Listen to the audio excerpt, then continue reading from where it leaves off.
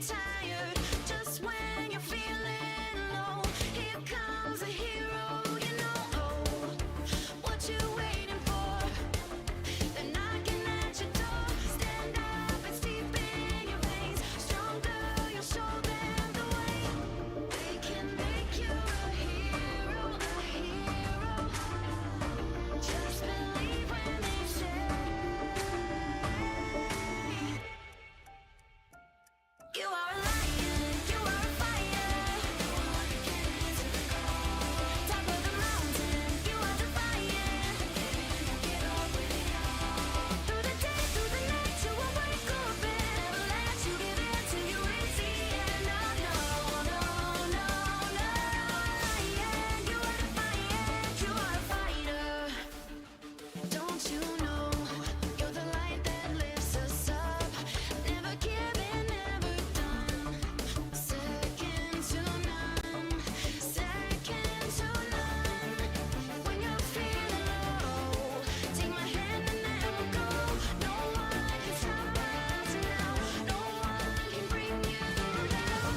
They can make you a hero, a hero. Then stand in your way. You are a lion, you are a fire.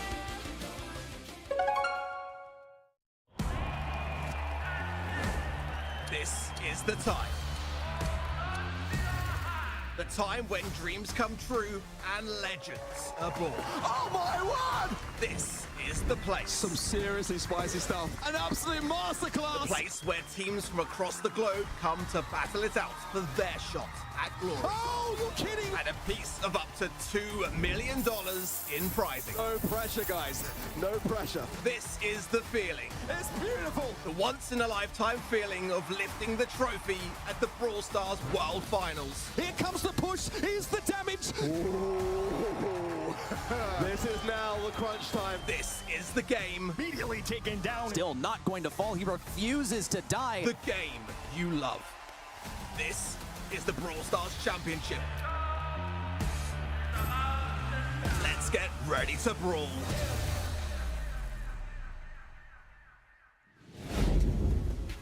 Well, folks, it turns out this town is big enough for all of us, and welcome back to the Brawl Stars Championship powered by the Snapdragon Pro Series. We have all... I'm not going to do this whole show, guys. I'm really sorry.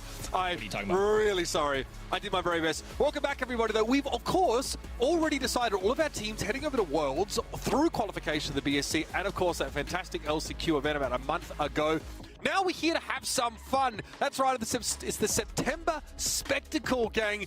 We're going to have a bunch of fun with some 5v5 game modes and tons of ways to get involved at home to vote on our maps and modifiers. We'll get to that.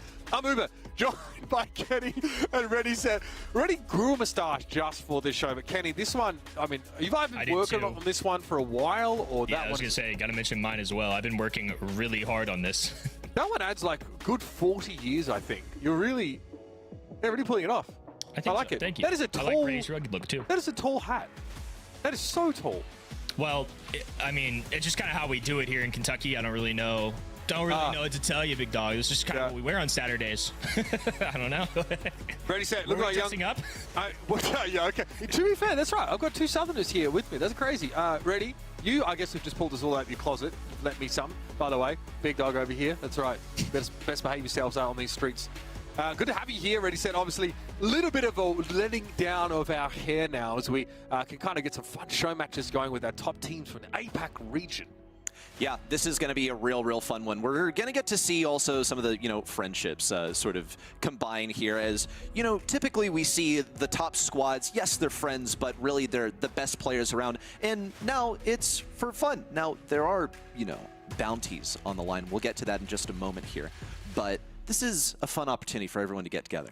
Yeah, okay, so we've hinted at it. Let's talk about what this September Spectacle is actually supposed to be. So first of all, it is 5 versus 5. We are in a double, okay? So we haven't done this year in the BSC. A double elimination bracket with 4 teams of 5 players.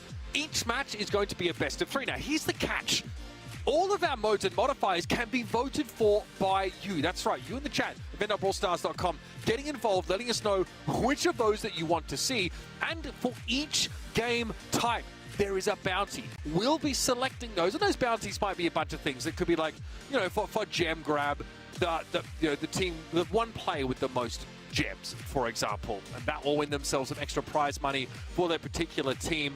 And on top of that, of course, we have a bunch of modifiers. Some of them you'll be familiar with, some of you might have run into in ranked in other game types. So that is going to be a ton of fun to dive into as well. But let's move forward. Let's talk about what you guys can vote for, because of course these are 5v5 map pips. Let's have a look at them, Kenny. Talk us through what you can vote for at home to see play.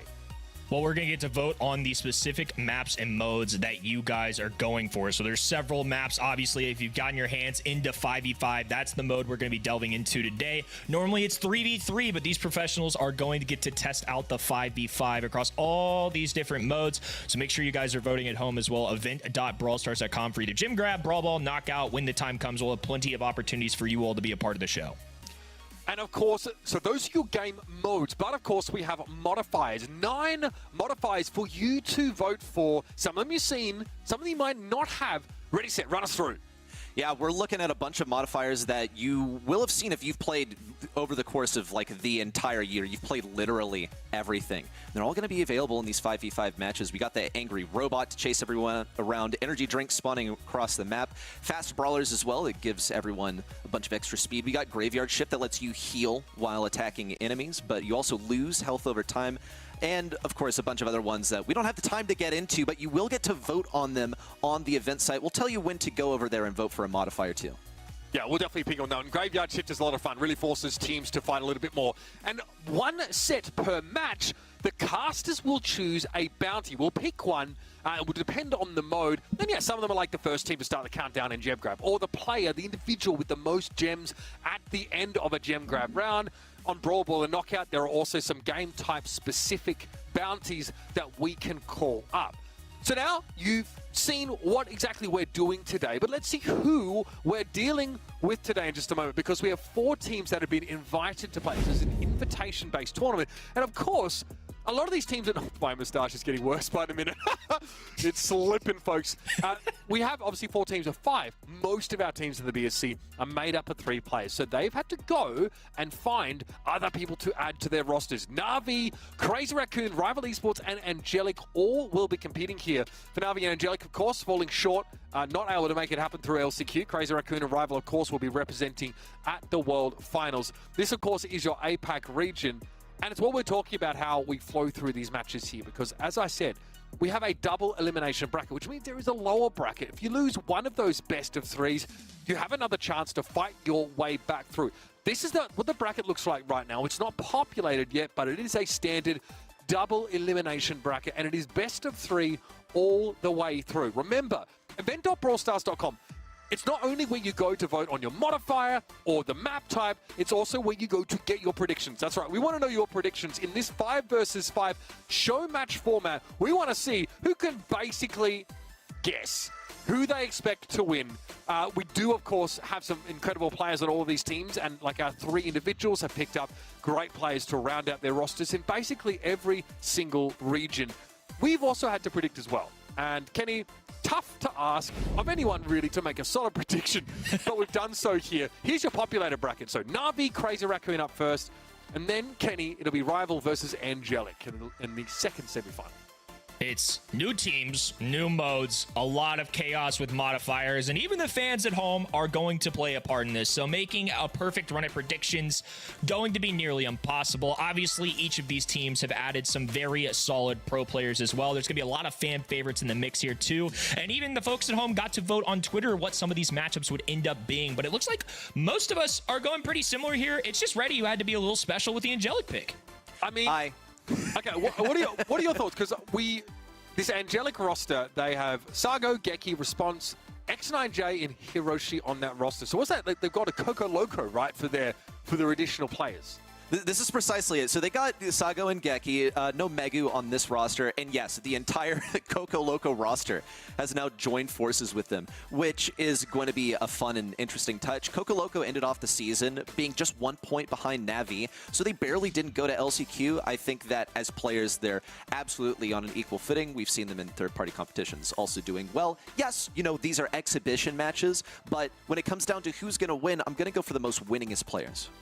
And you think that's on Angelic? Despite Rival being who they are, of course, Milkrio, Shu, Melty, they also have Ryohei and Kuru on that roster. So pretty insane experienced individuals, of course. That FA Nidug team that we saw, Ryohei on, and of course, Kuru, I think that they had some pretty sick upsets at times through the APAC region. So that's who I had for that second game. Look, I mean, Crazy Raccoon add IC and Yume to the roster. IC was... Yeah, it was on Na'Vi, right? Then moved over to 3R after that. So, again, this is still Crazy Raccoon. I don't know about you, Kenny. I feel like that core is going to serve them very well. I don't know if I've ever bet against these guys. I mean, it is 5v5. It's very different, but I'm not going to start that, at least now, maybe later. I also can't envision a world where Milkrio doesn't thrive under the chaos. I just kind of went for like what my brain thinks should work. It's very animated on the player cams. Maybe it'll add up, and in all these crazy modifiers, he'll find a way out of it. But those are the two sides that I'm definitely going with. We need you guys at home. Event.brawlstars.com. I'm going to go over there right now, and we can vote for our mode. Brawl Ball, Gem Grab, or Knockout. I'm not going to tell you. I'm just going to click one of those. So, also, by the way, voting on these game modes is going to get you tokens, on the event site as well, which will get you star drops in the game. So make sure you vote. Gem Grab, Brawl Ball, and Knockout are the available modes here. I guess we'll just, I don't know, pick one of the maps. Not too sure about that one, but again, also modifiers will be up to be chosen. So take your time, really consider this very difficult decision between Gem Grab, Brawl Ball, and Knockout. Ready, in 5v5, what is the craziest of these game modes you find?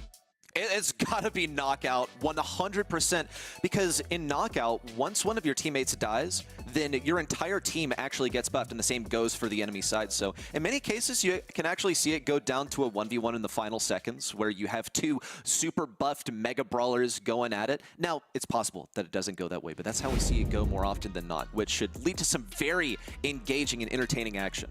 That is fun. Yeah, I have noticed that you kind of get power cubes as your teammates fall. Bit of a comeback mechanic it gives you, essentially. Na'Vi versus Crazy Raccoon. Well, we've seen this matchup oh so many times over the course of this year. However, it's a little bit of a different situation this time around. These teams, of course, are fighting for the lion's share of 25k prize money.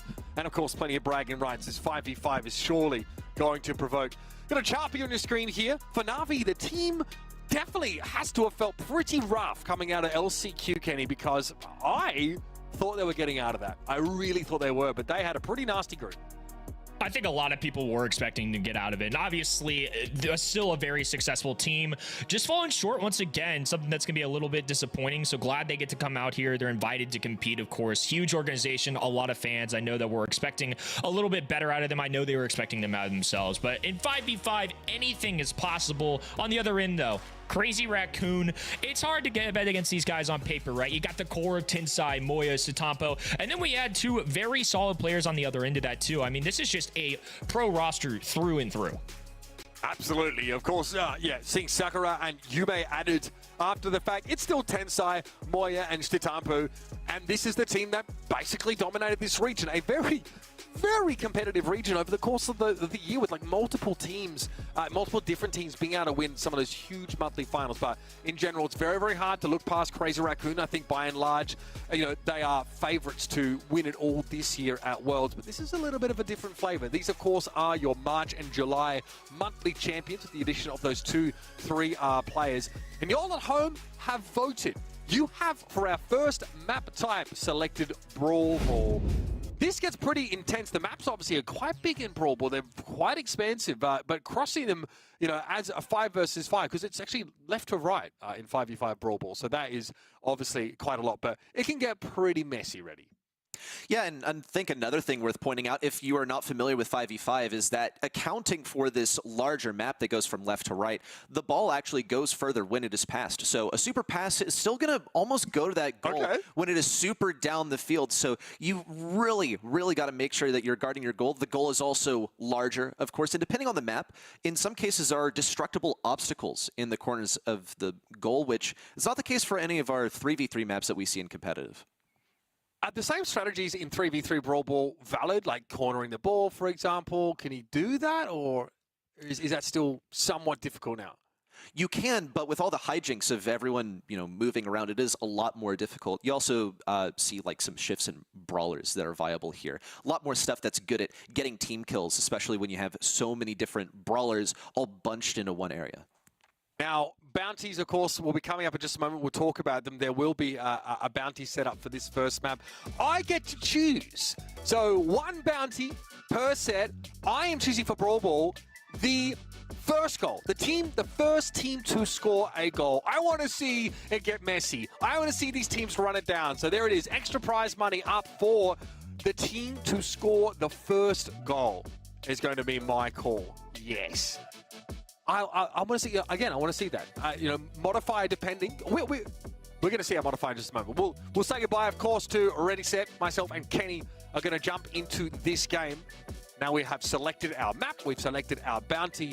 We are going to be jumping into, I guess we have a draft system for this. I don't think it's quite the same, folks. It's not necessarily, I don't know if it's a pick ban in the same manner. We'll be seeing that we'll be jump into. But here it is, Freezing Ripples is going to be the map choice for Brawl Ball. And it's a huge map. I mean, like you see from what Reddy said, this is going to be a very different ball game. I've had the opportunity to play 5v5. It's a ton of fun. It's very chaotic. Obviously, we're throwing modifiers in the mix. We have some bounties on the line, so there's a little extra cheddar for these guys to compete for. So many ways to win here today. And especially on a map like this, there are brawlers that I think are fan favorites that might make a little bit more of an appearance. Think ones like Fang, for example, that can get those kills. G getting in the mix. He's the brand new brawler, and he is eligible to play here today. I think Gale is a must for defense. Mo is insane in the game. I love having Max for that extra speed. There's just so many possibilities. I think Daryl with an extra role here, as much mobility as you can grant your team, I think just being able to travel up and down the map is a huge deal. Okay, so I want to make something clear as well. If we're voting for either map or modifier, because you all at home voted for the map, the modifier will be voted for in a future map once that's selected. Here we go, jumping in. 5 versus 5 Brawl Ball between Crazy Raccoon and Navi. Already Moya, of course, looking to take up the middle part of the map, but Kenji, of course, on the max. And it's Mo striking first blood.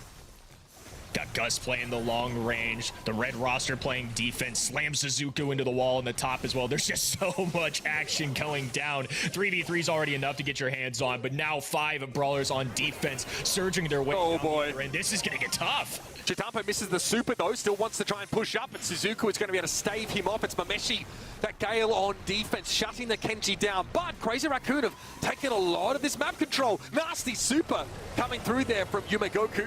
And Suzuku still able to take them down. Eventually going to be picked up by the Mo, and Levi is on the run. Of course, 2 charges of that super for Daryl makes him ultra mobile, but he will be dragged down in the middle. Double roll Daryl is just a different beast. I mean, that took it from about the goal to half court there. Unbelievable. The pressure coming in from CR right here. They're racing for the bounty. Remember, first team to score is going to get some extra cha-ching hitting the bank account. A huge slowdown. The Gale NATO and Twister looking for the... Sorry! Topo gets it. First goal scored and bounty received for CR. Kenji, absolutely filthy. When he, when you can actually see him and attack him, he basically has the shield off that gadget. And then, when you can't, he comes in with that super Slashimi, making him impossible to target. That is scary. Twister thrown up here very aggressively by Crazy Raccoon, making it a bit more awkward for Na'Vi to defend here. The bounty already in hand. Crazy Raccoon can opt to play more defensively.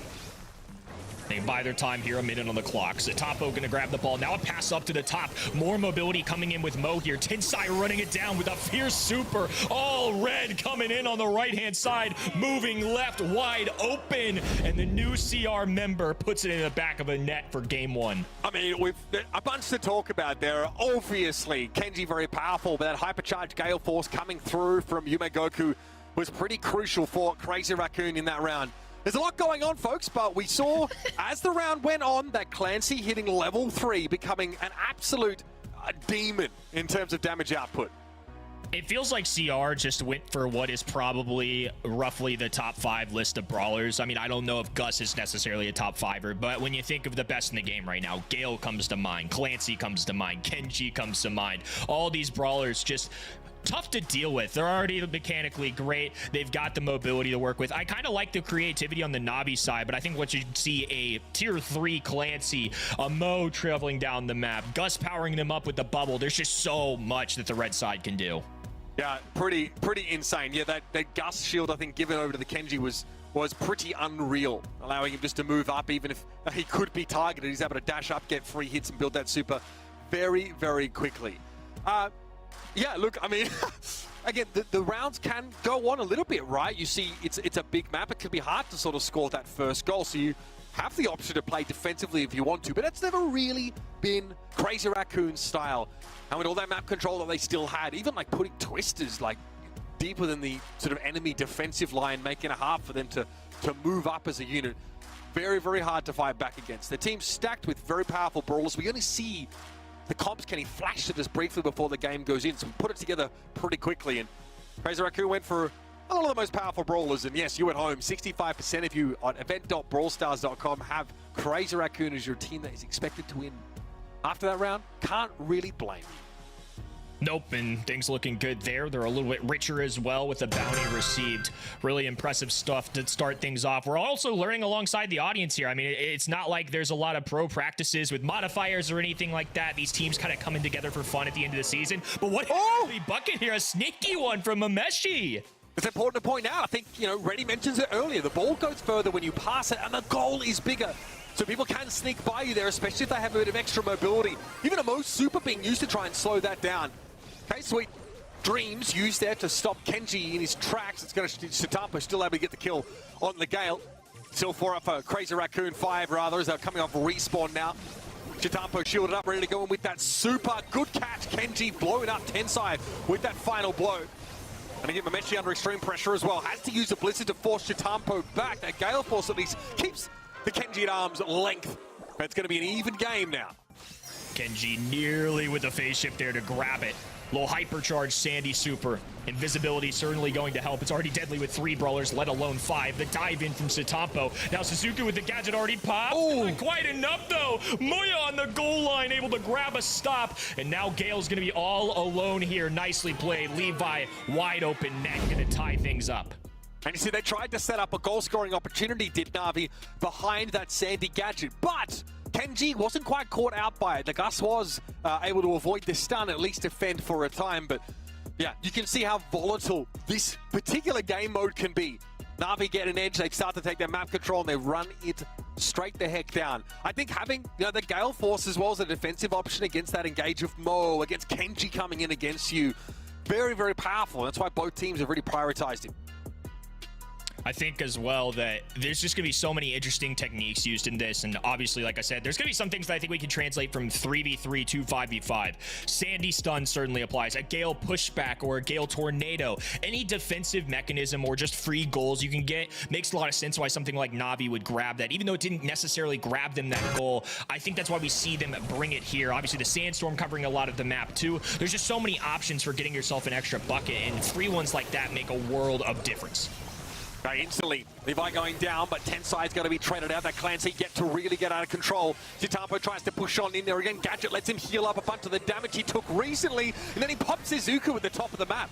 This is a good sign, especially when your Gale is shielded up. Easy to come in, but a Charping dodges the Gale Force by coming in with that super. The Mo gets under the Blizzard. Now Sakura going to play back. It's going to be Mameshi falling. Again, that damage that splits in 4 directions for the Mo is tough to avoid on a map like this, but Levi low. Kenji also going to struggle to get away here as Tensai still building up those credits, but very close to level 3, and then he'll be unleashed. Levi saw the writing on the wall, just tried to dump that ball bottom right, make it a little bit more difficult for CR to move up. Here's the dive in from Sitampo, though. He finally falls. A roll-in coming in from Sakura. Not going to be enough. Defense successful so far, and a hypercharged max super for 5. Dangerous. Is going to get them down the other side so quickly. Levi also has a super available. One roll, looking for a second super shot. Does get the corner. What a shot coming in from halfway. Nicely done. I mean, Crazy Raccoon really let that one get away from them. Tensai, though, has super up. Just kind of blows that straight off the rip, actually. No real connection. There's a super from Kenji though. Levi getting taken down. Gale Force knocking Suzuki back against the wall. Still 3 up here for Na'Vi. Enough to defend with. And Tensai's under extreme pressure from the Max. Able to stay alive though. Gets the shield from the Gus. Levi going to come forward with that barrel roll. Eventually taken down even with the damage mitigation available. Star Power to Tampo means that first hit is reduced by 90% after not taking damage for a while. Which means he can stave off that first big hit. Kenji an absolute menace here. Na'Vi though, defensively setting up a Chaffee coming with a super. This is dangerous, making a break for it, and Moya can't catch it. Na'Vi steal it away. Unbelievable stuff.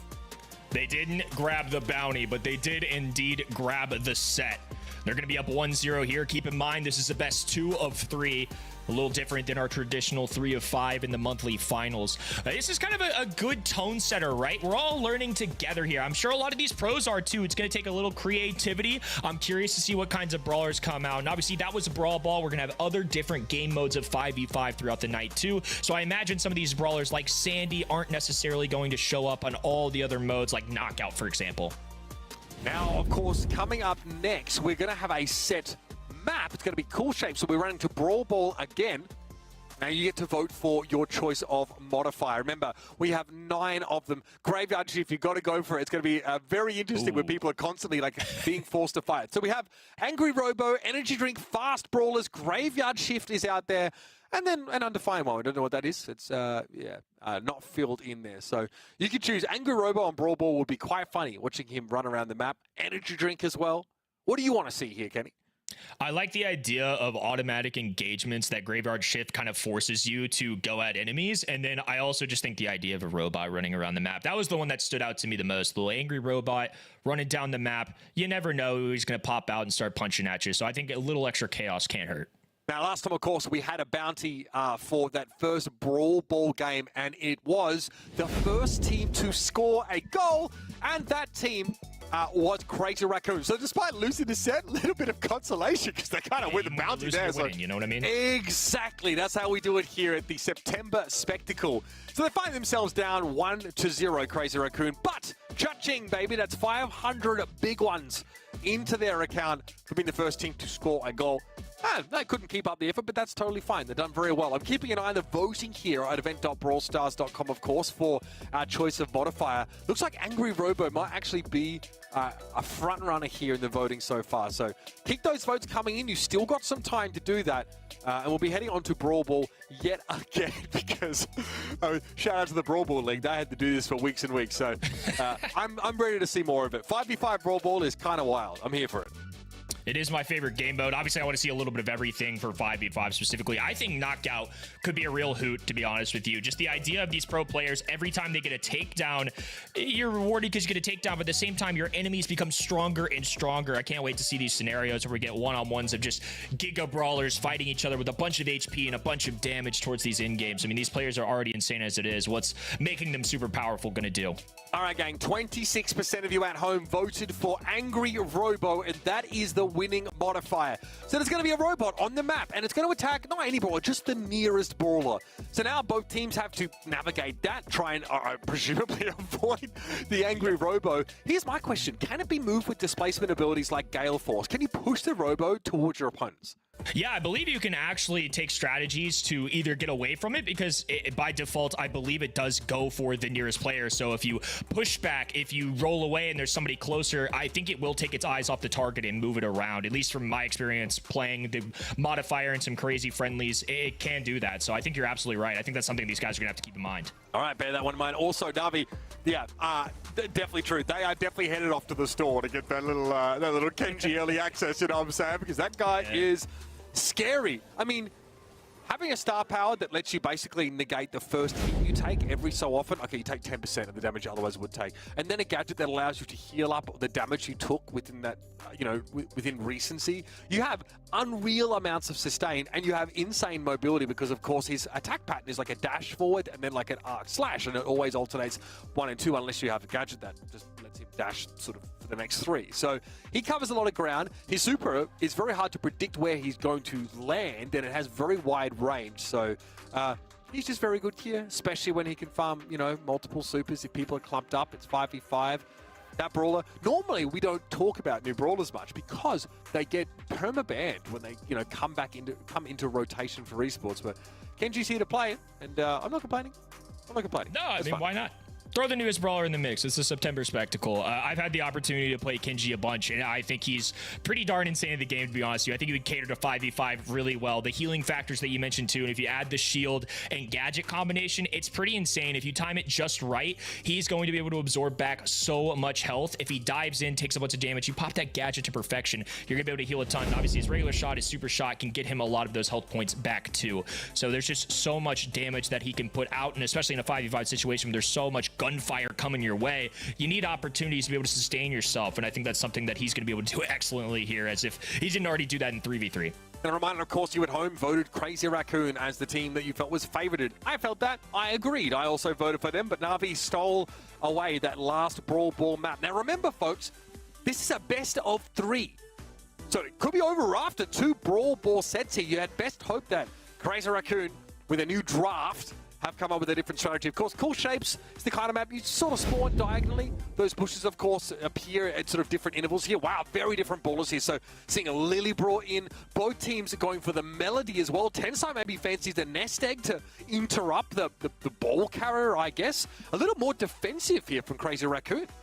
This is really interesting. I mean, like I said, teams are going to be kind of figuring this one out a little bit. Bell was the one that stood out to me, but I think the Melody just makes so much sense. I know Melody's not her strongest spot in the game right now, but similar to Daryl, right, the mobility is crazy. 3 supers in one. Just being able to dash from one side of the map to the other in the blink of an eye, I think it's going to be a huge difference maker. I also think that Lily, very powerful. That flourish, of course, allows her to close the gap instantly. Also, she can either like throw her super like with the repot gadget, or of course go into the Shadow Realm and pop up out of absolutely nowhere. But sometimes like going to the Shadow Realm here can be dangerous because you're not pulling someone down like Cordelius does. So you are putting your team at a player disadvantage for a brief window, and you can't control when you come out of the Shadow Realm. You are there for 3 seconds, so you need to be careful about how you want to use that. Either way, Shitapo goes in, Melody, having big impact early. Oh, I mean, he's just going to break away. He doesn't have the angle, though. You can see those 3 little spots right there. The ball couldn't quite slide through. I love having these random snowmen kind of blocked away. Even though the goal is super wide, you either got to break those to make it a little more perfect of a goal mouth for yourself, or you just got to know exactly where they're at, and little things like that can make a difference. Chitampo, unreal. That was a 1v2 down on the bottom part of the map. Able to get past Suzuku and slot that goal. The goals in 5v5 Brawl Ball are very, very big, so you can't let your opponents get too close. Chitampo pops the gadget, gets plenty of shielding from those notes that are orbiting, and Achapi has struggled. Still not level 2 yet on this Clancy. Gonna need that desperately. The long range coming in from Tensai. He's popped a hypercharge dealing with somebody on the backside. Meanwhile, Kenji is fighting a ranged battle against Moyogoku. I feel like dropping the Gale doesn't make as much sense to me. I feel like it's the ultimate defensive brawler, and it's a free goal if you can get a stun like that. Now Suzuki with the breakaway, though, moving down the map. Unfortunately, it's a robot! Giant robot has stand right in front of their faces. It's gonna be closest to CR, though, so they're gonna have to deal with this, putting in a ton of damage. I mean, that thing had 40,000 plus HP. I mean, this couldn't have gone any worse for Crazy Raccoon. The robot appears in their goals, essentially, and they can't get far enough away from him. It's just too much. It's too much to handle. And Levy able to score here for Na'Vi. That bot is also going to go for Crazy Raccoon again because it's still on their side of the map. Thankfully, its HP is way lower now, but now they're going to have to prep for the next one. Moya with a pass over. Suzuku diving in, though. A pushback coming from Moya, but he's all alone. Kenji has the ball. They're working with it. Put it in the corner, and Na'Vi have somehow come away with the win there. Oh my God, that robot is so nasty. Surely he would spawn in the middle of the map. Nope. Yeah. 6v5. 6v5. Oh, so I thought it might advantage the losing team, because obviously if the bot spawns in the middle of the map, it's going to be closer to the team who has the ball, or at least pushing up on the map. But my God, things went from bad to worse for Crazy Raccoon there, and Na'Vi take that first round. I mean, I know the stakes aren't nearly as high here for Tensai, who of course knows he's already booked his spot at the World Finals, but I'd be a little cheesed by that. Oh, it's hard not to be. I mean, they scored such an early goal, and then just to have a 50,000-ton robot just steamroll over you. I mean, it's got to be a little frustrating. They're competitors at the end of the day. Money on the line, still good fun, but a lot of competition here. You want to be the only team to ever win a 5v5 tournament. Again, they got the bounty, though. That's what is important. They're going to be happy to be able to sort of walk away with that one. Obviously, they'd love to advance a little bit further here through the bracket, but the pricing is different. It's, you know, we're not pricing that heavily from, I think, 2nd through 4th here. You do, of course, get a bonus if you win the whole thing, folks, but so obviously that is something they want to do, but there's a lower bracket. Crazy Raccoon can obviously still make their way through. We haven't had a lot of double elimination here in the BSC outside of the qualifiers. Here comes Levy again, though, going to pop out of the Shadow Realm here. Right on top of Yumegoku, is able to use a phase shifter to get away, and the Lily gets picked off.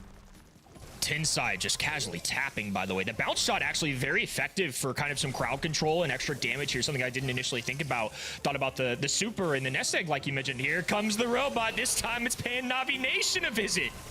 All right, he's popped up here, going to be going straight after Kenji. Mameshi just gets flattened here. Levy going to use a super shot. Oh, have they done this? That is so classy. With the bot nipping at their heels and everything, Navi still able to score a goal. Now, Crazy Raccoon have to give that bot, a little bit of respect. They're back up now, so we will be targeting Levy, who will have to deal with it. Love the teamwork there. Multiple super passes to get it across the way. Suzuki going for the dive. Couldn't quite grab the ball. Now Satampa with an opportunity to match this, though. Does have supers available. Tinsai Sakura rounding this out with him as Levi looks to play defense. Some shotgun going down from Daryl. A dive in CR with the shot. Oh, you're kidding. There's the teamwork from CR. That was, an insane gale force there to make sure Na'Vi could not defend that shot. They are locked in right now.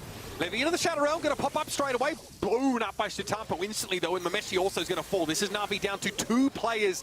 They're getting absolutely wiped. And Satampa, no one's catching this guy. That's it. Gets it over the line before the defenders can get there. And Crazy Raccoon have fought back in the series.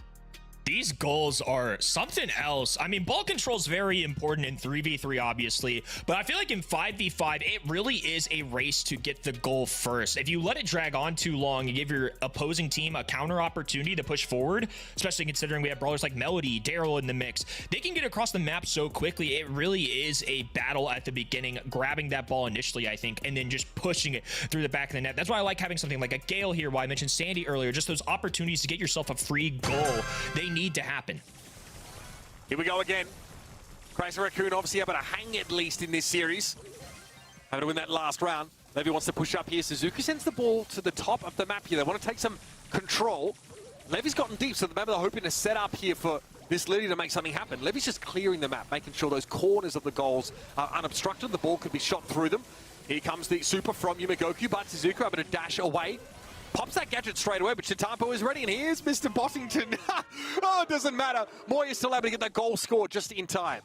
They need to score that goal early because, unfortunately for them, Oh, Robot God. is going to be right on top of their spawner. I think this is honestly a good play. Look at Tensai marking that thing up. This might be a big brain pick out of them, trying to bring that robot down earlier in case they need it, and that's exactly what happens for them. Yeah, proper smart. That is, Moya can defend the ball, essentially cornered on this map. Achapi, yeah, you knew you weren't going to be allowed to hold on to that ball for very long, son. Suzuki here on defense, but it'll be passed back over to Tensai as a super shot. Oh, you're kidding, bro. There's one snowman to block it. Crazy Raccoon, though, have evened up the series now. That single snowman could have been a real MVP of this match if that didn't go in. Uber tied up now, though. Little smile on Tinsai's face, cracking, knowing that probably just didn't even know it was there, to be honest. It blends in the map quite well. I've definitely had my moments where I'm lobbing up a super shot on maps like that, and just it bounces back, and I'm a little confused why. And it's because there's random boxes or elements inside these maps that can block them. Some of the replays coming in from that set, though. I mean, Levi with a little dive in. These teamwork plays, though, were something special to watch. I think just the tag teaming effect, obviously Satampo into Moya's pushback, a little bounce shot in there too, multiple flashy goals out of these teams. Yeah, absolutely. We saw that from Na'Vi as well, like how they basically went coast to coast on this map on one occasion with a bunch of super shots. This one here, I mean, Satampo, the timing was good. The cornering of the ball here at the bottom of the map, because the bot had spawned in Crazy Raccoon's midst, basically, as they'd come back into the game, could have been a big problem for them. But on the fly, they decide to, stick the ball in the corner, deal with the bot, then come back to play. And I think they left Moya there just defending it as that Gale. Really heads up play. And these players don't come in with strategies to deal with a giant robot beating their faces in. Nope. They have to figure it out, at the time. So nicely done. They've evened up the series, excuse me. We've got our modifier in there. We've had 2 Brawl Ball maps in this set. And of course, Gem Grab is coming up next. Yep, and a lot of credit, honestly, for on-the-fly thinking with that Bell pick, because seemingly not the most powerful brawler in the game by any means. I mean, if you're picking a Bell, you're giving up a Daryl or a Gale or whatever that brawler may be for your team. Instead, though, it honestly was a huge save for them. That robot spawned right on top of them. Instead, they just throw a damage amplifier right at it and are able to strike through it. I mean, honestly, really impressed with what these guys are thinking of just on set 2 of the night. Yeah, it was nicely done. And of course, like the hypercharged Bell Super still is, guaranteed to hit somebody. And if they are clumped up even somewhat, I mean, you'd be surprised how far apart you kind of need to be to avoid that Bell shot bouncing. And when you have 2 extra brawlers on the map, that gets passed around like a nasty cold. So that was nicely done. Good recovery there from Crazy Raccoon, but both sets were very, very close. What should we expect from Gem Grab? We've got no modifier here, so it's going to be just honest Gem Grab action. In a 5v5, do we have like, do we have like side lanes? Are we still having like a mid, or are we just running at each other? It's a little bit of passive aggressive for sure. I mean, it's going to play out like a normal Gym Grab map. I've messed around with the mode just a little bit. Some maps are going to have multiple spawners as well. You got to keep that in mind. It's not necessarily a count to 10 anymore. We got to get to 20 now across 5 different players. One takedown in this mode can be absolutely devastating. Imagine having 10 gyms spilled. Well, what if it's 15? What if it's 20? It's nearly irreversible to come back. It's a really, really fun mode and map to kind of see played out here. I believe we're going to Cold Pond Quarry as well. So there's a few walls. There's a huge body of water in the middle too. So could be seeing something like the Angelo come out if they want a quick get out of jail free card to bounce away and also travel over that water. A lot of interesting things I think could come out here.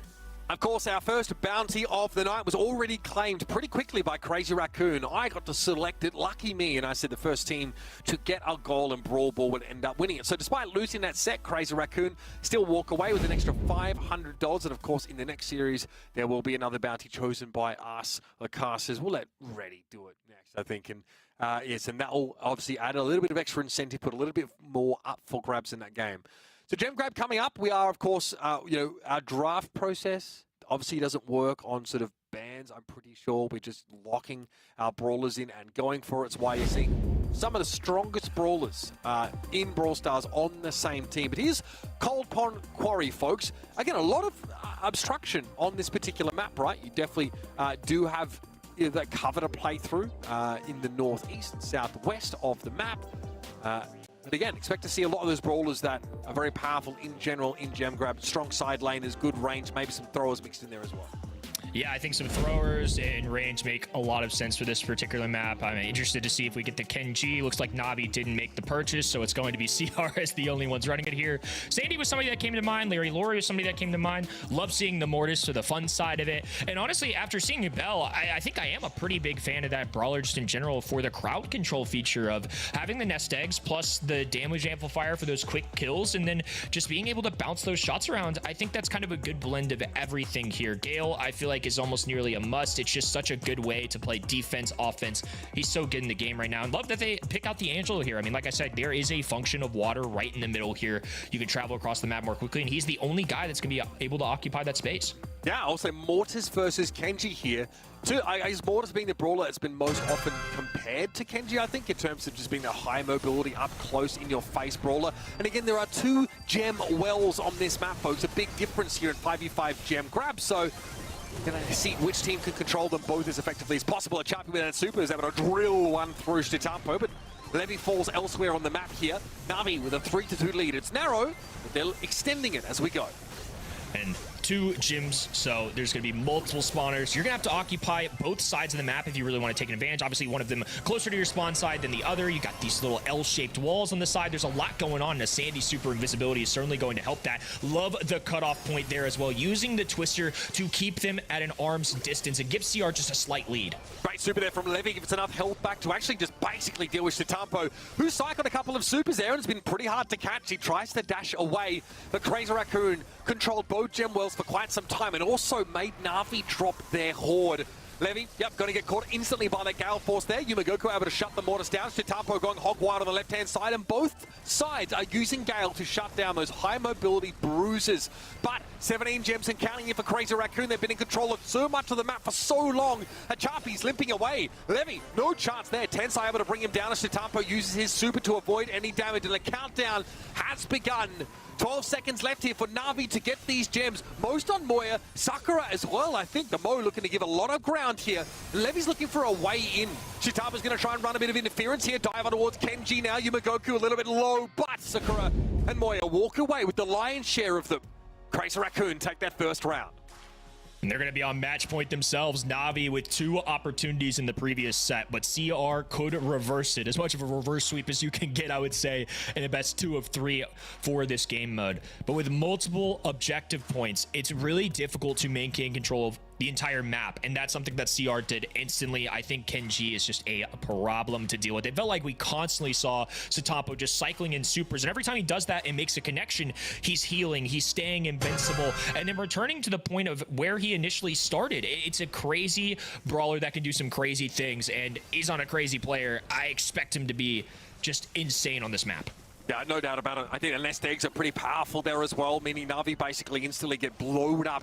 In 5v5, when you get slowed out in the open, you're basically done. Back to spawn with you. Kenji, nowhere to go here. Crazy Raccoon collapse on the right-hand side of the map. They give up the left here, but Sakura still able to take 3 gems despite this, and that's the mark connecting on the Levy, meaning that Sakura and Moya can deal with the Mortis. Suzuka, though, still looking healthy. Tensai eventually gets caught out as that arrow comes through the tree line, but Shitapo has super. Might have to use it to limp away with here, but Yumagoku and Sakura, plenty of gems between them here. Tensai has to be a little bit careful now, being dove on by Levy, but has the stun gadget to stop the Mortis. Levi climbing up the map there, putting in some serious work. Still a 12 gym count for Crazy Raccoon, but Meshi going to be able to float around a little bit, mess with the mid. Satapo with 3 gyms on his head, and he's already got a super ready to go. He's been fierce so far. There's one takedown. Oh, Insta-heal coming in from that gadget. That's what I'm talking about. If you take so much damage, you can heal most of it back so quickly with just a click of a button. Kenji, though, still 5 gems to their name. Larry Laurie powerful, adding a 6th brawler essentially on this map with that super. Shitapo has to try and dash away. Yumagoku, though, is there to defend him, and Meshi gets picked up in the middle of the map. Angelo not giving nearly as much space to roam through that watery area as we first thought. Low rotation coming in from Kenji. 5 gyms on his noggin, rotating to the right-hand side. Gale's fighting on either end, and the mid still occupied by Memeshi. He's the only brawler that can use this entire mid-section as a rotation point. Lobbing up shots over the wall. A nice stun coming in, but red team gonna get the countdown. Dangerous here. Sakura and Moya both with a lot of gems. Shitapo on the Kenji usually doesn't want to be diving on in here, but needs to hold on to all 4 of these. Great defensive play so far from Crazy Raccoon, though. Tensai wants to try and move up again, able to throw that Sandstorm down. There's no way Na'Vi could put a scratch on them, and Crazy Raccoon take the series with a win here on Gem Grab. They got everything. They got the bounty, they got the series. They'll advance in this upper bracket. Wow, wow, wow. They ended up winning it all. I mean, they got the bounty. They're going to be advancing in the upper bracket. Big smiles coming out from Tensai, as he should. Things were looking bleak early on. Double match point, yet the fellas really locked in, made Brawl Ball happen in set number 2, dealt with the adversity of a giant robot running at them, and then just took care of business here in set 3. Yeah, I felt like it was the worst possible time that bot could have first spawned for Crazy Raccoon, but they eventually developed a strategy to deal with this. Na'Vi want to try and control the middle part of the map with the Angelo, whereas Crazy Raccoon make use of that Sandy. And my God, it is very, very powerful to be able to play from stealth and, of course, line up anybody who sort of steps in. Not a whole lot Memeshi could do at the best of times here. Shitapo's so good at closing the gap on that Angelo. So much to work with, and we can just see why Gale is so powerful. Just being able to displace enemy brawlers is something that you can't go without, especially on a map type that really requires you to be able to step up, to be able to contest those gems and take them away. Nicely done to formulate a 5v5 gem grab strategy on the drop of a hat for Crazy Raccoon, and a well-earned series win. Very impressive stuff, and we kind of got a taste of what we might be able to see the rest of the night. I'm still waiting for Knockout to show up. I think that's going to be a really fun mode that you guys will love. I'm as big of a Brawl Ball fan as any of those, so the fact that we got 2 sets of Brawl Ball does make my heart a little bit happy. That's it. We've seen our first semi-final here. Thank you for joining us so far at event.brawlstars.com. Stay on this channel because we've got more to vote on coming up after the break. It's going to be our second semi-final. Rival takes on Angelic, so don't go too far. Pro Series Brawl Stars Championship is brought to you by Snapdragon Elite Gaming, Monster Energy, and DHL.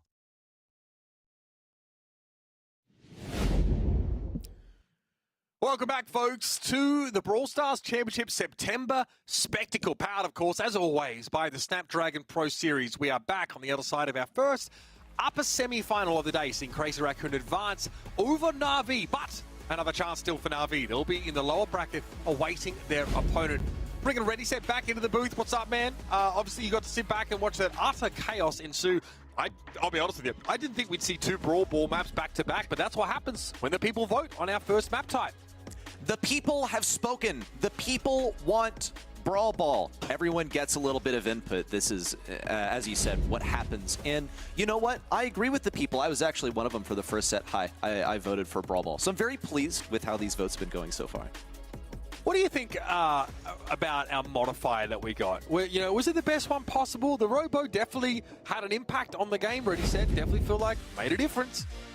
I do think so. I think in a high mobility mode like Brawl Ball, you are often going in a direction that is away from the robot, but we're going to get to explore some of the other modifiers in our upcoming match, which is going to be a brand new set that I actually do prefer over the first four. Okay.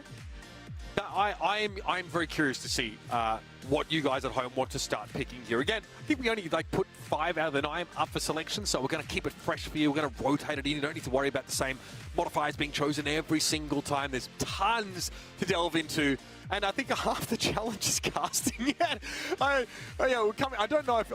Kenny, did you do any 5v5 casting practice when you came in? You're the kind of guy who would. If anyone does, you would. I'm a little hurt that you said that. Why? Being prepared should be a compliment. No, I Yeah, did not. you are played so the game mode diligent. before, Okay. but I kind of just wanted to go in this blind and kind of have some fun alongside all the fans at home. I think that was kind of a backhanded compliment. I'm gonna take. No, that's not backhanded. Listen, folks at home, Kenny is very diligent and hardworking caster. He's definitely the most prepared. So I was saying, if anyone had prepped 5v5 casting, it would be him. So let's move along before my colleagues get upset at me. Okay, cool. No, we've smoothed that over, folks. Let's start talking about our next matchup here. We haven't seen from Rival in quite some time. They really impressed us in the APAC region. Milkryo, Shu, Melty, a very, very strong team. And they've picked up Ryohei and Kuru onto their roster. And if you remember these two, they were on that FA Nidug team who had some pretty insane going. I think they lost in a 5-set series in one of our monthly finals, in one of the grand finals. So they really sort of went all the way. Yeah, that's right. I think it was in June they lost to Rival. That's right. So that's kind of fun. Rival bringing them back into the fold. And Ready Set Angelic, of course. Combination of Team Angelic and a couple players coming in from that Coco Loco team that actually won a monthly final in APAC. So we are stacked here with talent in this game. This is the best, or some of the best at least, of APAC. Yes, no doubt. We'll get to Angelic in just a moment, but for now, Rival Esports, just a reintroduction to this core roster of Milkryo, Shu, and Melty. And as mentioned, they are joined by Ryohei and Kuru of FA Nidug, and they have their own resumes that I don't think got highlighted enough over the course of the year since they were kind of outshone, obviously owing to the fact that they didn't make it to the postseason. But Kuru in particular, a world champion on their side. When we look at Angelic, though, this team, interestingly, is composed mostly of non-Angelic members. They got Sago and Geki from the usual roster, but then they got the whole darn Coco Loco squad. That's right. Yeah, that's pretty great to see. I think this is mostly, we have a number of players from Hong Kong here. So yeah, actually not a big mix-up. So we've got a bunch of different regions represented amongst this team in the end. We've got Singapore, I think we've got Macau, and of course Hiroshi, I think hails from Malaysia. So great little Southeast Asia mix here. And again, both Angelic and I think Coco Loco have had some great showings this year over the course of APAC. I mean, Coco Loco winning a monthly final, that I think is a big deal. Angelic starting strong, but ending up looking a little bit disappointing and then failing to qualify for the LCQ by 1 singular circuit point. Definitely hits a little bit different, but they're here, they're ready to throw down and compete. And like we've seen, it's anyone's game in 5v5, Kenny. It could go either way. We're going to start talking about modifiers here. We're going to have them up for voting in our first map of this series. It's going to be, I think that bottom line. So Meteor Shower, Super Bushy, Supercharged, Top Dog, and Unlimited Power.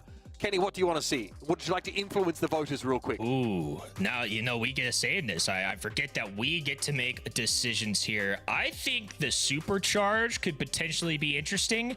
Top Dog's kind of funny to me. Just the idea of a bunch of pro players running around eating some hot dogs, kind of funny. I don't know. I think I'm going to click the Supercharge button here. I kind of just want to see what happens. Give me Meteor Shower. I want to see that.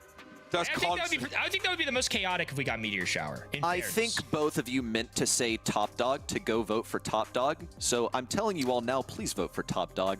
No, I need to see the hot dog. No, I think we're going to Knockout. So that could be interesting. But come on, Knockout with Meteor Shower, I feel like that's just cruel. Could be, You're already fighting demons. You don't need to fight the terrain around you. Yes, no, all you have to do is keep moving. Hey, these players are going to be doing that anyway, right? We're dodging a bunch of shots. It's going to be busy. The 8 p.m. is going to be at an absolute maximum. That's where my vote is going here. So we're going to tally those votes for you in just a moment. And we're going to let you know what our modifier is for this Knockout map coming up in this series. I think you have like a minute or so. We'll give you a little bit of extra time. Meteor Shower is a winning one, by the way. Yes, baby. Let's go. Thank you very much, everybody at home, for picking the one I wanted you to pick here. I think it had like at least 36% of the vote. So good on you guys. Event.brawlstars.com if you're wondering how people are choosing these. Over there. Nicely selected. Very, very quick fingers, I think, nailing that in. So is this going to be that different? I mean, let's talk, before we get there, let's talk bounty. We said Ready, Set could choose the bounty. So for Knockout, you will be choosing one of these bounties. Yes, I want to see the player that stays alive the longest. That one is just more entertaining to me, personally. Especially with Meteor Shower, yes. Yes, well, because as Kenny said, you're not just fighting your opponents, you're fighting the environment too. But also keep in mind what makes 5v5 Knockout special is when you have fewer members remaining on your team, you gradually get powered up. It's basically like fighting the big brawler if you manage to get all the enemies taken down except for just one giga brawler to fight. And if you do manage to survive through that, then I do think you deserve a little extra cash in your back pocket. So again, virtually this is just the winning player. Right, it's probably this is true.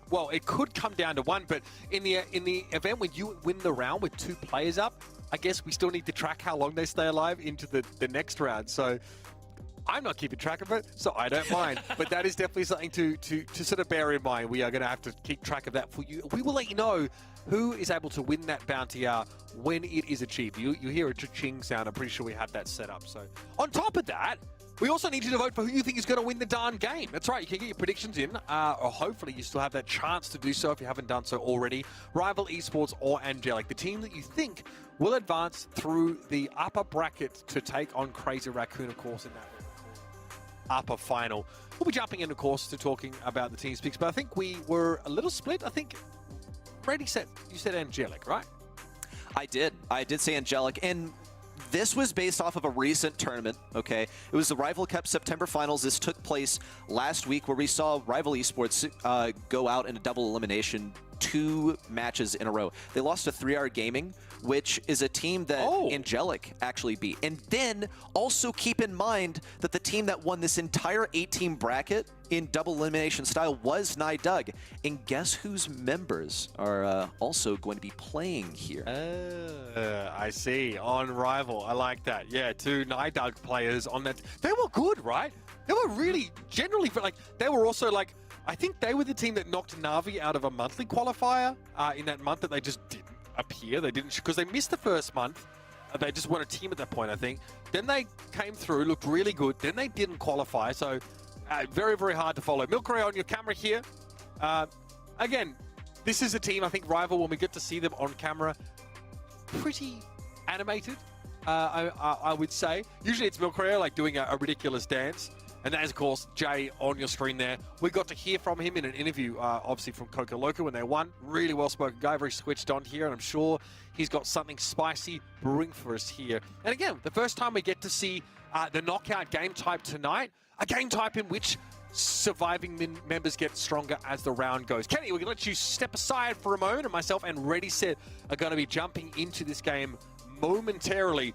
And again, this is, folks, a best of 3. Keep that on the back of your mind. Let's get it started.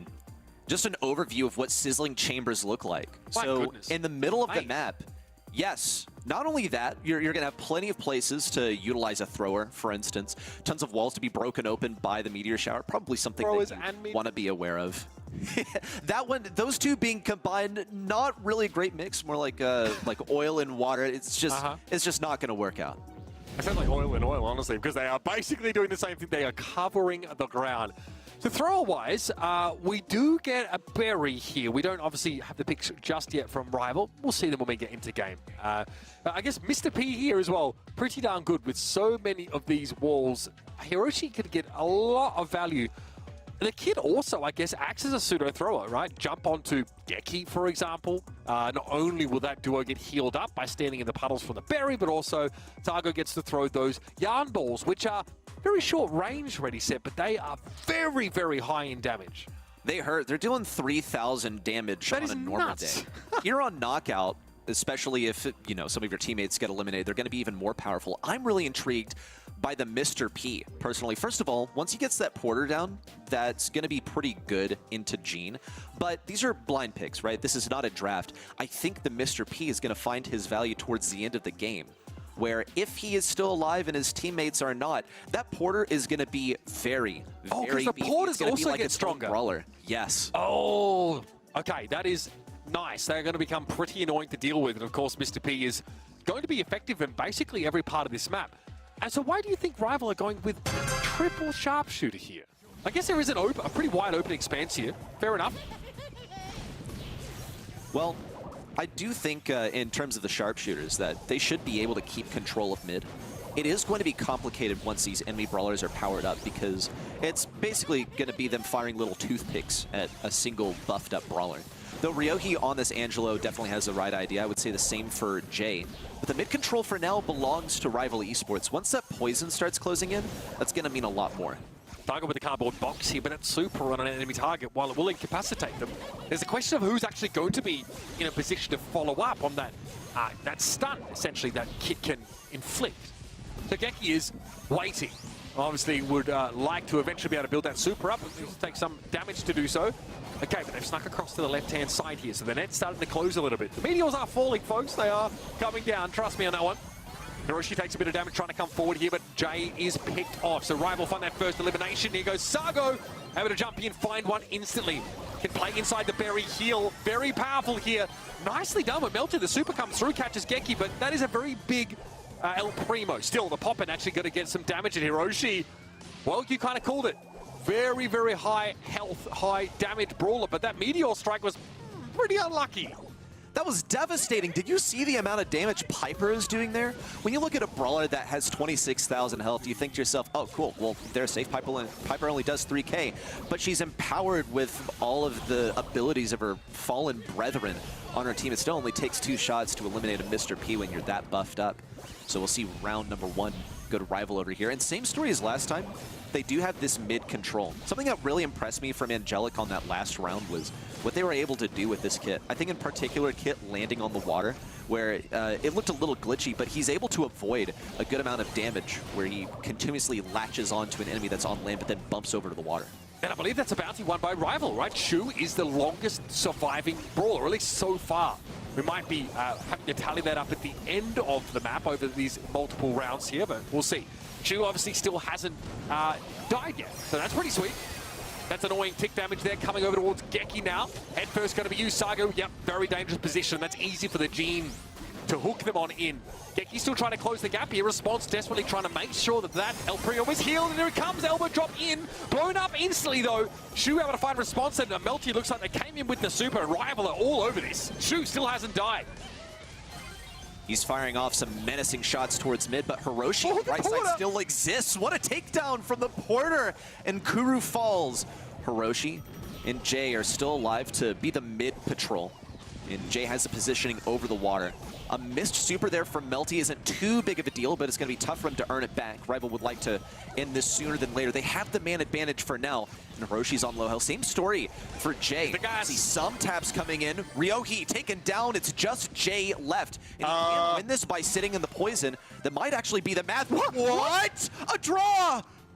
I cannot believe it. I guess, I mean, the gas does % health damage, I guess. It's not a set value. So even the very healthy Jay, being the last one standing on their team, goes down at the same time. I've not seen a draw in Knockout ever. Well, and that also confirms that Shu is the player who survived the longest. So this one has to be going to Rival in terms of bounties. Angelic needed to live through that last one and through the next one. We'll see Sago going for an aggressive play, punished, and no takedown on Kuru. This leaves Angelic at a man disadvantage. Hypercharge up here for Ryohei. Shu and Milkrio, though, with supers out the ready.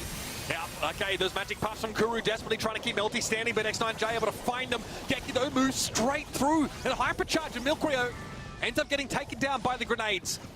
Angelic here in a 3 versus 4. Response gets hooked on in their own Rival, getting further out in front. They already have 1 round to their name, and now it is a 4 versus 2. This is the same set of 2 brawlers from Angelic that were alive at the end of the last round.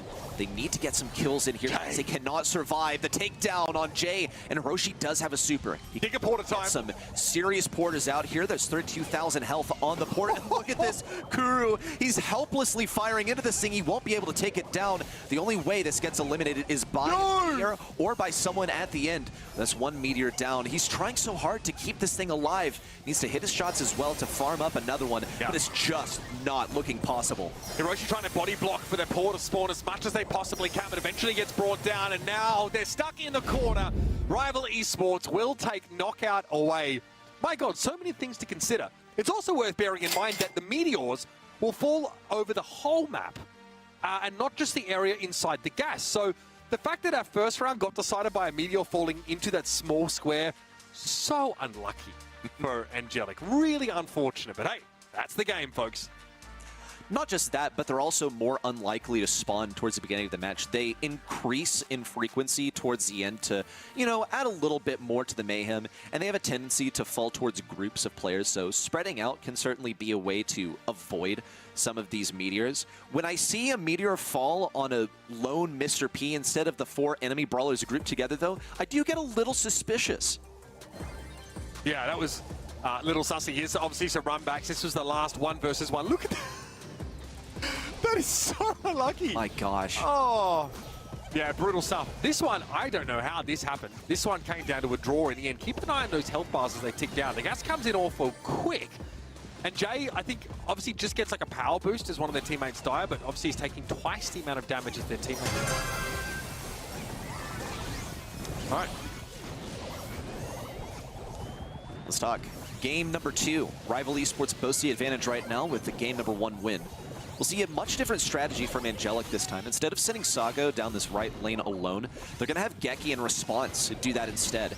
They're gradually moving things over to this left side. Note also that Angelic had the mid control off the beginning of this round, which they hadn't for a single round in game 1.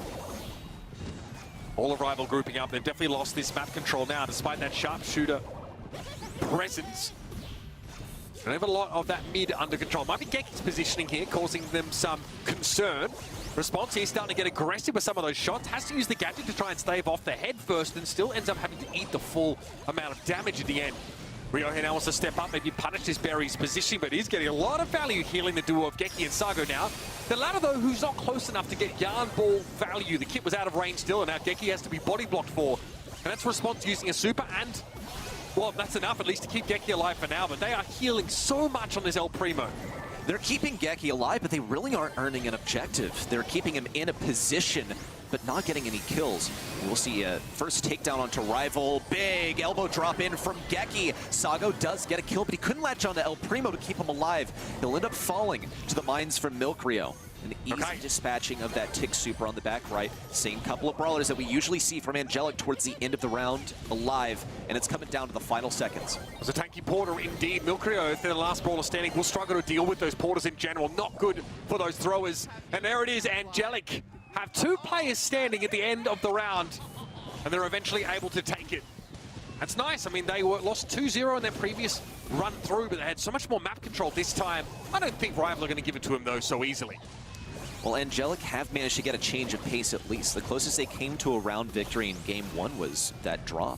This is a different approach. I wonder what's so interesting towards that top right. They must be tasking Barry with going alone in that top right. Now, we've seen Rival Esports in this position before, around mid, but we haven't seen Angelic willingly play so passively around the top right.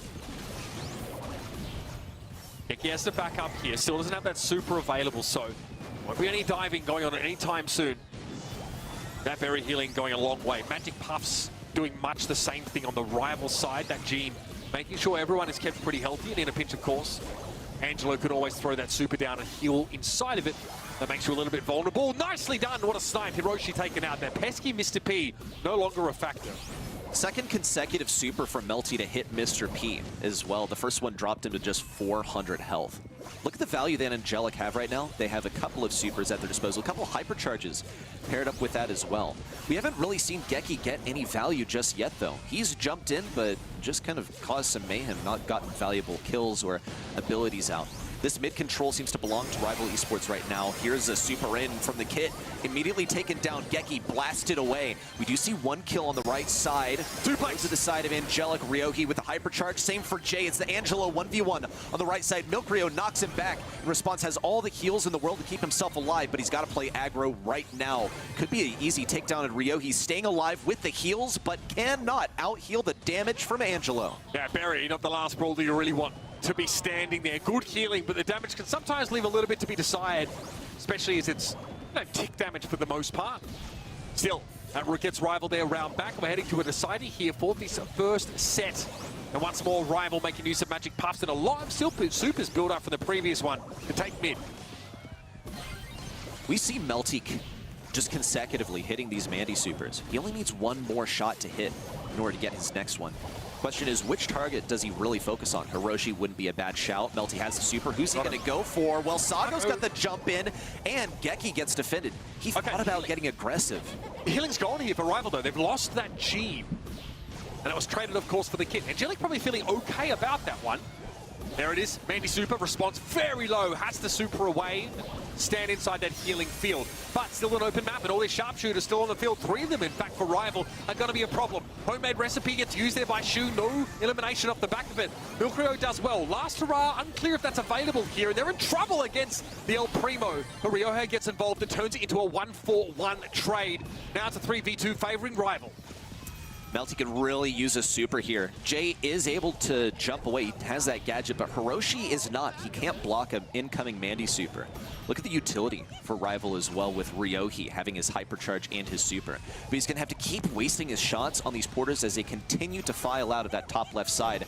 But an ill-intentioned Meteor is going to be taking that down. On the top right, Ryohi's closing in. He needs to fire through these porters, though. He doesn't have a way of getting through them. Hiroshi's trying to get behind the porter. Ryohi jumps over, and Hiroshi taken down. Rival Esports takes set 1. Damn, that damage, of course, from Angelo's super, not something that you want to count out, especially with the hypercharge. You get to move it around with you. At that point, we see the Angelo could just basically stand on top of the Mr. P. Otherwise, that would have been pretty ugly. Mr. P had 2 porters out on the field, and he was buffed up with 4 of those power-ups. And that's like the most terrifying situation, I think, to have to deal with in Knockout. That's going to be Rival to actually take away the set there. Very back and forth. It was nice to see Angelic get themselves around, but ultimately, not enough. Not quite. Man, that last interaction was so close. It really looked like Mr. P was going to be the math. A bit of a suspicious pick when it comes to Brawl Stars in general. He's not really that strong, but in these sort of, we'll call them wacky scenarios, where you get powered up by being one of the last members alive, then those porters can really deal a beating to your opponents. Especially when you are in a 5v5 situation where there's so much damage flying everywhere that people aren't generally concerned with feeding abilities. It allows Mr. P to get his super where he wouldn't usually in a 3v3, since that lane is not going to allow you to hit them.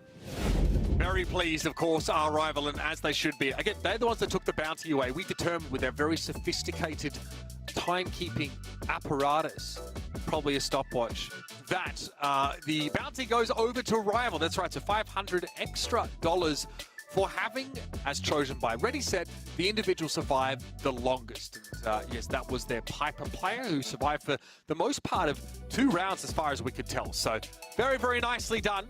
Thank you very much all at home, of course, for voting for the modifier. I'm glad we got to see the meteors come down. It's interesting on this map, of course, because, again, it's a very large map, so eventually the play area closes up and the meteors can sort of fall outside of it. That was good. I'm glad we got to see that. I mean, these are our, obviously, bounties that are, or the mode picks rather, that we have available. So you, now in this next mode, can vote. Do you want to see Knockout again? That is obviously an option. Gem Grab, Brawl Ball, I know that's been a favorite amongst many people, and I can see why. Brawl Ball and 5v5, fun and explosive gameplay. So keep that in the back of your mind as we'll be looking to have you over at event.brawlstars.com. Look to make your vote. Knockout's fun, I think, Ready Set, because having one brawler potentially, you know, like powered up, especially now that we realize that all their deployables get powered up, adds a little bit of extra spice to the game. It's one of those where, you know, even if you die early, you know that you're going to, in a way, be assisting your teammates since they sort of inherit your health and your damage for the later stages of the game.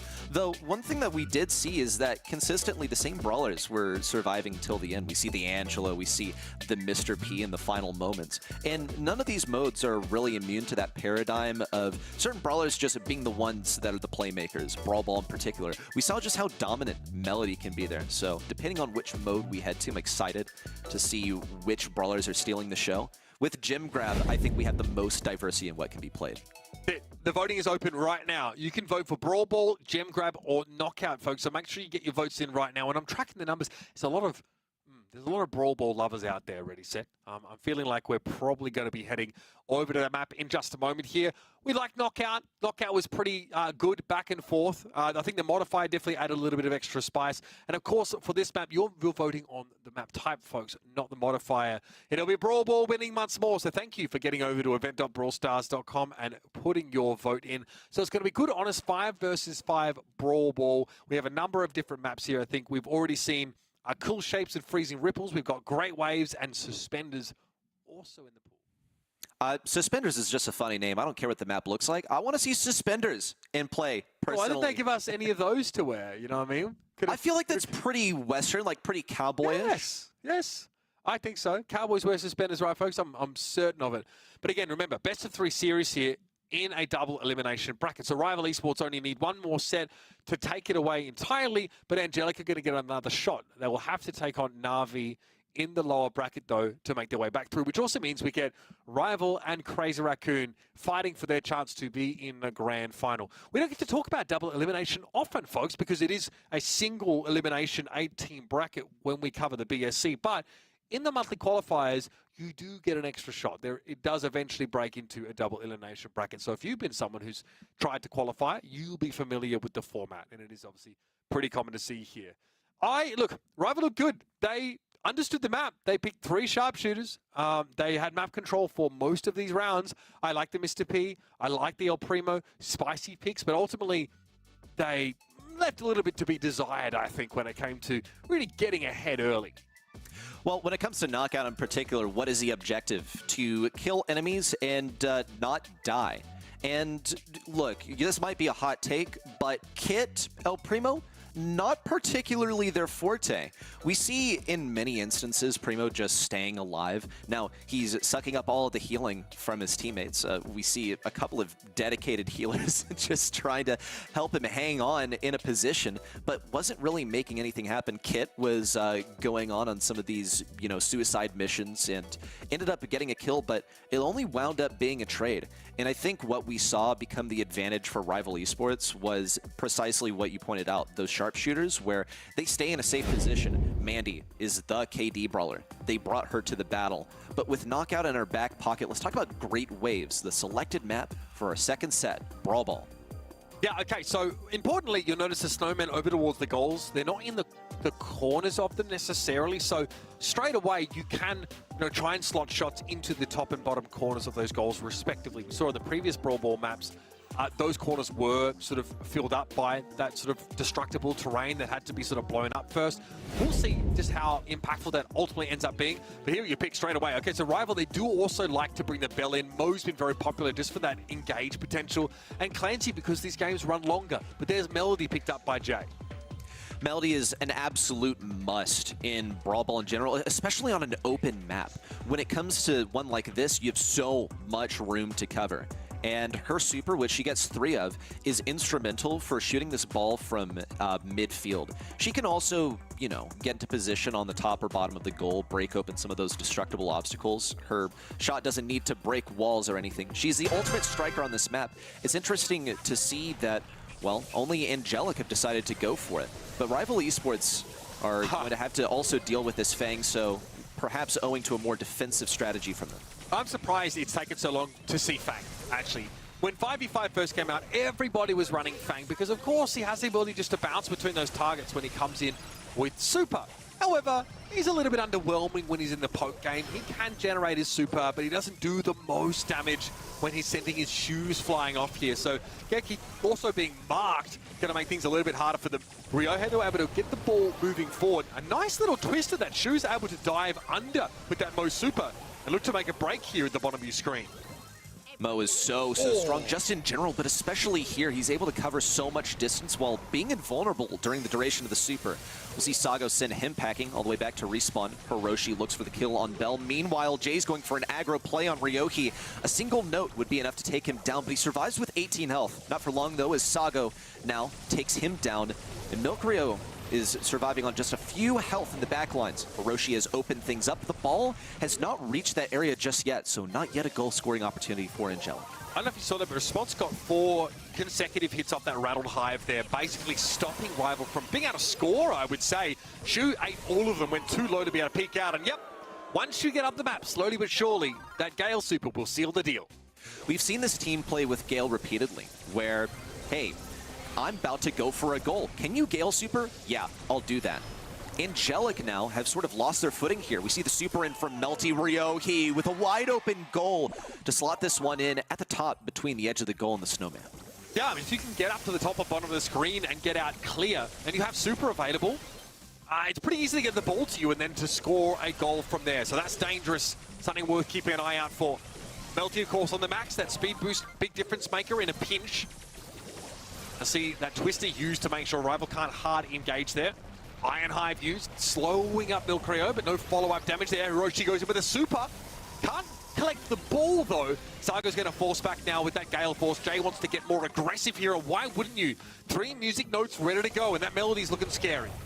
He's still got another gadget left. On the bottom side, though, Shu has advanced towards the ball. He might be able to get this one in. It's going to take some help from Kuru. This ball ends up getting passed toward the back right, where it's actually not very possible for Rival to attack. They're going to have to earn their way there now. And Angelic have swarmed around this ball. I'll call puppy guarding, but they will advance this one towards the midfield to try and generate a goal. They have a couple supers to do it. Note that Fang has Hypercharge, which is a ridiculously powerful ability here in 5v5. Yeah, again, of course, that Hypercharge super that he can go through walls, not relevant anymore, but the stat boost is definitely something worth bearing in mind. He can really tear you to shreds, and if, of course, I don't think he has Corn Fu, he probably has the roundhouse kick stun, so that can be dangerous if you group up, and there it is, he comes in, but it's going to be a trade, 1-for-1. Geki taken down by Shu in the end. Melty stunned up at the bottom of the map. 22 seconds left in the round. His response wants to try and surge ahead. It's Ryohei coming in with the Darrell roll. He's very healthy. Another shot. Rolls forward. Going to be knocked back by a Gale Force now. We're in under 13 seconds. Geki explodes on contact, and Shu, 1 versus 2, gets the score. Nicely done by Rival. They wrap it up beautifully there. We see such a prevalence of brawlers that are able to get some movement ability forward and then have a super just ready to go. Mo is one of those brawlers. He has a dash forward. He has a bunch of health. He gets to be invincible during the dash, and then when he pops out of the ground, he has a super that's, you know, on a normal day, supposed to let him just get back into his typical range form. Here, for that final goal, it was used to snipe one into the goal. There was only one member defending it that could not have possibly blocked that goal. What an excellent move, an opening seized by Mo here.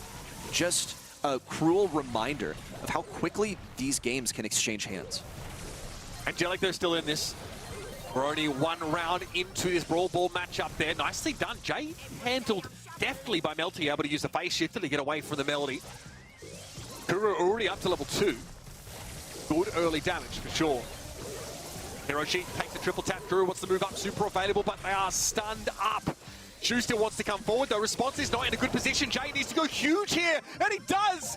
Double kill for the Melody, and now it's an open field for Angelic to advance through.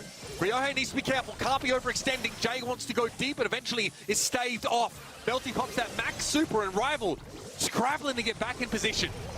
They do have Melty completely surrounded. Hiroshi barely could not get, and Melty slipped through his fingers.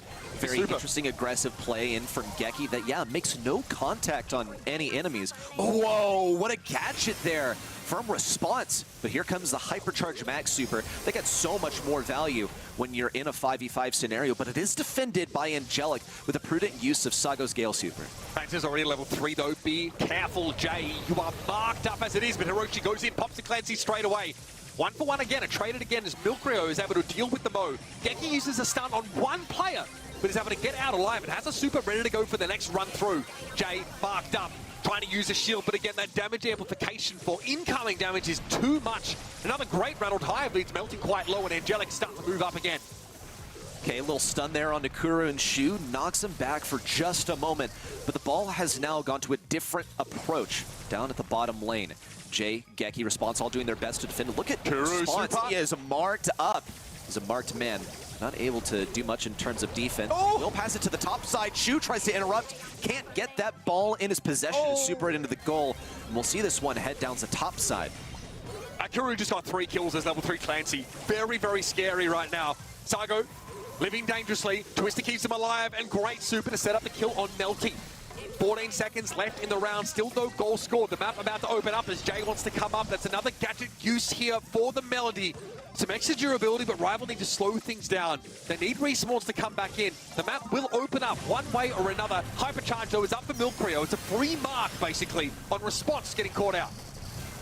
A super available for Ryo. He's got another one to use right after. Stunned by Geki. Still eliminated. Shu shoved off by the Twister. Super down the bottom side. But it's intercepted by Jay. The Clancy! The top side, but Kuru's deleting these guys. Hiroshi with a missed super, but still, the kill comes in as he pops back into the normal Mo form. This one's getting cornered in the top right. Angelic are scrambling to get control back before they even think about pushing this ball towards Rival's side. Still 28 seconds left of the round. Hiroshi can dive and at least try and secure a trade here, but it's looking dicey. Rival have the map control, starting to force Angelic back into the corner. Hiroshi with super now available, thinks about going for the ball, but has to think a second time. Here's Geki coming in with a hypercharge. Not too bad, finds one, but it's not enough. Ryohei running roughshod over Angelic, and Rival get the goal in at the 11th hour. Nice leader. Such execution here for Rival, the entire squad. Those additions of Ryohei and crew have been crucial for the success of this team.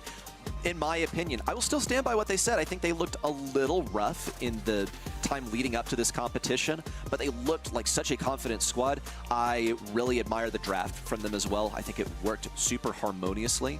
The power players coming out here, the Mo, the Daryl, these guys were paramount in the success with their ability to have basically 2 supers to generate some goals out here. But that final moment, the last goal, was not one of those moments where Ryohei or Shu are making the power play, though we will see some of this. Angelic had a stalwart defense in this final game.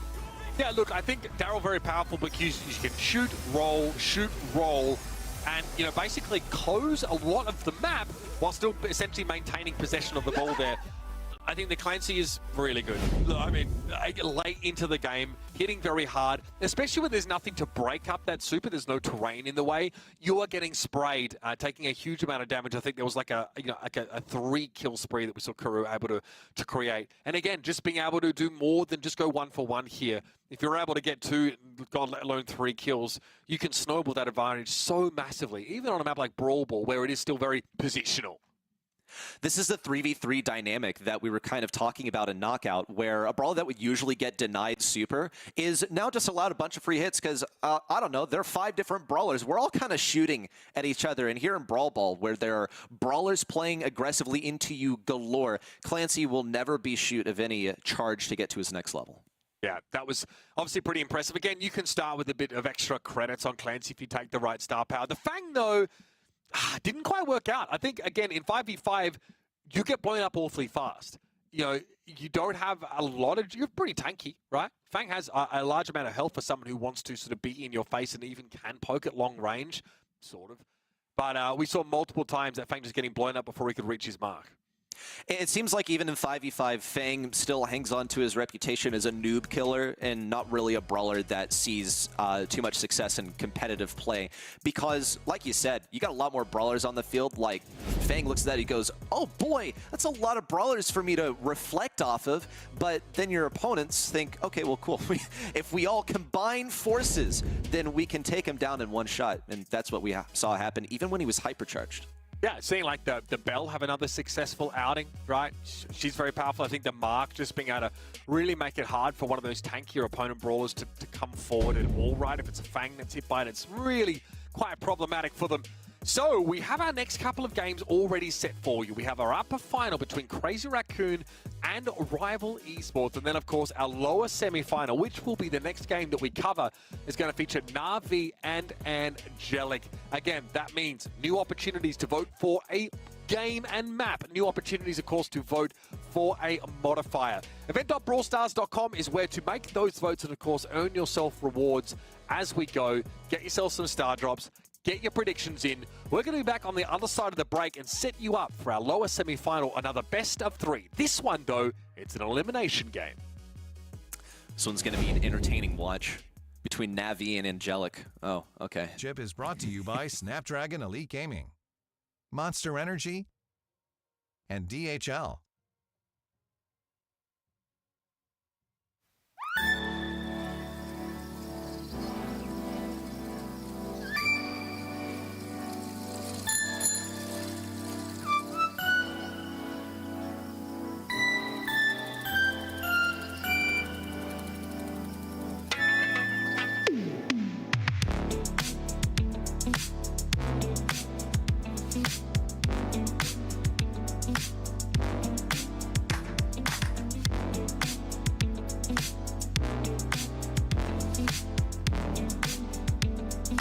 Like 3 people.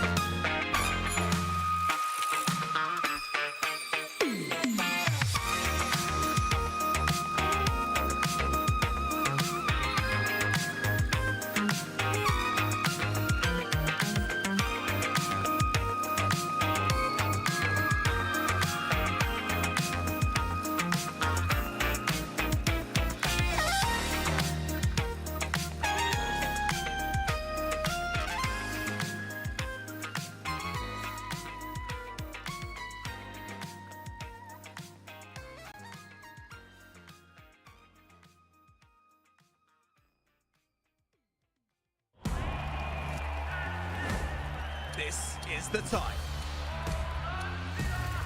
The time when dreams come true and legends are born. Oh my word! This is the place. Some seriously spicy stuff. An absolute masterclass! The place where teams from across the globe come to battle it out for their shot at glory. Oh, you're kidding! And a piece of up to $2 million in prizing. No pressure, guys. No pressure. This is the feeling. It's beautiful! The once-in-a-lifetime feeling of lifting the trophy at the Brawl Stars World Finals. Here comes the push. Here's the damage. Ooh. This is now the crunch time. This is the game. Immediately taken down. Still not going to fall. He refuses to die. The game you love. This is the Brawl Stars Championship. Let's get ready to brawl.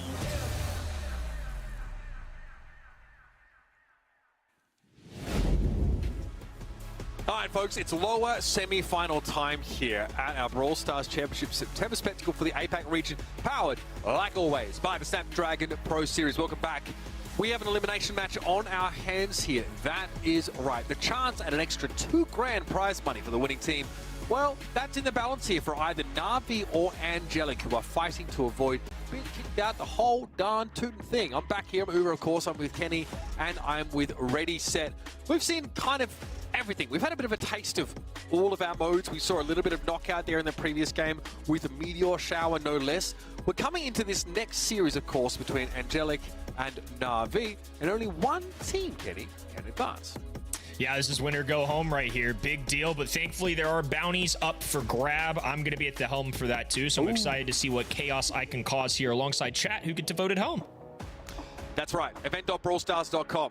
In case you weren't aware of it, tattoo it on the inside of your eyelids so you never forget. As we can, of course, go in there and vote for not only who you think is going to win, you can also vote, of course, for when our map types are up for grabs. Now, our first map of this series is up for your voting, so that'll be open in a moment. But first, let's have a look at the bracket here. Ready, set, get us up to speed so far after our first two best of threes. This was exciting. We saw Crazy Raccoon actually get a comeback versus Na'Vi. It looked like they were going to win it at first. Nonetheless, we'll see Na'Vi play once again in the lower semifinal. Rival Esports swept through Angelic without any issues to get their placement in the upper finals, where we'll see them play Crazy Raccoon later. For now, we have to decide who our first team to go home will be. Is it going to be Na'Vi? Is it going to be Angelic? It'll be decided in a best of three. Now, our predictions so far, I think it's worth circling back around to those here. We had Crazy Raccoon to win out against Na'Vi. We were right, almost wrong, though. And then, of course, that semi-final number 2, it was Rival, who were able to triumph with Ryohei and Kuru in tow. Now heading to take on Crazy Raccoon after that. So lower semis, though, again, Ready, set, you are Angelic till you die. You still feel that way after that second semi? Till I die, man. I am ride or die Angelic, these guys. Nah, for real, they're actually just like a nice group of people. So I'm putting my heart forth just like their logo. Yeah, good for you. Homie, all right. I'm glad that Homie feels like on event.brawlstars.com he can, you know, like be like not get the pin because he thinks they're nice people. Like I wouldn't wager my awesome ninja BSC pin on what I think about folks, but Nice I like isn't that. winning. Nice isn't winning up there. There's probably another way. Nice guys finished. Never mind. Anyway, we are going to be jumping into this one in just a moment. And like we mentioned earlier, our map type is up for grabs. But Na'Vi versus Angelic, let's run through them very quickly. Na'Vi is Achapi, Levi, Suzuku, Memeshi, and Kenji have joined this roster, of course. Players who are no stranger to success. Players from previous Zeta Division rosters, who, as you can imagine, world champions, of course. Zeta Division 0 won that year. We have a couple of the Zeta 1 players on this team. That's a Chapi on your screen here. Look, safe to say, Kenny, pretty insane pedigree out of this region. It's been an awesome year for competition. I mean, outside of obviously the fun we're having tonight, multiple monthly finals champions, even a team like Crazy Raccoon, renowned across the entire world for the skills that they put up, were challenged by teams like Angelic, Na'Vi, Coco Loco, who's got a little representation out here on this Angelic roster as well, I might add. I mean, plenty of teams across the region, even some surprises too. Rival Esports seemingly out of nowhere, taking off to the top with the guaranteed ticket to the World Finals. That's right, of course. I mean, that's something to sort of bear in mind. I mean, I'll be honest with you. I Did not expect this APAC region to end up sort of shaping up like it did here. And like I mentioned beforehand, we went to the LCQ. I thought Na'Vi would be the team that would come through their group. They look so dominant, but they struggle. I don't know what it is, that reject Na'Vi team. They always struggle at LCQs. Anyway, folks, you are voting for the mode that we are going to play in this series. So far, every time we put this up to a vote, it's been Brawl Ball. But hey, doesn't mean that can't change here. Event.brawlstars.com is where you can vote for your preferred game mode, and I'm going to give you guys, I'm going to set expectations here. I think our audience really want to see one particular map type ready and one map type only. What do you think that is, mate? No, it's got to be Brawl Ball for sure. And you know what? I'm going to try and sway the vote a little bit and ask that you vote for Suspenders right now. We have been dying to know what in Brawl Stars at all resembles Suspenders as far as the geography of a I think map we're goes. going to get it. I think we're guessing I it. believe in the people. Did we? I believe. So we are voting, of course, on the event side only for the map type. The actual specific map, I think, is chosen sort of internally. And if Brawl Ball was going to be chosen here, it was going to be Suspenders. So we are going over towards that map. Now, why are we so excited about this again? Well, Suspenders are, cool shapes are cool, waves are great, Cool the name. ripples are freezing, but the penders are sus. So we got to go with those. I can't believe he just We went there. snuck that in. The penders are sus. I might change Let it be known, folks. Yeah. What? What? too late. Did I ruin the map? It's too late to vote for a different map. Yeah, You can't do it. I mean, it's might too late. The people have spoken. 61% of you at home have voted for Brawl Ball. So it's obviously very Suspenders. exciting. Suspenders is going to be, folks. That one is getting locked in here. For Na'Vi and Angelic, a reminder, this is a best of 3 series, and the winner will advance in the lower bracket to await either one of Rival and Crazy Raccoon, who would then fall down and play them. The loser is eliminated. They're going to have to watch the rest of this, whatever you want to call it, this catastrophe in 5v5 from the sidelines. But one thing's for sure, it's been a ton of fun so far. We've got to see a ton of different brawler picks. We've even already seen Kenji just run wild, the newest brawler to hit the game, still only in early access. Mo, of course, the recent brawler. Clancy, very powerful brawler that we didn't see as much of in the BSC, as he was initially banned pretty heavily and then shied away from when it came to picks and bans. So this is apparently where you come to see those new brawlers into the game that normally are banned out, because teams, no, we don't give them the chance to ban out here. I think it might even be blind pick. I think they're just locking 5 brawlers and going for it. Very quickly, Na'Vi versus Angelic. Both myself and Kenny have Na'Vi winning, and it's going to be ready, said he thinks Angelic are going to take it. I'm going to step aside. Kenny, ready? The floor is yours. Well, thank you so much, partner. We're going to be a lovely one here. We've got Na'Vi versus Angelic going underway, and it is going to be Suspenders. Ready? You got your wish. Yes, I did. And okay, you know what? I guess I can kind of see the resemblance of Suspenders. Kenny, I think you've seen more Suspenders in your life than I have. I've legitimately never worn a pair. On the occasion, I think I've maybe worn them one time in my life. When I was more in a than me. wedding one time, actually wore suspenders. So it's happened on a handful of occasions. Usually a formal attire, but you know what? What's the Brawl Ball map? I mean, I kind of like it. You can see the shape and form.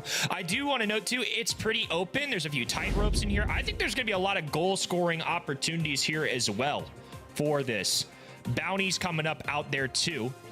And I believe I get to set it, so I'm going to be rather excited to see what goes down here. I think a race for a first goal could be quite interesting.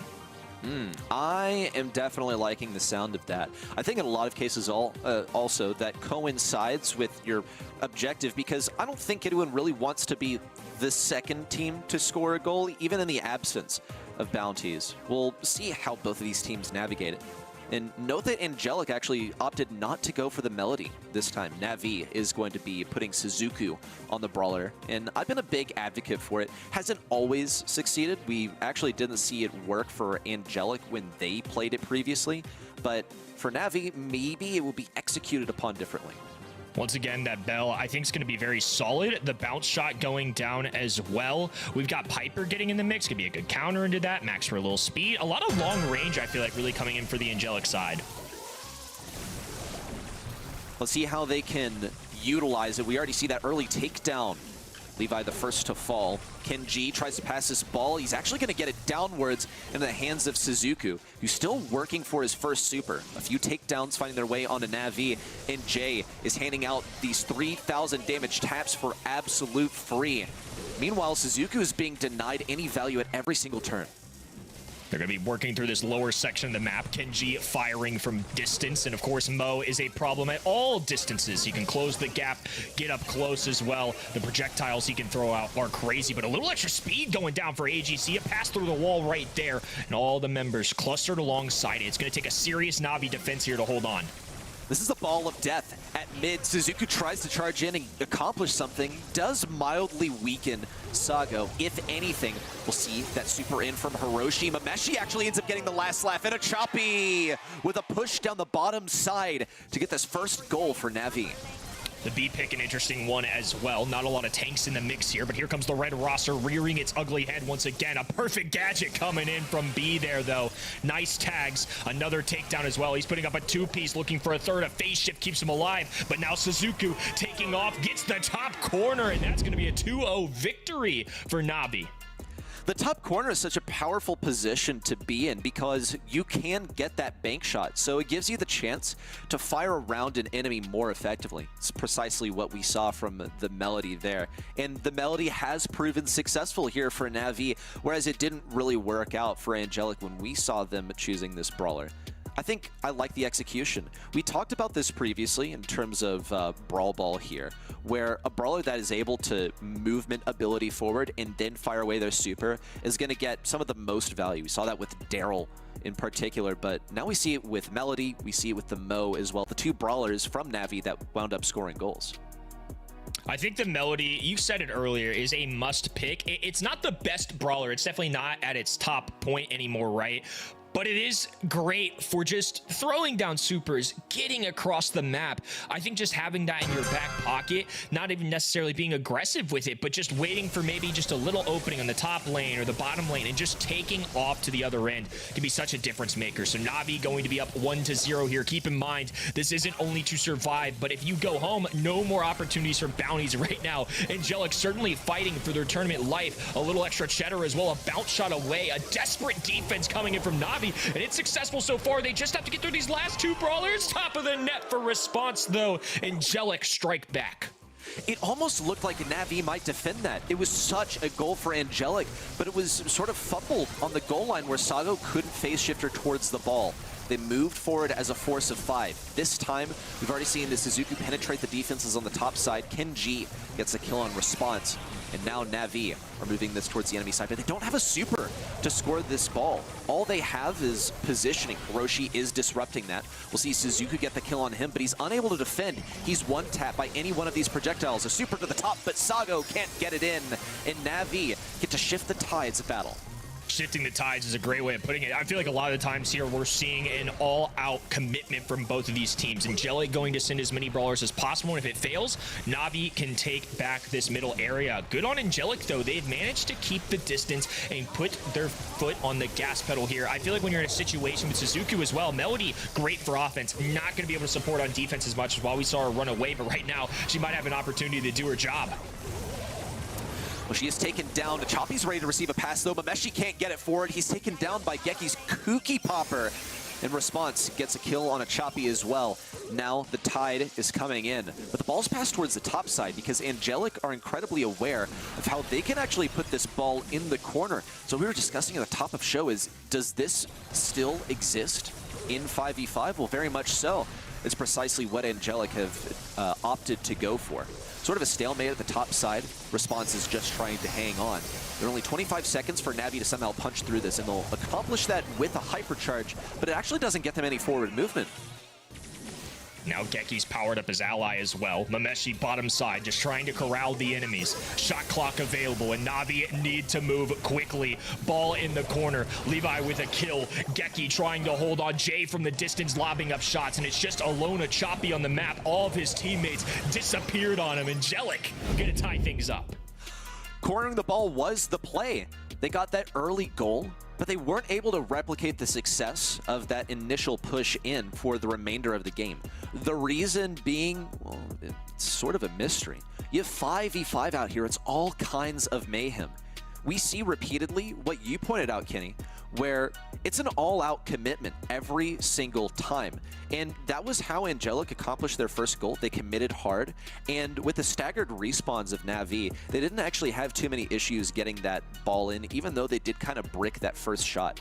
Then we saw Na'Vi attempt to accomplish that, but their aggressive brawlers are rushing forward and dying. Now they're at a man disadvantage. No one's there to receive the pass. I think the closest that Na'Vi actually got to scoring a ball, the one brawler who could do it, was eliminated by Geki's Cookie Popper. So these microscopic plays in the grand scheme of things still matter so much. You got to be able to see the forest for the trees, even in a 5v5 situation. Response starting off hot. Multiple taps there. Marks the choppy and gets the takedown onto Kenji, the fellow Bell. They're working this ball on the top side, though. 3 red roster members while Sako does the work in the mid. Kenji looking for shots. A long distance attempt. Not going to quite connect. And now it's Na'Vi who are actually going to take one play out of Angelic's book, and they're going to corner this one. Oh my goodness, Hiroshi tried to do it. He went for the super right by the side of Kenji and Mameshi, but they formed a wall to prevent that ball from going in the bottom side. We will see Geki get the kill with the Cookie Popper. He's just out of range of the rattled hive from Levy. But Levi still gets the kill. Suzuki's ready with the super to get a kill on Hiroshi. Look how Hiroshi is right inside of that radius of Suzuki. He fell in the end, but he survived way longer than he should have been able to. That was so funny just to see him walk alongside that. A choppy, though, gonna try and slide this one in. He does! He gets through every single defender, throws it right up the middle. Is actually gonna be able to respond with a goal. Now Na'Vi with a 1-0 lead in set number 1. An ordinary pass covers so much distance in 5v5. And it's what permitted Na'Vi to get that goal just then. Now they can opt to corner the ball if that's more their speed. Instead, they're going to go for the goal on the enemy side. Suzuki eliminated by Jay. This is looking to be a good Angelic defense. Towards the top side, Jay gets the kill on Mameshi. And now Angelic can push towards the opposite side. Whoa, 2 taps from Response were laser-sighted in on Levi. But we have not seen a super ability just yet for Angelic. They need to get in range of the goal. Jay went for one on the top, but it's intercepted by Mameshi. Spot's having the set of the night so far. So many takedowns, a lot of taps and connections, and now they have to play a serious defense on this bottom left-hand side. A dive in from a choppy, burrowing his way into death. It's going to be Hiroshi now trying to do the same. He goes down as well. All 4 members of Na'Vi just trying to stay up. A breakaway opportunity, though, with 15 on the clock and a phase shift. They finally make their way back, and it's going to be left to Angelic to try and hold on. Sago has the speed for 2 teammates here, but only 5 seconds left to get this all the way across the field. Super 3 response can get it. Sago's gonna pass it forward. No! It can't get to Jay in time! What a disaster! It was nearly a recovery. In the end, it goes to Na'Vi. Oh, it was going to be such a close call, too. He elected to go for the pass. I'm not sure he had the coverage to super shot it into the net. He might have been 1 to 2 steps off. Kind of hard to say at a quick glance with only a second on the clock. That's a hard decision, though. Would have been a possibility of having a buzzer beater and sending that one into overtime. Man, even if Response had picked that up, I still think that that one would have stopped right on the goal line. Yeah. The timer would have expired first. If things had just been a tiny bit tighter, then maybe we can discuss whether it had been possible, but I just don't think it was that realistic. That's unbelievable, though. Consider the amount of distance that that ball would have had to cover in a matter of, what, 4 seconds? It was recovered in the back right corner by Angelic and then supered all the way across the field. Would have been definitely the play of the night, without a doubt. This one was impressive, though. That goal from Suzuki on the top side really taught us how impactful that super can be on this map in particular with the bank shot at that particular area of the goal. Impressive stuff, to say the least. I think you're right. It is one of those judgment calls. It is impressive to me, though, that the coordination these guys have found in a 5v5 mode, which these guys, I don't think have been practicing 5v5. I'd be really surprised. They're all kind of learning alongside us, coming out here, playing the game mode, seeing what brawlers work best. But the fact that they were able to figure out and send a pass over 4 seconds to the other side of the map, I mean, maybe 5 seconds would have been enough. I really think there's a world where Angelic get that done. Yeah, man, if only they'd had the foresight to start doing that at 5 seconds left instead of 4 seconds. Tisk, tisk, tisk. No, that's not what happened. Though let's talk about what's coming up next, is we got some modifiers for you to vote for on the event site. You'll do it at event.brawlstars.com. And, well, Kenny, what are we thinking in terms of modifiers? We actually haven't seen Graveyard Shift, which would be a fun change of pace. We haven't seen Graveyard Shift, so you guys are going to be voting for the top 4 on the list. Angry Robot, Energy Drink, Fast Brawlers, or Graveyard Shift. And we mentioned it a little bit earlier, but the losing health but dealing damage to heal back up is a really enticing one. I just think it promotes aggression, which is something I enjoy seeing. However, Angry Robot was kind of fun last time, so I wouldn't blame the people if they went that direction. Oh, look, if it ain't broke, don't fix it. But let me make a good argument for Graveyard Shift. Did you know that in 5v5, when you get healed from dealing damage, it actually heals your entire team? Would you believe me if I told you that?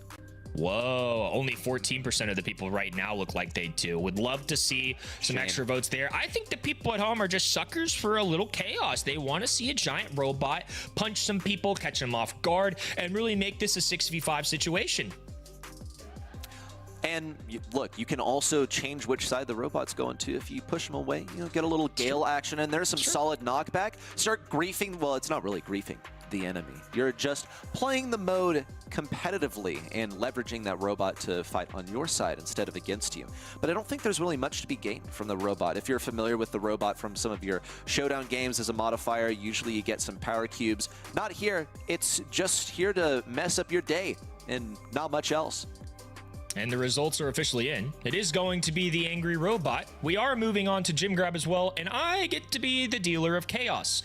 So for the bounty here, I'm going to go with the team that starts the countdown first. I want to see these teams race in game number 1 to grab themselves a countdown. No mistakes can be afforded. I think it could be a little bit sweaty off the start, and I kind of want to see what these guys do under pressure. Obviously, there's extra money on the line. If they end up getting that countdown first, they will be the lucky receiver of some cheddar alongside, obviously, what could happen if they win the entire dang thing. That's part of the elimination route too, Ready. It's less opportunities to compete for bounties, not just for that first place prize, but obviously for the extra incentives along the way. The less matches you're playing, the less likely you are to bring home a bag of cheddar. Look, because, you know, in modes with modifiers, we got to keep things fair. They threw too much of a wrench in people's plans for us to, you know, treat it like the competitive environment. So that's why we have the bounties. That's the thing to compete for, and that is how you're bringing home some cash money. We'll head to Arctic Extraction for a bit of gym grab action. Now, who is going to be grabbing those countdown-worthy gems first is really the mystery, and it's going to determine who's getting some moolah off of this set.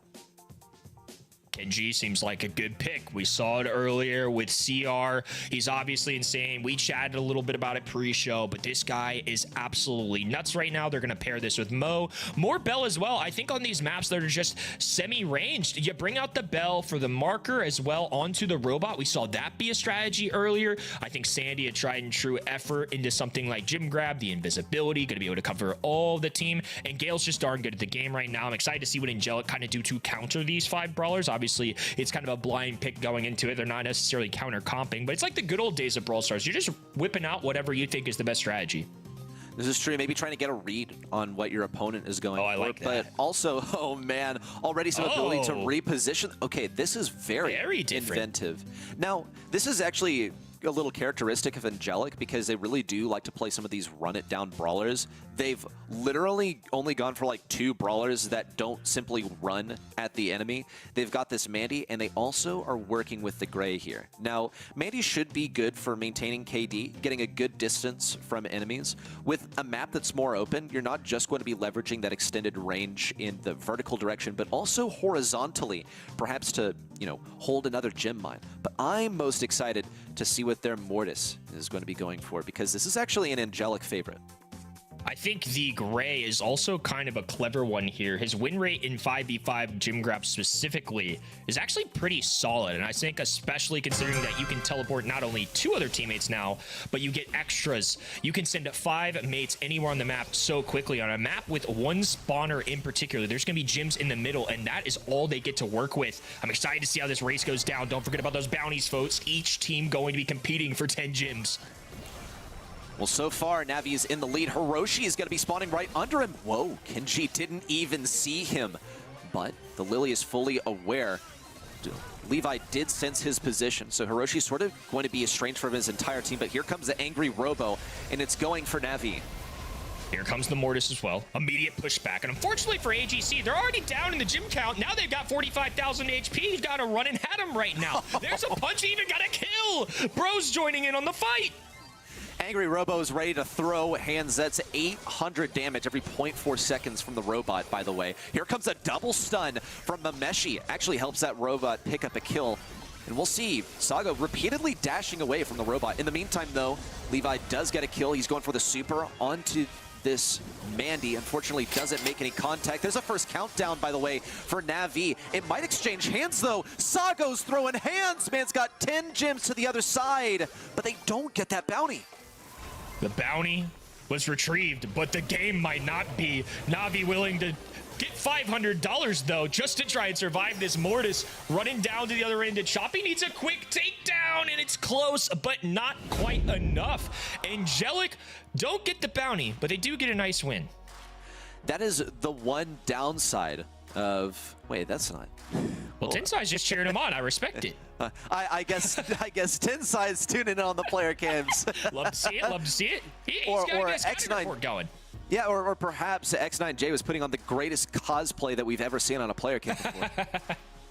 Maybe just that. Choppy, though, on the other end, at least he's a little bit richer. Not a game victory, but certainly an extra bounty alongside it. So like I said earlier, even when we're losing, we're winning. And that's part of the fun here tonight, folks. We're going to be going through this gym grab set a little bit more. This is our lower bracket, so keep in mind, if either of these teams go down, they are out for the rest of the night. So I know Navi Nation is going to be loud in the comment section. I'm sure they were jazzed up when that robot just started throwing punches randomly on a team that was already down 8 gyms to 0. Well, and it kept following Sago as well. No matter where he dashed, the robot was still laser locked onto him. But Sago got the last laugh. He got the elimination on the enemy gym carry and walked away with many of those gems. He may get to help his team advance later in the bracket, but Navi still did get that $500 prize for the bounty. We will see a couple kills on the back right, especially with the assistance of Kenji. And look at this placement of the teleport down. That's going to be how Hiroshi plans on getting into mid. It's all kinds of mayhem happening. The super in from Levi, but no real kills as a result. Nonetheless, Navi have established their dominance here at mid with all 5 members on patrol. Jay swooping in real quick. That was a bold call from a sharpshooter. Geki goes down as well. Navi eliminating players constantly. Hiroshi teleporting back. Has a super to hold on to. Wonder how many people they're going to try and send through this teleporter. Here comes response. Levi, though, surviving. He can be indestructible, but not for much longer. Thankfully, though, for the side of Angelic, they've got a little reinforcements coming in with the robot. Oh, Kenji on his retreat ends up feeding into that robot. We will see that defensive play here from Navi as they now race to get to the back right. It's a Choppy and Levi that need to stay alive. Meanwhile, Response is trying to charge in, but the robot is ready to go for anyone. Kenji sacrifices himself once again just to keep it on the back right. Levi with the maintaining of these gems. They're all over his head now, and he's in the back left. Keep in mind, he has the ability to heal up, which is going to make him extra beefy, but here comes the teleport down from Geki. Just a few seconds left. Sago rejected off the outset of that dash in. Needs his super to stay alive, but he's rejected at every single turn. The final super from Levi to keep himself alive confirms the game win. Nicely done. What should be a match point here. One more game to go, and Navi will continue throughout the lower bracket. They've got a bounty, and they're one game closer to catching a win. Kenji just casually 1v2ing, by the way, on that right-hand lane. It's an unbelievable brawler right now, and I think especially when there's so many moving parts in 5v5 in particular, we'll call it 6v5 now that there's an angry robot running around. It's just so good to have options for healing with your regular shot. A dashing super that keeps you indestructible. It's hard to predict where that thing is going to go to. You really have to keep your head on a swivel against Kenji. The only real consistent thing with Kenji is that, well, wherever he uses his super from, you know he's going to be returning to that one position after he, uses his super. But with him being so fresh, that muscle memory isn't built into everyone's brains just yet. But I did observe in some previous games where a team was playing into that Kenji that they were waiting under the spot where he was bound to return from his super. The only issue, though, is that Kenji has 1,000,000,001 other things in his kit that are going to make him super valuable in close range. Especially the ability to heal any recently taken damage has got to be one of the strongest things about a brawler that is supposed to be an assassin, but instead actually becomes a bit of a tank. Very powerful healing mechanism there. One of the best gadgets in the game right now, I think. His introduction has been nothing short of fun and chaotic, which is perfect for the night we're having. First time as well, Angelic starting off hot. They are going to be ones with the gym count lead. A little dive in from Mortis, who's gotten powered up with a hypercharge more recently. Love seeing him on the fun. And there goes Kenji dashing away. Response trying to play defense just long enough to survive. Angelic will hold on to their gyms for now. Angelic, they have to play defense around Levi over here, but they simply really aren't able to. You see that super from Levi. Geki knew that he had to get away from where that Kenji just used his super, but wasn't able to do so. That was a chain super by Levi. He picks up yet another kill, and that Manny super was going absolutely nowhere. Obviously aiming for this cluster around the bottom left, but wasn't able to do so. Another super from the Kenji to stay alive. All these gems spill onto the ground in the back left corner, but Levi is not able to reach it. The robot is now fighting for Angelic's side to keep the gem safe. Robot doesn't pick sides. It's whoever's in front of his face, he's throwing a fist. And unfortunately, that kind of played both roles. It certainly did not help Angelic in that moment. A major pushback from the hypercharge as well. Stuns going down from the Sandy super in response, just trying to stay alive in the meantime. What's gone from bad goes to worse here for Angelic as blue team starts countdown. Uh-oh, but all the gems drop to the ground, but Mortis can't get out of there. He dashed at least twice into the same Twister response. Pops the super. He's got all the healing in the world. The TP out to stay safe, but Angelic still don't have this countdown. They need one more to stay in it. Navi, on the other hand, are 4 gems away from starting a countdown of their own. Here's Levi deeply implanted in the back lines, but was not able to keep this countdown from being started for Angelic. That's 13 gems over the head of Draco in the back center. Beautifully played, and now the robot going to be shepherding the other way. Levi looking to try and make a connection. Response barely alive right now. 896, the magic number. Angelic will continue their tournament lives, and now we get a dog on the camp celebrating. What a night. Yo, what's a dog doing out here? Yo, and why is he posing like that? Man's feeling He's just cute, vibing. looking cute. Dude, that is the dog of victory right there. Thank you, He's Jay, smiling. I like this guy. He's happy. Okay, it was something about me that was striking him. He was certainly smiling. My goodness. Wait, was the dog actually the one piloting the device the entire time?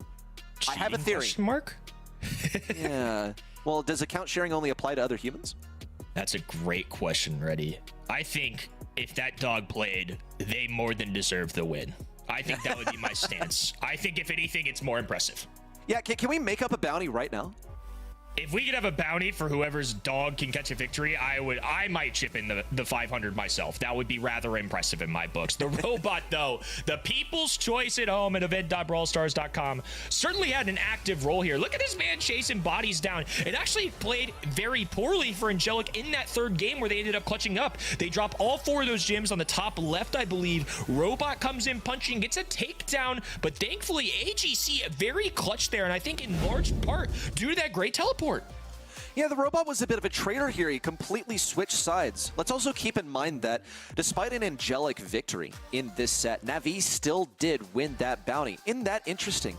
They started the countdown for basically a nanosecond, and then they dropped all of the gems where Angelic were able to snipe that one up. They had Mortis on the case to kill the gem carrier and carry all of, well, now Angelic's gems to the opposing side, where they were safe and sound. But in both cases where Angelic did get that countdown and counted all the way down to 0 for the victory, we saw Navi hot on their heels, Mortis dashing away from certain demise, and in the last one as well, Kenji from Navi really encroaching on that respawn on the Angelic side, nearly interrupting the countdown. 1-1 overall, lower bracket. Both of these teams fighting to continue in our September spectacle. A spectacle it has been ready. Us two sheriffs here have had quite the show so far. All of these teams have been a ton of fun to watch, and I believe we'll be finishing up this match with a little bit of KO. And I want to talk about Mr. P. I think it was kind of a big brain play. We're all trying to figure out what's going down here, but there's nothing better than a 27,000 HP Porter running at you. That is kind of nuts. I really like the innovation there from these teams, bringing in a brawler that otherwise is nowhere to be seen at a competitive level. It's very fearsome when that amount of health is coming your way, and it's almost like a trick of the light, because in a 1v1 scenario, we saw Mr. P still get bested by superior technique from an Angelo. So there's outplay potential, but that Porter is so scary. This is going to be a bit of a different one. We're headed over to Shuffle City for knockout this time. Bit of a different flavor. Note the indestructibles that have come down, which will hopefully lean to some different gameplay. Maybe some throwers can get into the mix, because previously it's been the sharpshooters that reign supreme.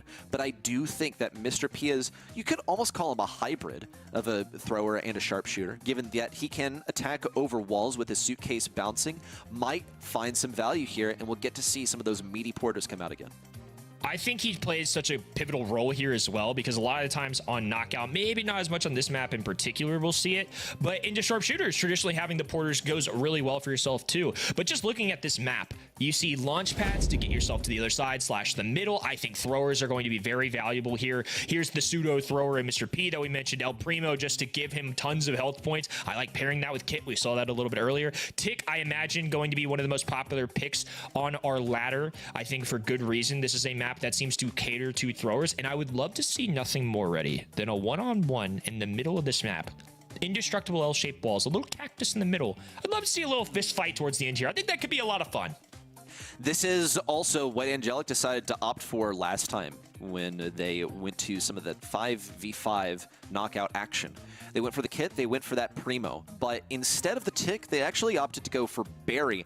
Instead, they also didn't have Mo on the case, they had Angelo instead. So a couple of adjustments from the last time. I'm surprised, though, that the things that got swapped out weren't the Kit and the Primo, which, if you ask me, were possibly the issues. Perhaps they see something that I don't. Well, that's definitely the case, given the fact that they've decided to stick with it. But Na'Vi are going to be mirroring that Primo mentality across the way. I love it. Tick coming in as well. I want to see an in-game 1v1 El Primo. This is my wish. There's no bounty for it. I wish I could, but it should be fun nonetheless. I think Barry is an interesting one as well for the heals, especially as Barry gets powered up. Keep in mind, too, if you're just joining us, if you're in 5v5 knockout, every time you get a takedown, your enemy brawlers get powered up. Imagine it like a power cube in something like Solo Showdown, except even better. Launch pads galore, indestructible walls, and plenty of chaos to be had here. This is set number 3. It is win or go home for both Na'Vi and Angelic here.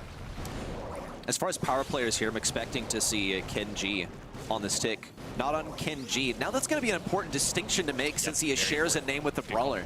But across the way, Angelic have a tick of their own. So this mid area of the map is going to be basically no man's land. No one's going to want to head in there.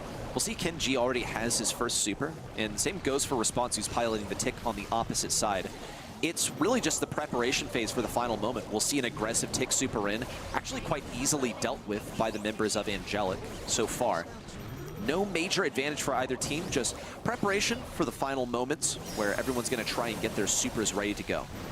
There was definitely first blood on the map we saw earlier for knockout, but this one feels like it could be a little more defensive. I think AGC smell blood, though, and they're willing to take some control. They're going to go for a little extra damage, and Barry is just going to cover the entire side of this map for his teammates, and it's going to be so easy to heal off of. I love this decision to go Barry. Look how much coverage they have, how many heals they have, and I think this is going to come down to the wire here. I look at Suzuku over here. First of all, he still needs to get that teleport, but when he does, he'll have the ability to actually teleport out of that mid area. So if they have the health advantage in the final parts of the game, then they'll be able to escape quite easily, and they have the healing to keep themselves alive. Blood drawn across the way. We'll see Sago jump in with Geki on his back for the assist. Suzuku's at mid. He's ready for the TP out, but it's only going to help him escape death for a moment longer. He does have a bit of help to work with. Could go for the TP in. Instead, perishes in the poison. And Angelic get round number 1. Gray is not the brawler you want to have in a 1v3 scenario. He's a single shot brawler, all of them fully healthy, and this is the combination we saw earlier. Kit plus El Primo. It's already very strong on normal ladder. What's pairing it with some super powered ones as well? Here comes an immediate retaliation, though. Mameshi could be in trouble here a little bit. Actually, a double tag right-hand side. Levi caught off guard, all alone, diving in. A super powered kicked Primo here gets the kill. Suzuku swinging in, willing to trade his life at that too. Lots of blood being drawn here in our round 2. Well, things have equalized to this 3v3 now. Hey, it's just like good old times. The September 3v3 tacular. Well, here comes a neutralized tick super in. Mines litter the ground. It was a total stalemate in those terms. When we look at Angelic, though, I think that they have the better synergy. Sago's going to come in, absolutely deletes Mameshi. It's still a 3v2. Navi have more health and damage, but I do think Kit is going to have the upper hand in this matchup just against Kenji. That's what Choppy's here for, is he's going to have a stun and some ability to deal with Geki, who's deleted too. It's down to a 2v2 once more. There is no room for error. I mean, a Choppy basically got a one-tap. There's a tick super that just got a kill here as well. On the other end, though, Mr. Krabs had a little assistance. Not enough from the graveyard, though. A Choppy at stage 4 going against Response at 3. Sago at 3. That's a lot of health points on the other end, even for somebody that's as high of a damage dealer as Mo. Wow, I'm surprised that Choppy was able to take down that hypercharged tick super. It is just owing to the damage advantage that he boasts right now. Sago is going to be forced to fight here against a Choppy who has that dash in as well as the stun combined with it. He can go for 2, but here comes a jump in from Sago. A Choppy tries to return fire, but Sago has the advantage in terms of health. Couldn't get it though. The poison ticked for too much damage, and it's our second knockout tie we've seen today. If you're the side of Navi, that tie feels like a victory, and things get real interesting here if Navi come away with a round. That would be a tie overall. If Angelic win this round, though, it's still a clean sweep. They would be winning this game. No blood drawn just yet, but I do see some hypercharges on the field. Levi in particular. It would be a bit foolish to go for this in the early game unless he's able to solo out Response in Jay on this left side, which he's certainly hoping to do as they further encroach on Navi's territory. On the top side, Kenji is holding back this top lane quite effectively. Geki is flashing the super, which means that he's ready to jump on a teammate to keep them alive for a push in. The only issue, though, is that at the current moment, Primo doesn't have a super. Navi gonna need some more firepower. Mameshi receiving a heavy hit there, needs to be careful. Now they have control of this indestructible wall side. It's finally Angelic on the defensive. We haven't seen a lot of Navi aggression yet. This is what we need to see if they want a chance to tie things up in this game. Still no advantage just yet. The tick super on the left side is dealt with quite handily. Levi at mid is still boasting this hypercharge and super combo. Look at Sago and Geki, the duo over here, but soon enough, we're gonna see Kit detach, a super in from Suzuku, and he's punished heavily. Blood drawn across the way with one member for each team missing. But now this poison's gonna start closing everyone in. If they don't already beat each other to death first, a couple of kills out here, it's just a Mo and a Primo alive for Angelic. Now it's a 2v2 situation. Navi need this one desperately. 11,000 HP of a Porter, but Levi diving in strong. Fire going down. The Primo one-on-one, and Levi in the air actually preserved his life. I think that may have been what cost him the game. You got what you wished for, Kenny. We finally got to see Primo 1v1. Yeah. And it all came down to 6,000 health. Or 600 health. Do you realize how little that is when your two Primos have 32,000 health apiece? It might as well be equivalent to 1 HP on a normal day at Brawl Stars, but this is no ordinary game. This is knockout here, 5v5 style, and the Primos are going to town. Lots of things to break down there. First of all, it's rare that you get a tie in a round for knockout. And now we get a tie for a full game of knockout. And on top of that, it really could have been because of that gadget. He threw him over his shoulders, and because of that, he's in the air.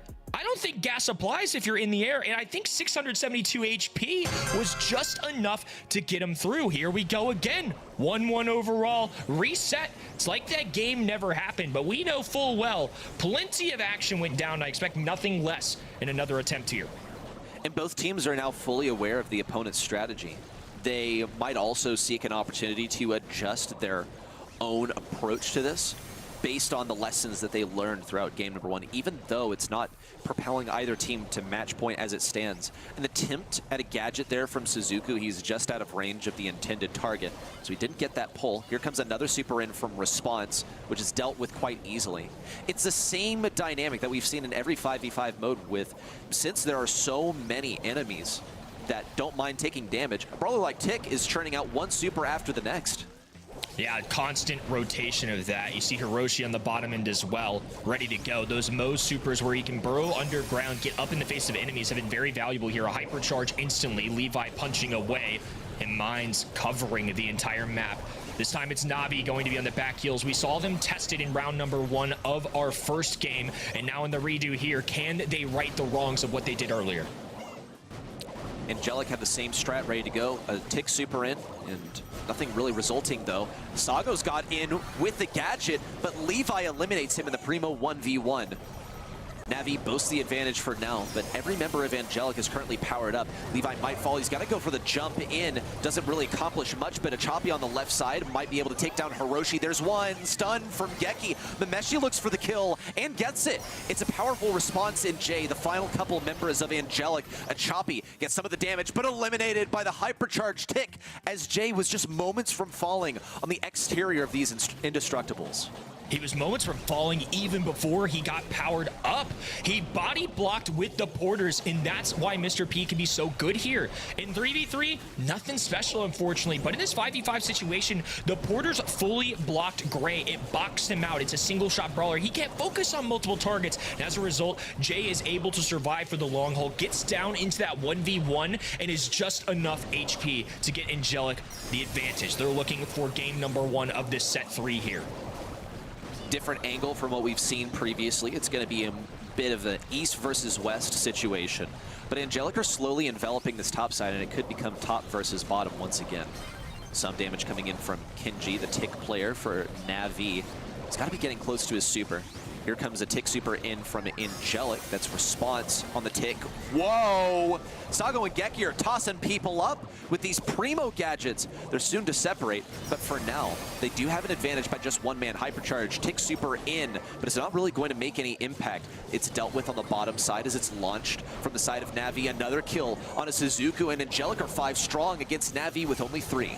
Numbers advantage for Angelic, but powered up Na'Vi might be enough. Kenji gets the first. Now it's going to be a 4v3 situation. Geki and Sago, such a powerful combination. One kit super can change the entire dynamic here, and that's exactly what we're seeing. Lobbing up some yarn as Kenji goes down. 2 powerful Na'Vi enemies on the other end. Mo, one of the most powerful brawlers in the game, gonna need some serious damage output. Levi willing to dive in here, though. A dive in from a Choppy as well. Multiple brawlers punching away. It's a fist fight here for the in-game. Levi popping a hypercharge, a lot of HP, but this time it's AGC surviving and starting us off in set 3 with a match point.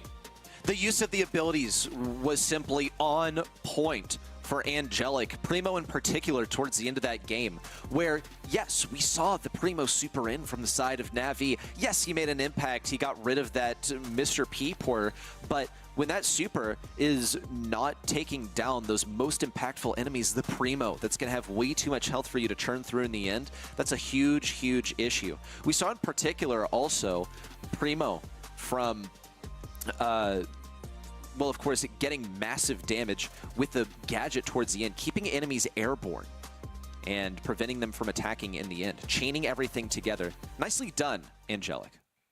I agree, and I really do feel like the kit in El Primo, something to watch there. And I think this is a note in general for Knockout. This is something Angelic have now done multiple times, not just on this map, but in previous ones as well. I think it's a winning strategy. Both teams, though, rearing and ready to go here early in round number 1. A Tick super not quite connecting now on the other end, an attempt, but a Choppy will quickly take that down.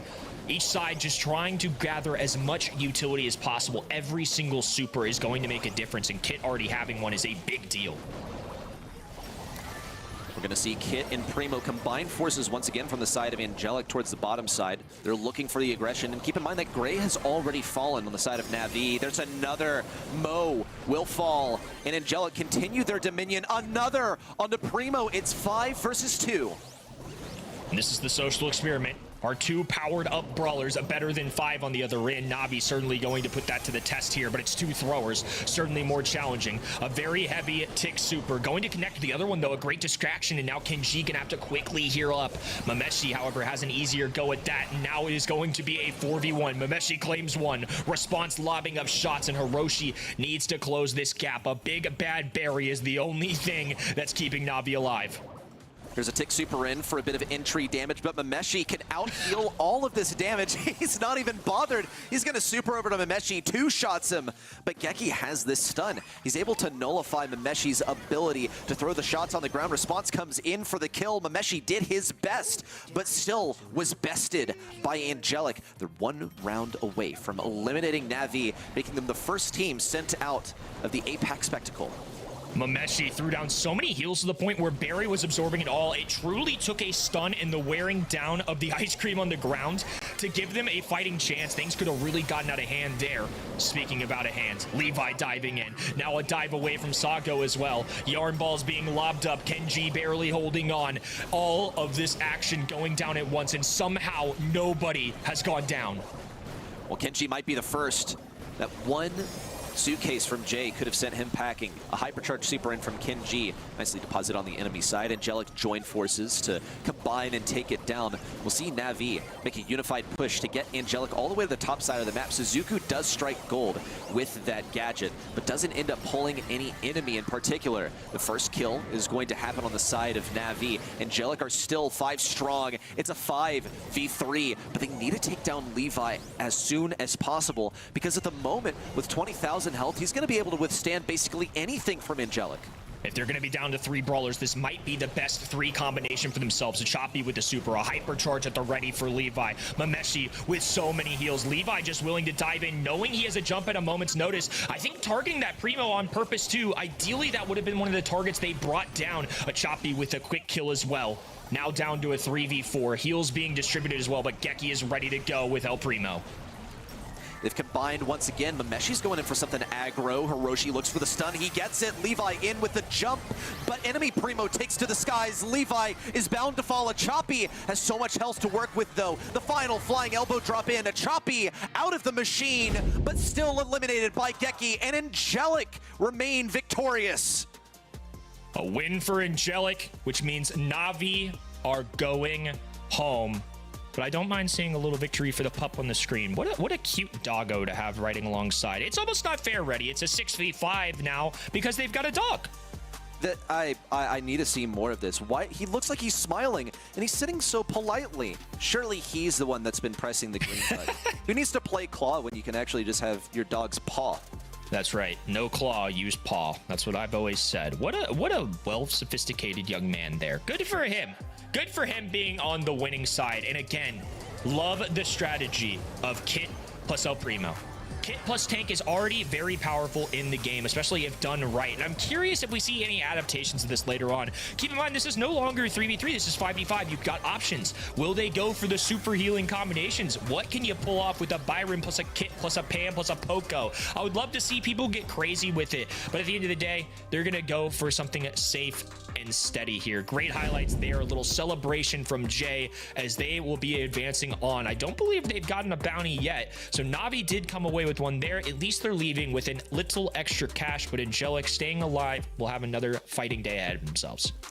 Yeah, it's unfortunate for Angelic because in spite of fighting all the way to the bitter end to shut down Na'Vi, they didn't manage to earn a bounty while doing it. What they have done for themselves is opened up future opportunities to get bounties. That is the way that you really win the spectacle. Keep in mind, there's also a cash prize for winning the entire thing. But they're in the lower bracket. They're 1 loss away from being eliminated. The same can't be said for the 2 combatants waiting on the upper side of the bracket, though. We've seen that matchup quite a few times. Obviously, this is an invitational, so some of the best players in the entire APAC region will be competing. We've got CR versus Rival Esports on the way. What a match to have ready. Already fun in 3v3. Now let's let some of the best mechanical players in the entire world go against each other here in our upper bracket.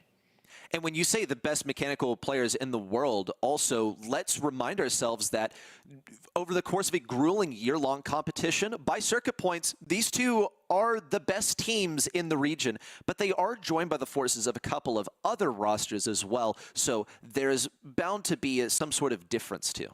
Well, Angelic catch a 2-1 victory. We've got some heavy hitters on our upper bracket. Don't go too far, folks. We will be right back after a quick break. The Snapdragon Pro Series Brawl Stars Championship is brought to you by Snapdragon Elite Gaming, Monster Energy, and DHL.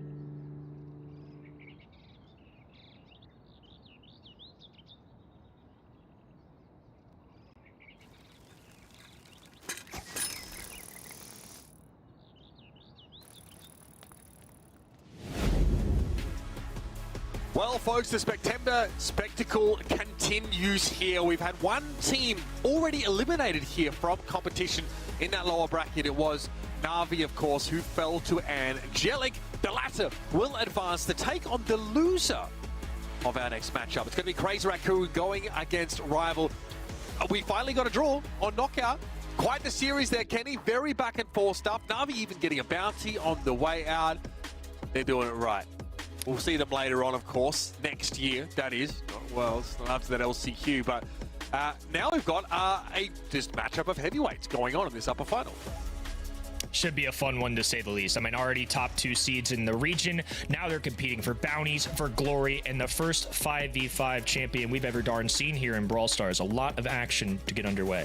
Got to crown a 5v5 champion. That was the last box to tick before we get over towards Worlds. I've got to say, though, Reddy said, we're seeing a lot of this El Primo and Kit combination. You think we see it from CR and Rival in their matchup if we get knockouts? Well, seeing as it's been a hit or miss so far, I have to wonder. It seems to only really work if your opponent is also running something tanky and then you can out-heal them in that scenario. That's where we saw this most often won with that Kit and Primo combination. So Crazy Raccoon and Rival Esports can certainly leverage it to their advantage, but it's worth noting that Rival Esports defeated an Angelic who was using the strategy. Now, looking back over the bracket so far here, we obviously saw Crazy Raccoon with a pretty close game against Na'Vi. In fact, they had to come back after dropping that first set, but they did so in style with 2 Brawl Ball maps. They eventually recovered and bounced into the upper final. Rival over Angelic, though, was a little bit more of an open and shut affair. This Rival team, combined, of course, with Ryohei and Kuru from FA Nidug, look very, very good. And that's, Kenny, what makes this particular matchup extremely exciting. You've got a collection of 10 of some of the best players in this region. 2 teams already make it to Worlds, and they brought their friends along for the ride who are no slouches either. Their friends just happen to be pro players. What can I say? We've got some of the best from 3R Gaming and some of the best from Nidug. There are world champions joining this roster, which I think just goes to show the caliber of competition we have. Ready? You got us this time. We had Rival before. This time, though, you held your faith. You went with Angelic. Good for you, lad. And you're going to be fighting us once again. Looks like Uber and I are going with Rival, while you go with CR, which... you know, I said it earlier, I've never been against CR, I don't think, until right now. This might be my first time ever wagering against them. Well, I can only recall one occurrence where I was against CR in favor of Rival, but this is one of my other ride or die. Angelic till I die and Crazy Raccoon till I die. If they face each other, my friends, unfortunately, there is an order of operations in terms of the favoritism. It's got to be Crazy Raccoon on top. Yes. Every time I predict Na'Vi, they lose. Every time. What it is, man, is crazy. They, though, of course, are going to be happy with at least what they've been able to scoop up from their showing so far. Look, I don't know about this. I actually think what is so exciting to me is the extra players that Rival have added to their roster. These Nidug players who recently have looked really good in tournaments in that region. I think they're a really stacked roster of 5 players, and that's to take nothing away from Sakura and Yume, by the way. But I think Rival, pound for pound, might have put together a stronger roster. It is interesting. I mean, it's hard to ever envision a stronger roster than the 3 members that CR have on paper, including this man right here, Tensai. Very powerful, but like you said, I think Nidug on paper had some strong players coming into this season, a roster of gentlemen that have been very accomplished in this region in the past. It didn't quite translate for this season in 5 short months. They just didn't happen to break away into something like an LCQ spot, but that's not to take away from what they did, obviously. IC, Yume, both very strong players showing CR, but I'm with you. I really think the pickups from Rival add a little something to it. Plus, it's chaotic. It's 5v5. You never know what's going to happen. I feel like there's going to be something that surprised me tonight, so that's kind of where I went with here, Uber. Absolutely. Well, I'm going to let Ready, Set, Step aside as we jump into this one. Again, with 5v5, one of the most interesting things for me is how they fit Shtitampo's Twitter handle in amongst the rest of his team. Nicely done. They've just squeezed it on in there. That is impressive. Rival had a pretty easy game up against Angelic, advancing through that upper bracket semi-final to start things off. They are Milkryo, Shu, and Melty from the original Rival team. Ryohei and Kuru here to round it out on an FA Nidug team that were, I would say, dark horses through most of this APAC year and have recently started to look very, very good. So a lot to be excited about for this team. Again, it's a bit of a fantasy roster we've kind of thrown together. Poor Ready Set. You got him on screen. You guys just chilling. Oh, Ready. He's just taking a break. No he doesn't even have way. his headset on. Yeah. Oh, he's Ready. got no idea. Is that what I look like when I'm off duty? Because honestly, that's not the worst. All right. The people at home just get a little dive into what we do on our breaks. He's probably just chirping away on Twitter. So we have Gem Grab up first in the series. That much is certain. We're going to Snowflakes, but your modifier, folks, that is what is up for vote. Event.brawlstars.com. Head over there to cast your vote. You could have a say, an influence on how this map is going to go. This match, rather. Again, it is the bottom line of modifiers that are available for selection here. That is Meteor Shower, Super Bushy, Supercharged, Top Dog, and Unlimited Power. I think in Gem Grab, it'd be interesting to see Unlimited Power, but our voters, Kenny, they tend to kind of stick with the same thing. So I have a hunch it'll be Meteor Shower yet again. Yeah, I would be my educated guess too. Super Bushy could be fun for some particular brawlers with speed gear maybe. I think the Supercharge could be an interesting one just to generate a little extra oomph. Some more supers going down always make it a little bit more fun. I may mix it up and go Supercharge here, Uber. I think that's where I'm going to cast my vote. We'll see what the people do. It looks kind of close, actually. I think Meteor Shower is probably the favorite to win this. It is chaotic. It is crazy. I don't know. Any modifier that gets teams to fight more often, I think, is fun. Graveyard Shift and Supercharge. Guys at home, you can vote for those ones, so I do want to see what comes up there. But looks like we're probably getting Meteor Shower here with 38% of your vote here. And again, this is a pretty big map, so we'll see if those meteors matter. It definitely just throws a hint of randomness, I think, into things. Yeah, I mean, that's kind of why I think the people at home have enjoyed the Angry Robot multiple times. Anything to just insert a little bit of extra work for these players. Obviously, there's no like zone closing in or anything like a KO. This is going to be Gym Grab, but it would be kind of fun if some meteors just started spewing on top of where these gyms are spawned, because that would make it rather difficult to grab the objective. Here is your map, folks. Snowflakes is a 5 versus 5 gem grab map. And again, it's pretty darn bushy. You see a lot of the maps sort of covered by this stuff. And again, some of our 5v5 gem grab maps are, with 2 gem wells. That means that the threshold starts at 20 gems. Some are just single well. A lot of crazy Raccoon fans out there at event.brawlstars.com. And look, I can't blame you guys. They've been electric all year. But yeah, we've gone against the grain. We predicted Rival here just because we feel this combination of 5 players looks very, very slick, very, very solid. But either way, this upper final might even be a preview of what we get in our grand final. I'll be honest with you. That's because there's a good chance that the loser makes their way through that lower bracket, unless, of course, Angelic has something to say about it. So, our picks are starting to come in here. We have the Kenji knocked in for Shitampo. Definitely wants to go there. We saw that from him in the first series on Brawl Ball. And again, the Bell seems to be so high priority. In fact, these compositions are starting to look really similar. Crazy Raccoon really like the stopping power of that Sandy. Of course, the map control offered by the Sandstorm, the all-in potential of Mo, and of course, that defensive utility offered by Gale. This is pretty identical to what we saw earlier, and it seems like they did not shy away from Kenji, which I don't think they should. Satampo, already a great player, now an aggressive, powerful brawler, is just a recipe for a win. Having in the Sandstorm here adds a little additional help for yourself and some good utility. Gale, a powerful brawler, Mo, a powerful brawler, and Bell, something that's quickly become one of my favorite appearances here tonight. I think between the damage amplifier, the nest eggs, the bouncing damage, it just makes a lot of sense in a mode where you want to focus on multiple enemies. Again, this is a mode that can go a little longer, so bringing the Clancy in here definitely seems to be the pick, but you are seeing on both these teams, or rather, at least on Rival, the three most recently added brawlers to the game. Kenji, Mo, and Clancy. Definitely very powerful. We tend to see new brawlers come into the game and definitely sort of look attractive in terms of what their kit offers, and they're all a little bit different. We've seen the Mo be very, very good, can go aggressive, can also cancel that super as well, that Mo's machine, and step back and go back to throwing rocks at you. And we know that Clancy, especially on a map that doesn't have any like hard cover, i.e. one that's just bushy, that super covers a lot of ground. You can get a lot of information from it, and it hits extremely hard once you get to level 3. They won't, of course, have the Sandstorm for that extra cover, but let's see how it plays out. Of course, this is a 2-gem well map, so 20 is that threshold.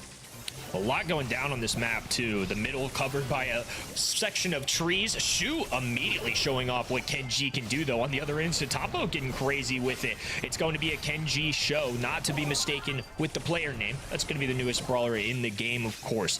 Nice takedown as CR going to be able to claim this right-hand side, but on the other end, Rival Esports working it. It's going to be each end trying to grab a hold. Think of it like a parallel plays almost. That's kind of how you play this. Yeah, the map is being split right now, so both teams are getting unfettered access to their respective wells, which means that it can go to a sort of countdown situation as the round drags on, eventually forcing a fight. Nicely done, Tensai just blows up their Shu, goes in with that super, and Yumagoku lucky to be alive. Melty still holding on to 5 gems here. Crazy Raccoon, though, Moya has 10, and will be able to set up some of those nest eggs.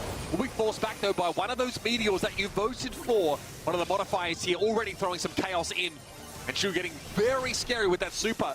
Tensai realizing, though, if you dodge it in a similar way to the Grom bombs, it's an X shape, so you step to the side, and you can usually be safe.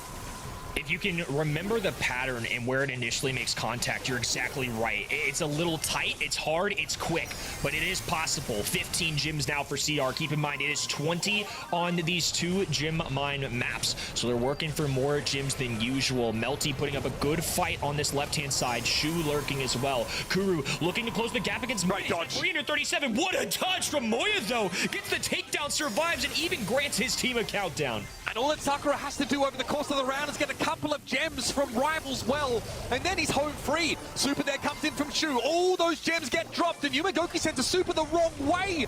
Shu's able to get in. A lot of gems dropped here in the spawn of Crazy Raccoon. They can recover those. That's not the issue. It's about how many they're going to have after they scoop them up. They're going to be short of the threshold now at 18 each as Yumagoku falls. Able to at least go 1 for 1 there. Sakura gets rid of Rio here, but Shu's able to come in and scoop up the gems. Milk Rio just needs 1 more. They've got a countdown. Crazy Raccoon have got to go aggressive. Sakura steps up with super available now. But of course, that hypercharged super from Sandy going to make it mean Rival can play pretty safely within the bounds of it. And CR need to gather at least 2 gems to tie this up. They're going to dive in. All the gems being spilled out, though. 4 on the clock. 37 gems in the pocket of Rival. Have you ever seen so many gems on one side? Really well played and a banger of a first game here. Ridiculous stuff, but ultimately, it's going to be a Rival that end up taking the round away, and it all comes down to that Kenji dive. There's just nothing that Crazy Raccoon can really do once a high health Kenji is able to jump on them. They try and use Yumagoku's, Gale ultimate, rather, to stop the Kenji from coming in, but it gets timed really well. There's a super that allows the Kenji to dodge it. Yes, Tensai, not impressed with how that round went. Big shout out, though, to Squad Busters shirt, representing. I do respect it. The old clash with Optimus Prime. Been pretty cool. Been playing the event myself a little bit. Been a lot of fun, to be honest with you. Really been enjoying the game recently. Yeah, the updates have been very good. Coming back to Squad Busters. Enjoying sort of the later game, the later rounds, rather, in each match. We'll come back mechanic there. But I digress. Those exist here in Brawl as well, no doubt about it. Boy, they're getting flattened so far by Shu. Yeah, it looks like he's very easily able to push up and build a super already. Going to come in with it right now.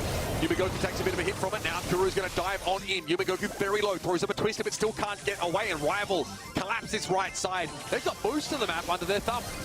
Melty needs to be careful, though. Another beautiful connection from Moya, but a huge savior for his team so far. The Bell gameplay unreal right now. Shu being focused down as CR looking to retake this left-hand side.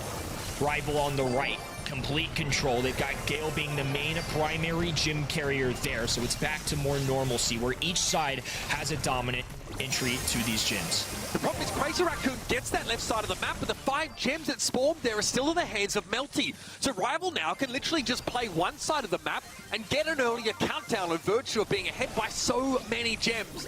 Shu deals with Tensai yet again. That right side is completely canvassed by Rival, but there it is. That's the dive from Shitampo, able to get those gems that Melty was holding on to. Ryohei, though, pops super, able to get them dropped yet again. Shu trying to regress on a Moya, but again, that positive feedback shield keeps him alive a little longer. Sakura now has to step in, scoop them up. It's going to be a stun catcher by the looks of things there from Tensai to try and push up on the left. Milkreo handling Yumagoku for the time being. But there's another super from Shu. Can he pop it again? Cycling through those. Tensai down to 3,000. Eventually, though, Shu is dealt with. And Crazy Raccoon have all the gems this time. Moya running away as quickly as he can. 13 in his back pocket. That is the primary focus for the side of Rival. 5 on the shot clock as Shu moves in. The focus all on him. A super available. Connects with Moya. 2,500. And it is enough to preserve his life. CR tying things up here.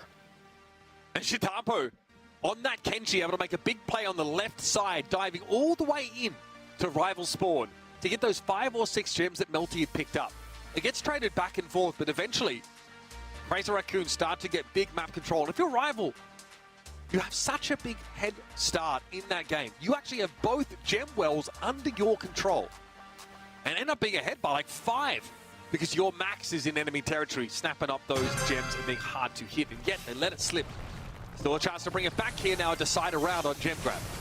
Like normal gym grab, 1 kill is sometimes enough. Here comes the Meteors as well. Going to be covering the side of Rival Esports spawn. That's a big pickup though. Shu winning the battle against the fellow Kenji.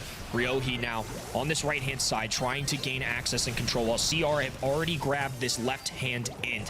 One side is typically a little bit easier. There is a home and away, like I said, similar to parallel plays. These are some big pickups though. CR putting up a heck of a fight and Shu is just forced to run into that Twister as CR take a commanding lead.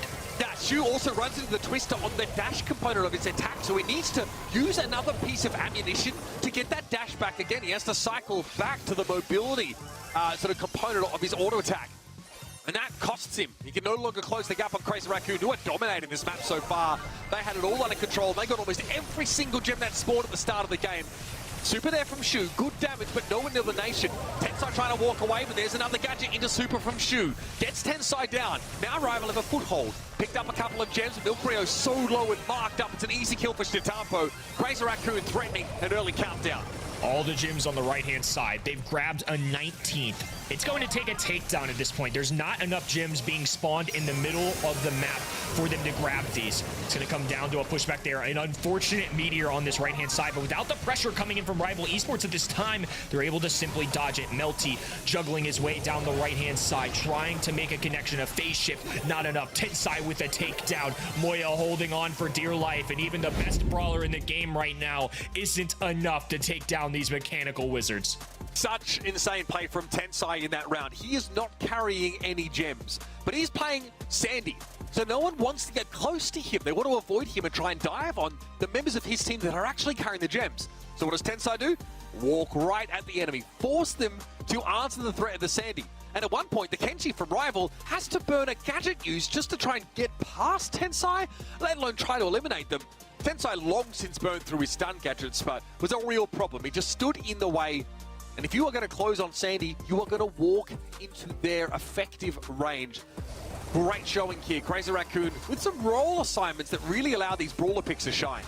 Shu with a couple big takedowns there as well. Really impressive stuff. Love the heads-up play of dropping that Twister as well. It allowed them to hold on to just enough gems to keep themselves in this game.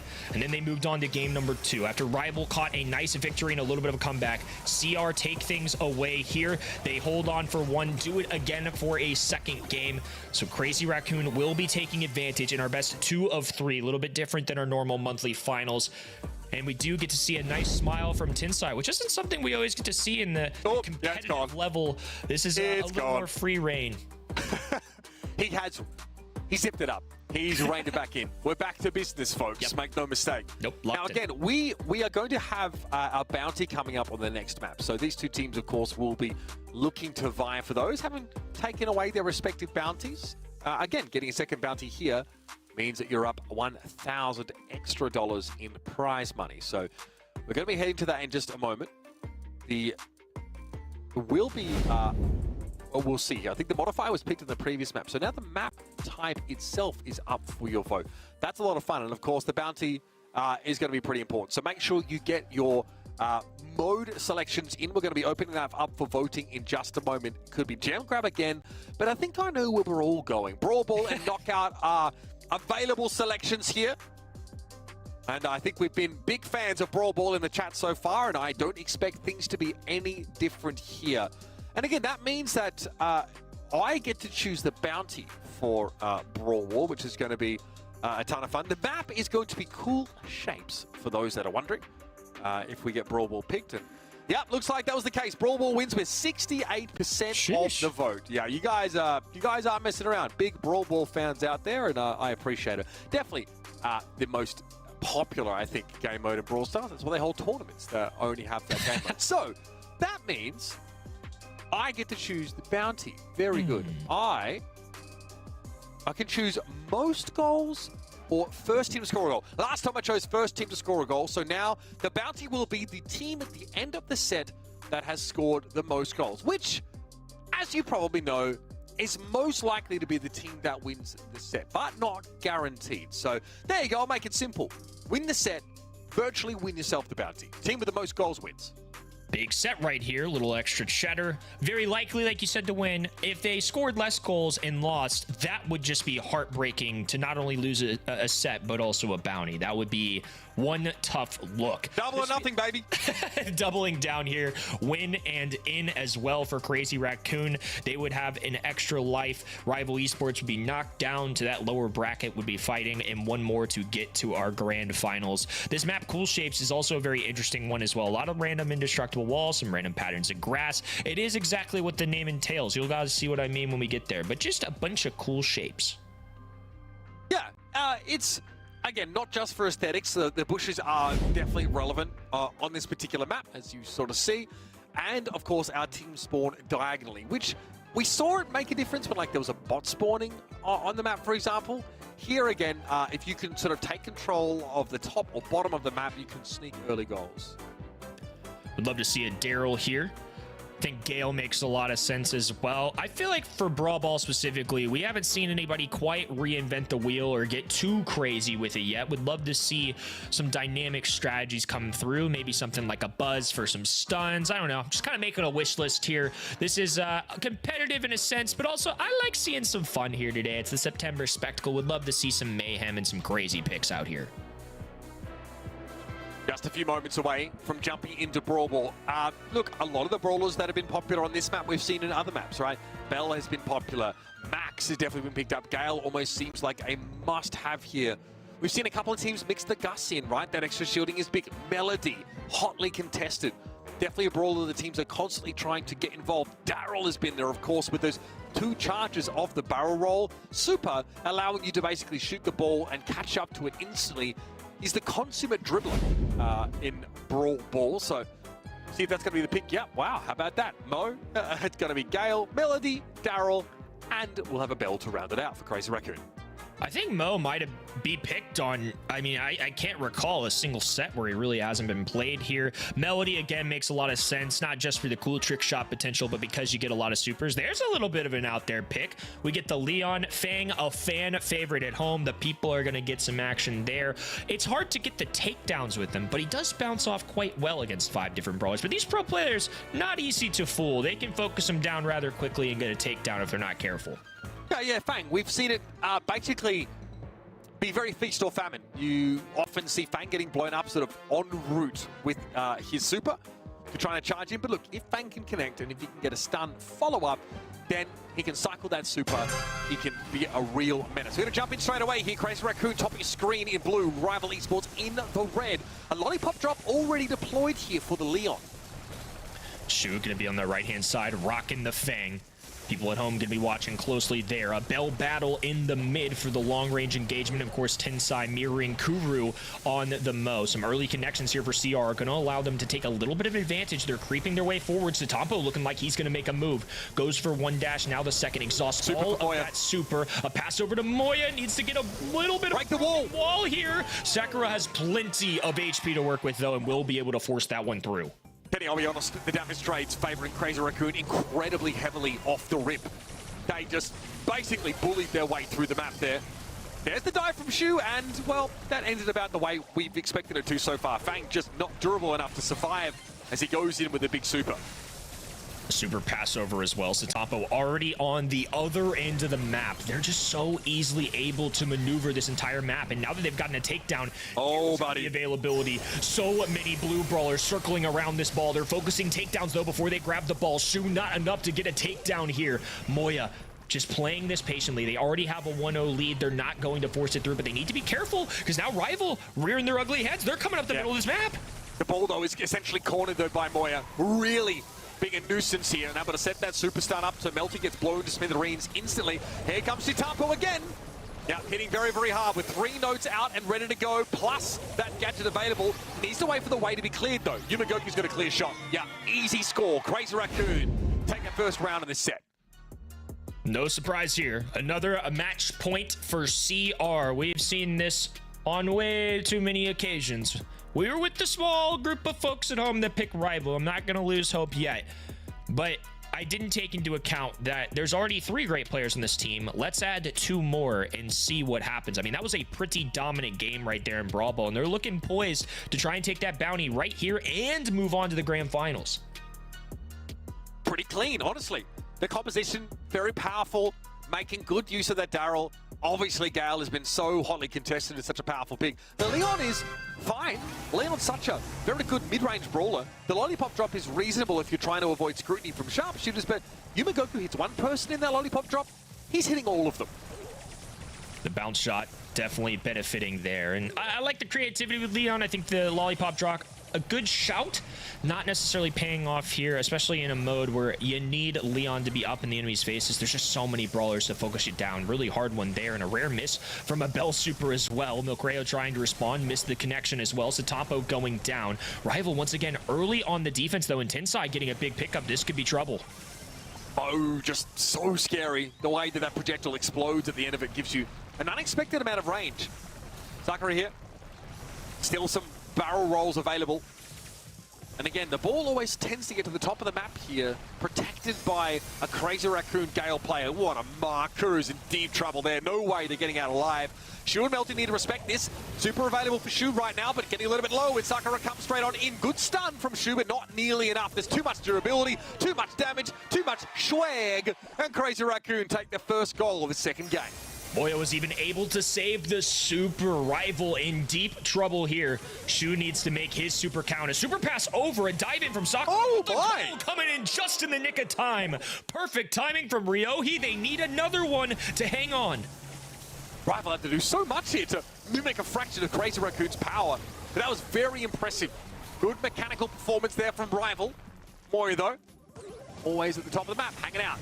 Going to be forced away, though. Too many Rival players alive for the time being. And here comes Shu. Sakura is able to dodge the end of that super. Looks like they were still caught by a stun. This is still dangerous. But Satampo and Yumagoku healthy enough to defend.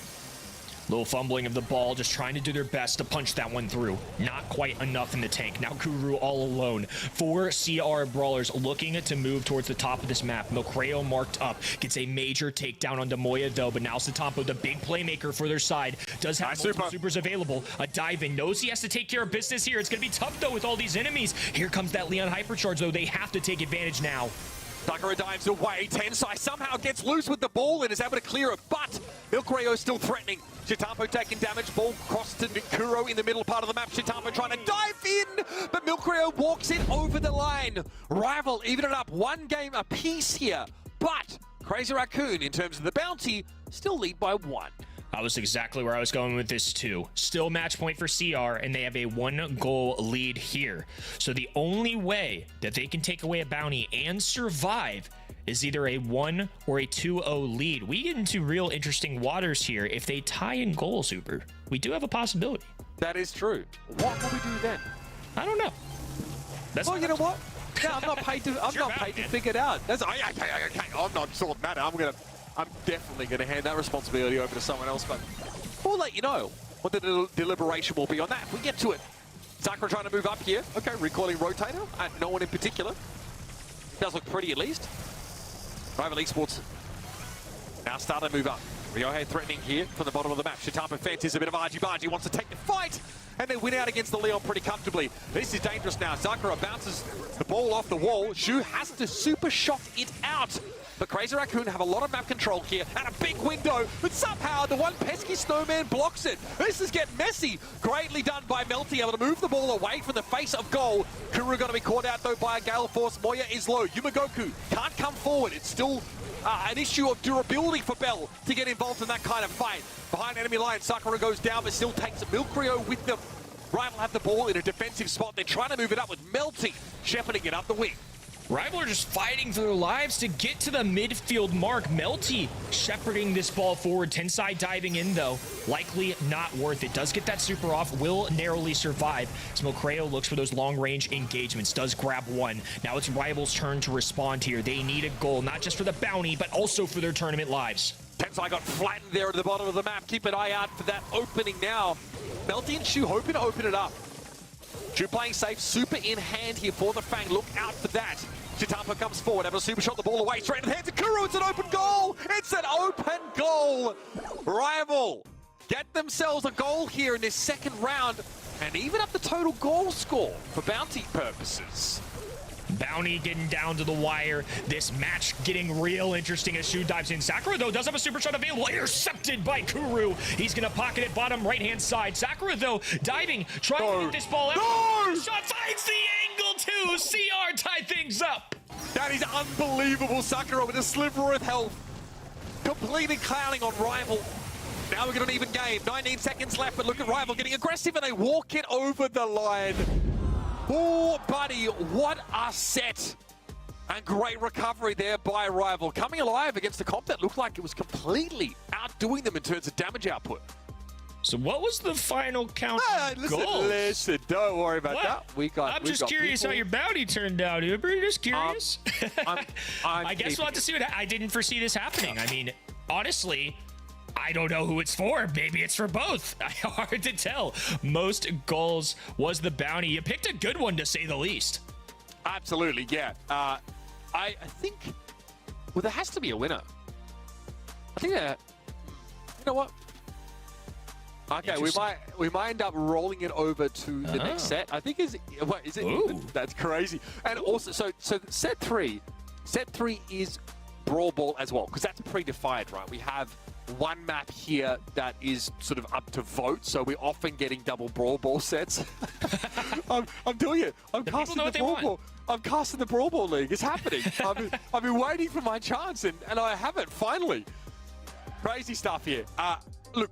Seeing Rival bounce back, really impressive. They had the Fang Leon, which had me scratching my head a little bit. Just didn't seem quite as powerful as Crazy Raccoon's comp, but Rival, I think just on an individual level, looked incredible. Skill-wise, the way they moved the ball across the map and exploited these very small windows. I really liked it too. The one thing I didn't really anticipate with Leon was that he kind of gets lost with the invisibility, right? When you're in a 3v3 situation, you can kind of keep everybody on track a little bit more. You can identify where your opponent's on, but this map is huge. So one hypercharge super from Leon really allowed him to kind of get to the other end rather quickly, kind of get those sneaky kills and takedowns. I don't know if it was worth it for the pick, but ultimately they won the set anyways, so can't complain here. Yeah, again, I mean, like, not being revealed while you're shooting, right, in the hypercharge, that's pretty good. And there's so much happening on screen that it's really hard to keep track of. Obviously, Leon, one of the best brawlers in the game, once he's able to get close enough, all four of those shurikens connect, he's doing a ridiculous amount of damage. And hey, bring some utility, right? The lollipop drop in a pinch can definitely find value, especially if your Mo is, like, supering out from it, for example. You don't have as much time to respond. There are definitely ways where, like, you know, your sharpshooters can get an advantage. So I liked it. We also saw the Fang This time, tone it down a little bit. Go for like single dives with the super, stun up like a Daryl, for example, to stop them in their tracks. Just using like that utility a little bit more for the purposes of stopping someone who's threatening a goal, as opposed to winning this big shock and awe team fight where you cycle multiple supers and just, eat the enemy team on your own. And if you do that, you're probably going to win a round. It's just very unlikely. And maybe that's also what the low pop drops for. Like, make it hard to see this kind of stuff coming. You have less of a window to respond to it. Either way, Rival get it done with pure grit, determination, and they're forcing a decider set in this upper final. Should be a really interesting one, and like you alluded to, it is going to be Brawl Ball once again. We're going to have our bounty carry over, so both these teams... So we're restarting the opportunity. We're just going to restart it. Clean slate, and not only will you likely win the bounty, now you will, 1-1 scenario, win the set, and more importantly, the match. This is to determine who gets a guaranteed shot at our upper bracket grand finals to win it all for the whole month. You can skip the whole, but you have to win another match in the lower bracket. You just take advantage, make it through with a clean sweep. This would be huge for either team. Yeah, I mean, the loser of this game, were they to win the entirety of the September Spectacle, would have to win those 2 series in a row, which is a lot of Brawl to play. So, currently, the total goals for both these teams is tied at 4-4. So we're rolling that bounty over. It will still be in effect in this next map. And fingers crossed, we have a winner when we come out of Brawl Ball on the other side. 86% of you at home voted Crazy Raccoon. Myself and Kenny voted Rival. And I think we're starting to see a little bit of that individual talent that made us confident in what this team was able to do by picking up those couple FA Night Dug players. Going to be here in just a moment again. A little bit of a different map layout as teams are no longer diagonally spawning. They will be facing off in a more standard fashion, and those top and bottom corners of the goals will be open by default. Won't need to be broken open. Be curious to see if we see any adjustments. Will they bring back the Leon, for example? Is Melody still going to shine through? I think Daryl is a nice one to have for the role. And to be honest, Mo, like I said earlier, it feels like he's shown up every time. We got confirmation. He showed up every set today except for one. So clearly he is a factor. There's a new one, though. We haven't seen Lou yet. Lou. Okay, well, Lou's Hypercharge, very good. Can cycle multiple of them. The fact that it freezes you instantly as opposed to slowing you up and eventually accruing towards, a freeze could be powerful. Again, it's really about laning that ability. But hey, we're in 5v5. I like it. It's pure stopping power that doesn't necessarily put Lou in harm's reach like a Fang Super would. So I'm here for it. I am too. I think the insta-freeze is a big deal, and in 3v3, we see it on occasion, right? Lou, when his hypercharge was initially given to the game, he was one of the few of the hypercharge. We saw him at World Finals 2023 a bunch, and this year he's kind of faded out a little bit as more brawlers have expanded. He's gotten nerfed, etc. But having the ability to stop anybody in their tracks with an insta-freeze, especially in 5v5, where you now have 5 brawlers that can focus on that circle, that's some serious insta-kills. So I think those hypercharge are going to be a huge deal here. Tensai on the Lou is somebody we have to be watching out for. Yeah, absolutely. Obviously, Lou was one of the first brawlers to get a hypercharge, right? So eventually there were other candidates that, looked pretty good. It was like Lou and Spike were, like the nasty combination we saw a lot at the World Finals back in Jönköping. The game's changed since then. Still, also, even without hypercharge, that super, providing or sort of imposing a relative loss of control, like you lose that maneuverability inside of it. In a game where, in Brawl Ball 5v5, where you pass the ball so far, you can get caught out of position and give up a lot of map or even a goal if you're not careful. So I think that's a great pick. Obviously, Lou, oh, well, how about that? Looks like the Crazy Raccoon comp already producing results. Yeah, looking good so far. Fighting for a bounty, fighting for upper bracket, fighting for the grand finals. So it looks like the Lou is paying off so far. Ryohei on the lower side of the map with a super pass over. He's going to have the option and a free goal alongside it. A quick tie-up here.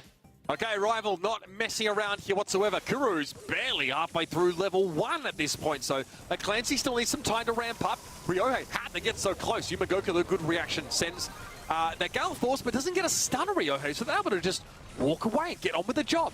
Milk Rio down, though. Rival are in deep trouble. Down to just 3 players, and those bell bounces are hitting hard. Shu now falls. Ryohei looking to at least get a kill here. Can't even do that against Tensai. Moya, too good. Rival constantly 1 or 2 players behind. having a pushback. A big deal here. Goes for the stun. Now a pass forward. It's going to be right into enemy hands, though. Maybe a little preemptive there. I think anticipating maybe Satampo diving in. Instead, though, it's going to be Rival moving the other way. That Daryl roll very dangerous. When it knocks into you, you lose possession of the ball, and Daryl can steal it away. That's why it's so scary. Milcreo here, standing in the way of Sakura, but it's going to be a 1-for-1. Shu comes forward with the super to at least gain possession of the ball. Seems like a worthwhile investment now as Rival able to move the ball up. That top flank. Melty comes forward here. Tensai goes down. Lu struggling a little bit at mid to long range. It's not really the strongest poke down brawler in the game. Rio has that hypercharge up. That's looking scary. Sakura, Yumigoku stunned up here. Lu super though going to slow things down for Rival, and Shitapo double dashes forward with that barrel roll. 12 seconds left in the round now, and it's even at 1-1. Hypercharge available for Melty. And after this shot clock, all the walls are going to come down. The long-range shots from Moya Goku, good enough to bring down Shu. Sakura going to be moving this ball up. Now it's Blue with the advantage. Satampo going to have multiple supers available with that Daryl roll. The rework giving him a little bit of extra legs, but what a defensive effort here from Rival, and now a counterattack incoming. Now Melty wants to push out the middle of the map here. Is looking dangerous for Moya, trying to get away, but the pressure coming in from the guy on the top of the map is almost too much. Oh, okay, Satampo to get forward. Loses possession of the ball when they barrel roll up, but Crazy Raccoon have got some room now to breathe. Sakura has all-in potential here. Tensai with a super available, not a hypercharge though, so Kuru able to skirt around the edges of that blizzard. Shu also threatening that super. Both modes looking at each other, daring each other to hit that button. And Shitapo as well with the super ready for that extra mobility and the pick potential. They're going to dive into the bottom side of the map here, but elsewhere Shitapo falls. Now the max looking scary. Melty healthy, but a super pass to Yumigoku means the defenders still have possession. 6 seconds left. Shitapo last standing, tries to get the ball away, but Kuru gets it over the line. And Rival get themselves a game in this last set. They take advantage. They have a match point, and very importantly, for our bounty, have now taken a lead. Big stuff coming in from them with 3 seconds to go, I might add. What an unbelievable effort there towards the end of that game. I'll remind you all, too, they were down 1-0 early. They really had to claw their way back. Again, I mean, it's very hard to come into this game and predict a team, but we're in 5v5, for God's sake. It's Crazy Raccoon. You'd be called, you know, a little bit unhinged for picking against them, but we're seeing just how good Rival can be, and the Lu pick, for me, so far, has not panned out. I get the idea. That hypercharge super, so good, but we really haven't seen that work out yet. Haven't seen the best from it. We need to see some hypercharge connections, a little rotation to super. It's hard, though. I mean, it's not the easiest brawler to play right now, especially when there's easier ones out there like Gale, for example, but Tensai putting in some good work. Already has a super charged up as well. Curious to see when he decides to initiate with that. Going to be great for covering up the map, not granting any easy access points towards moving around. And mobility, of course, going to be a huge factor here on this wide open map. Yeah, maybe not Ryohei not accounting for maybe the fact that he was slowly getting stunned up there by Lulu after he took his shot. Still, Shu able to deal with Sakura. The Rival here in a pretty comfortable position. Kuru's going to move up, super available here. Build up some of those credits here. Clancy not quite a raid boss yet. See there, it doesn't really work out at the bottom of the map, but Tensai is marked at least. Sakura going to be fighting on this top side as well. Little damage amplifier going to be keeping the red side plenty weak as Melty receives some fire. Satampo diving in, diving out, trying to stay up. A nice connection from Milcreo, but he will narrowly survive. Moya needs to make some big time taps. Kuru letting loose. Not a lot there though, and Moya will get a follow through. A sneaky hypercharge available for Tensai as well. Oh, but this is my they were ready for it, and he snuck it through the net. Rival take advantage. That is why Mo and Daryl are so coveted on this game type. Out of nowhere, Shu can super to the ball and then slot a massive goal. Because bear in mind, you have a super available after you use your super in Mo, because your super's just designed to get you out of that form. Well, it still gives you a second super shot. Little busted if you ask me, but hey, both teams making as much use of it as they can. Melty's gonna get free. Rival are gonna get the job done. Set and Series 1, bounty acquired. Rival hit the jackpot. Cha-ching! They get the bounty and they make a comeback too. There it is, most goals. And not just over one set, over two. They had to put in the most work we've had tonight to acquire. There's a lot of these bounties. It's just the first game of the set. No, not that easy. Uber, you had to make it a little bit tougher for them, but they more than earned it. That was a heck of a set to watch.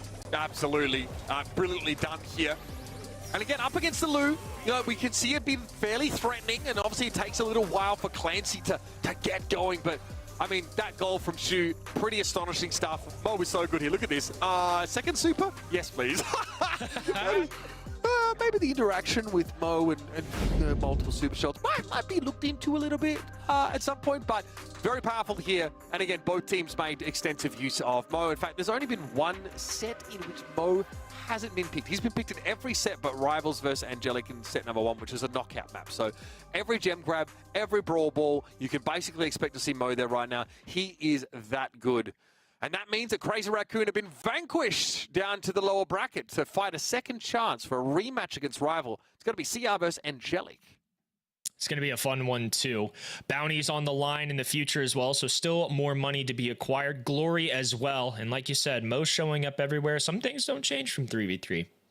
Yeah, absolutely. Very powerful brawler. I just think, like, again, he has quite long range, got a great kit in general, and can do some pretty disgusting things to you on Brawl Ball. But that's what a lot of these brawlers are being picked for. It's the same thing, like we see Melody coveted on quite a few occasions. Daryl, very good because also he can deny possession of the ball from someone by running into them with that super. It has that brief knock-up that will always sort of guarantee that they get the ball stripped from them.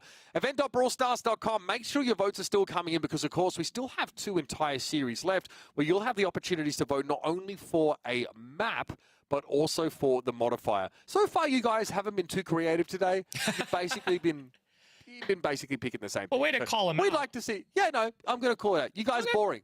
Let's mix it up a little bit. I'd like to see different votes here in terms of at least our modifiers. We're going to go to a break. We're going to come back. Lower finals right around the corner. The Snapdragon Pro Series Brawl Stars Championship is brought to you by Snapdragon Elite Gaming, Monster Energy, and DHL.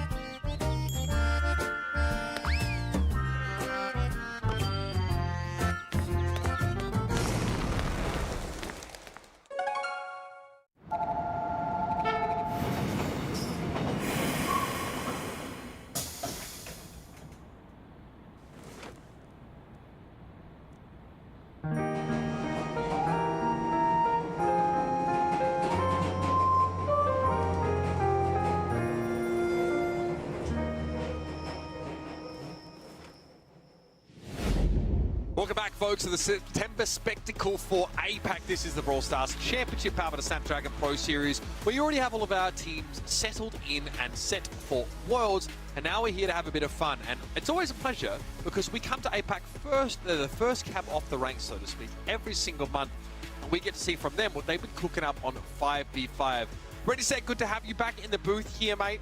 Pretty close series, and it's a rival win. They advance to the grand final. Look, it sucks to be wrong on the prediction front, but I still stand by Crazy Raccoon. That was a very close last series as well. The tide shifted so rapidly there on Brawl Ball. It had me basically on the edge of my seat the entire time. And both of these teams, both Rival and Crazy Raccoon, still have a life in this competition. Absolutely. Our predictions for that lower final, we made them rapidly. It was Angelic versus Crazy Raccoon, and it was a pretty straightforward decision, Kenny.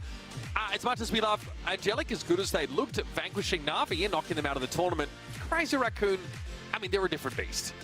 Different beasts. They've kept it close all night, and it's hard to bet against them ever. 14% of us brave folks out there, including you, Uber, did bet against them last time, though, and boy, did it pay off with getting me closer to this pin for the month. Yeah. Well, you know what? I'm 10 points away from the pin, so I don't care. Go fact, team. I might have just got it there just by clicking on some random trivia question. So there it is. We are getting it done here, folks. You also can make your predictions and also get involved in the voting for our modifiers and our map types. Event.brawlstars.com. Just like magic, it pops right on up there. Head over there. Every 100 tokens you get, you're going to get a star drop in-game. Obviously, that means that you have a number of star drops up for grabs. 9 star drops, in fact, plus a fantastic pin. And again, we all have these Brawl Stars Championship themed pins. They're great to show up in your games. I recommend the Love Heart Bomb, the Championship Cup. It's my favorite one. Just a little bit troll. Lower final coming at you guys. Crazy Raccoon versus Angelic. I mean, this is not a matchup we've seen so far here. Angelic have looked decent, but again, you're asking for a lot, Kenny, if you want them to handle the Raccoons. It is a tough ask of anybody. They did acquire some strong players on their side, though, but unfortunately for them, there are world champion caliber players on the other end, and they are rocking and rolling. The Bell gameplay from them has been great. They've not been shying away from Kenji tonight. I think there's a lot of good things to say for Crazy Raccoon. They did just lose a close one, though, so we'll see if Angelic can play spoiler one more time into this cracked roster. Yeah, I mean, Reddy said they tried to come in with Lou on Brawl Ball, which we sort of got the idea, but I've got to say, some of the individuals on Rival looked incredible. Some ridiculous goal scoring attempts sort of got them back into the game. And yeah, Crazy Raccoon probably don't like losing to Rival. It's happened more times than they would like to count over the course of this season. Those two teams have really been going at it at the top of the tables in APAC. So now they unleash their vengeance on an unwitting Angelic here. This Crazy Raccoon team is Tensai, Moyish, Tatampo, Sakura, and Yumagoku. And I think we all expect, based on our predictions, to see them ready set in that upper finals. No doubt, they're going to be clawing their way back up there. Unfortunately, they're going to have to go through Angelic to do so. I don't think Crazy Raccoon, when it comes to opponents that are at the top of their list of most feared enemies, I don't think really Angelic is topping that list. I feel like Rival Esports is certainly #1 there. So to fall to them is certainly a disappointment for Crazy Raccoon. We saw on the player cams that Tensai wasn't even pleased after set #1. When we look to Angelic, though, we are certainly getting our money's worth. They are really being put through the ringer here because now that they are facing Crazy Raccoon, they've had to play against every single other team that even entered this double elimination bracket. But again, this is a team with the entirety of Coco Loco and 2 of those Angelic players here. They've had no small degree of success over the course of the year here in APAC. But what's most exciting to me is that, that's right, folks, yes, our mode and map are up for pick here. So let me do this again. Brawl Ball, Gem Grab, and Knockout. Now, before you lock in Brawl Ball, I just want to put it out there that the map you choose here won't have the modifiers. So, you know, maybe you want to see one of these without that. Maybe you want to see the Gem Grab, maybe just some clean Gem Grab gameplay. I'm clicking Brawl Ball. Who am I kidding, guys? It's happening. Yeah. I voted Looks like, yeah, well, I tried. you know what? Democracy reigns once more. Looks like 60% of you at home at least are voting in favor of Brawl Ball right now. But this is also the bounty map as well. So, Kenny, because you're still with us, you can choose the bounty. We're just waiting for confirmation. It does look like Brawl Ball is going to be the pick. So, most goals or first goal? I believe we've seen both, and I'm not going to lie, Uber, the team with most total goals was pretty fun, so why don't we run it back and see if we can get something crazy here again? And I'm going to step away so I don't have to deal with the repercussions if it does get crazy. Well, you will, because I'm just going to bring it back when you come back on screen for the final, because like I do remember some things, not how to do my hair, but like definitely when you get something wrong, I'll definitely remember that. Just like when that guy predicted Crazy Raccoon to win in their previous game, and I remember that. I mean, it's very self-serving, but that's kind of how the hippocampus works, guys. Keep up here, all right? Let's go. All right, here's your bounty roundup so far. Rival Esports have nabbed 2 of them. That's a lot of Benjamins, folks, or if you're from other countries, whoever's printed on your $100 note, if you have them. Not everyone does. Crazy Raccoon have the chance to grab for another bounty, and Angelic have the chance to get theirs. But Kenny has chosen most goals over the course of Brawl Ball, which pretty closely correlates with the team that wins a set, but not in every case, as we saw in that last matchup. Ready, set.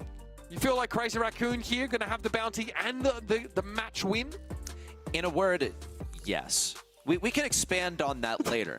However... Oh, you don't have to. Yeah, that was pretty accurate. Yeah. In a word? Yes. That's so good. What a phrase. honestly, it had me. it's a standing ovation for me, honestly, because you know, I think you really cut to the heart of the matter there. Love to see that. So we are going to be jumping into this next item in just a moment. Kenny hasn't been able to escape from us just yet, but Ready Set feels like it's Crazy Raccoon all the way. I'm going to say goodbye to you now, actually. I've dragged you back on camera just to get rid of you. Can we actually, like, turn this guy? Can we just eliminate his box right now? Do you have a sound effect where it just, like, spins up, like, rockets blasting off again? No way, I must. Like, beard, meow, that's right. Okay, We need the cha-ching sound effect for when Kenny vanishes. Exactly. Yeah, because he's still paid by the minute, even though he's not actually working. That's right. You keep that one coming. Homeboy is still getting that bag. I'm going to be here with you guys. Yeah, unfortunately, for many of you who will be here with Ready Set, jumping into this lower final. So, it's an elimination game. Loser is out. Winner goes to play rival again. Now, there's no upper bracket advantage in our grand final, so it's still a best of 3 for all intents and purposes. And we get Suspenders making its return here for Brawl Ball, and there's bounty on the line.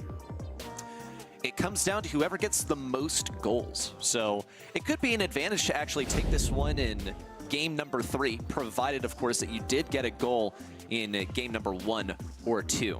The draft coming out here, this is a bit unusual. Crazy Raccoon, they have been a little less expected with some of their drafts. I look at that Lou in particular when it came to Brawl Ball, and it did not lend itself to their advantage. We'll see that Leon being the sneaky thing coming through. And we'll see a double Gus pick across the way. I'm a little bit surprised that we don't see these aggressive brawlers like the Daryl or the Melly coming out, but Mo should not be a surprise at all. Yeah, Mo's been picked in almost every set so far. Very, very good. Obviously, Gus being able to throw a shield over to a certain brawler might even be the Mo's here who want to sort of dive in. Getting a Gus shield and being able to go in with that super, that is terrifying to deal with. But Crazy Raccoon have the defensive option in the Gale, whereas Angelic have gone for a Piper here across the map. So obviously, great range. Can obviously slightly outrange Bell, and having the homemade recipe is good. But once those charges run out, well, you're on your own. I'm also looking at this Max to make a big play, especially into a sharpshooter where she can dodge a lot of these shots. Early takedown up to 5pectacle, and then response falls as well. So it's still even playerage, if you will, across the way. We'll see Jake sort of winning this lane on the top side, also pinching Yume, but Sago's just out of range, can't really get this kill. This is a much different dynamic from what we've seen previously in terms of the brawler selected. But look at Tensai over here. He has his super, he's gonna pop down the invisibility totem and maybe then use his invis, but he needs to be able to receive a pass in order to really take advantage of his invisibility. The Dampo here might actually have to super themselves if things get any dicier. Also, I strongly recommend you very quickly copyright the word playerage and make sure you collect royalties, because that one is going to the moon, I guarantee you.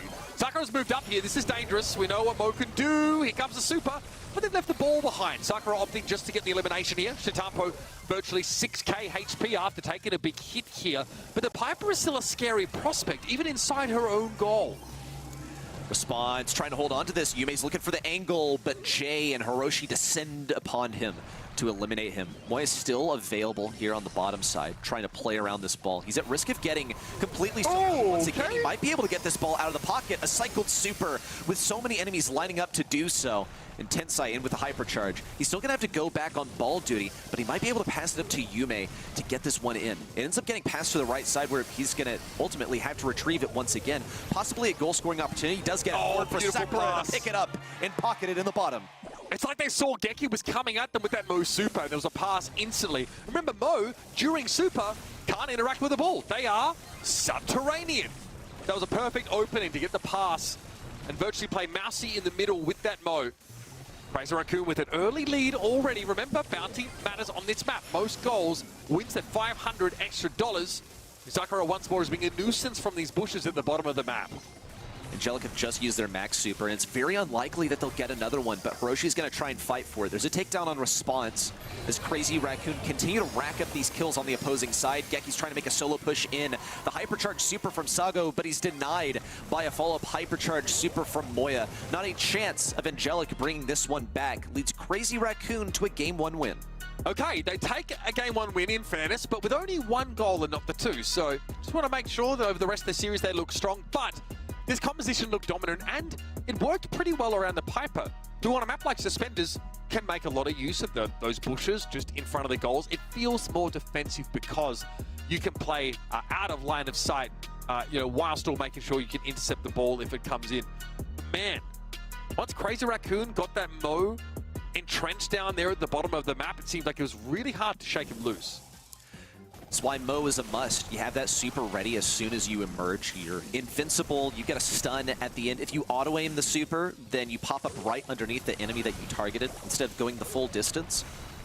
Let's see how things pan out this time for Crazy Raccoon and Angelic. We saw Angelic lead with an early kill, but Crazy Raccoon are being pretty troublesome towards the bottom side. They have a couple of brawlers positioned down there. Angelic will win on the top side, but the real play is at the bottom. See Jay on quite low health. Sakura can't follow up. Actually, Sago follows up with an excellent tap. This looks like it will be a good defense for Angelic. The only issue is they cannot reach this ball. So far, so good. Shitapo is taking so many hits here from response, but that super means they're durable enough to handle it. Geki can only really trade with Tensai. It's the best they can ask for. Leon pretty scary up close. Great nest egg. Sakura baited into it, and Sago easily capitalizes. You could auto-aim shots on slow targets like that, as Piper would guarantee that hit. And now, Yumagoku and Moya trying to, again, exercise control of this bottom part of the map. There's a lot of long-range poke, though, something Gale does not like to deal with normally. They would really like a super. That would allow them to put this one in the goal. If Tensai can get a super as well, that'll put him invisible. He'll be able to receive a pass. And with so many players on the field, you kind of don't notice 1 of 5 missing at any given time. Here comes the hypercharge and super in from response to get the first kill in combination with Sako on Moya. But no follow-up after that. They're still trying to surround Sakura in this frustrating position, but he refuses to give up. Sago is a nuisance here, making it impossible for Moya on that Gale to do too much at the bottom of the map. In fact, there's nowhere really that Gale can get much done here. The map is so open. Nobody's giving Moya a close-up fight. Oh, that's beautiful, though. Yumagoku with the bouncing shot, I think, catching onto 2 players there. This has got to be it. Crazy Raccoon have now the numbers. They've got to be careful of the stopping power of the Piper, though, as Sago claims yet another one. The bouncing shots do their work, but response gets rid of Yumagoku just as Sago falls. And that ball's still out in no man's land. Moya went for a pass in, and he had the super to follow, but there were 2 invulnerable enemies respawning on that side. We're at an equal scoreline at the moment. All these walls are at risk of breaking down if 10 seconds elapse before either team scores. Tensai's ready with the hypercharge for bonus speed, and Sakura has the super. Thinking about Could go for the self-pass, but Geki is trying to defend this too. Sago's out of gadgets.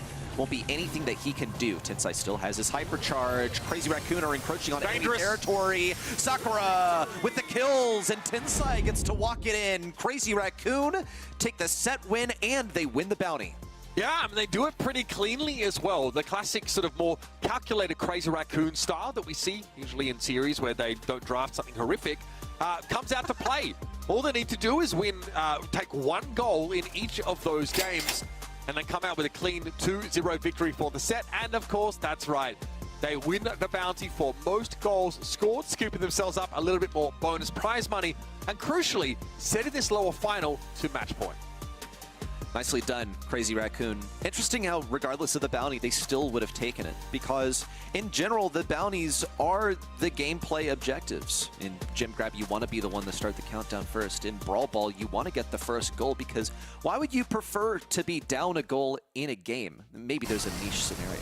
But for now, Crazy Raccoon, with their dominance here, have undoubtedly taken the most goals. It gets them an extra $500 in their pocket and denies Angelic yet another chance at getting a bounty. We've seen Angelic play every single opponent that they could have, with the exception of the grand finals, but they still have not yet gotten a bounty. It's a bit unlucky for them.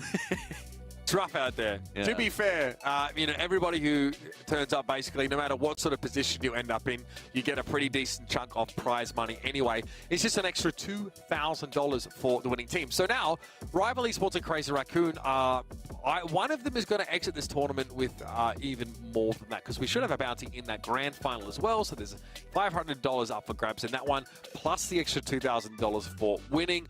Nicely done. Angelic, unfortunately no bounty, but they're still alive in this series. They're still alive in this tournament.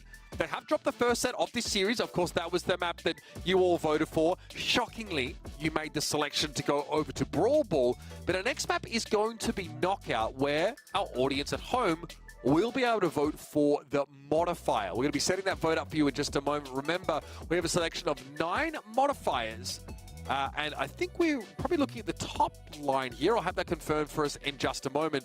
So you'll be able to choose between these modifiers. Now, just to let everyone know, we've already seen Angry Robo twice. We've already seen Meteor Shower twice. We do have a number of other modifiers that would be pretty interesting, like Graveyard Shift or Supercharge, Energy Drink as well, for something a little bit more explosive. So the top line, that is those 4 options there. Angry Robo, Energy Drink, Fast Brawlers, Graveyard Shift. If there is a Lord in Brawl Heaven, please not Angry Robo again. Something different. I am clicking on Graveyard Shift. You all should. No! No! Click on Graveyard Shift! Graveyard Shift. Oh, it's not enough. Democracy was a mistake. I'm starting to This think is that's terrible. the truth. We're stuck in the 15% here at Uber. You and I are completely outspoken. At least we didn't vote the least voted thing. We're only outdone by fast brawlers here with 1% more. Oh no! I give the people power, and this is what you do with it. Okay, thank you at least for heeding to some degree, going for the energy drink vote, but this is, all right, well, the people have spoken. Angry Robo, it is. You guys want what you want. I've got to respect it. Consistency, if nothing else, definitely seems to be a defining factor of our audience tonight. Thanks for voting over at event.brawlstars.com. And of course, you'll have an opportunity to vote for your modifier in our grand finals match as well. So make sure you take the opportunity to do so. And of course, we'll be moments away from jumping into this knockout map. So it's knockout with Angry Robo, which is very interesting. It will be a little spicy. And here's a map for you, folks. This one will have your eyes crossed in no time. Riverbank Crossing is our battlefield. Yeah, this one's kind of wild. This one looks like it used to be a map for a different mode, maybe like Hot Zone with 2 zones, or like possibly Heist or Gym something? Grab. Yeah, this is... I'm looking at the 2 boxes across the way. Curious how that one's going to be played around, but I picture it's going to be more of, hey, let's play around the mid area, since that's where the brawl usually is, especially around this water. We've seen Angelo have some huge prevalence, and we're going to actually see it selected by both teams here. Note also that Angelic, in addition to this Angelo, have decided to stick with their typical strategy of bringing the Tick, the Kit, and the Primo here, but the Piper is a new occurrence. They are not going to be bringing that Mr. P this time. Yeah, I mean, this map is a little more open. It has, like, the barriers that can be fired through but not walked over, as opposed to some of those maps where it's much more of, like, that hard cover where Mr. P shines. Crazy Raccoon, though, still fancy it. And you'll still see that Mr. P can get you some pretty decent value here. So see how it plays out. Crazy Raccoon here with the Tick as well, so some good throw of pressure as they look to take up the middle of the map. Roshi's firing away from inside these bushes. Doesn't really intend on moving, but being a stationary target puts him at risk of being scouted by Sakura on the left side. Look at Yume on the right side. Poor guy's having to face the Tick lane. He's outranged by every single opponent on this right lane, and it's going to be challenging for him to get a super. But what we see more often than not is in 5v5, enemies are kind of just allowed to get hits. Now they're going to have to back away, though. The Robo is spawning on their side. Everyone's trying to get away from it, and it goes to the side of CR.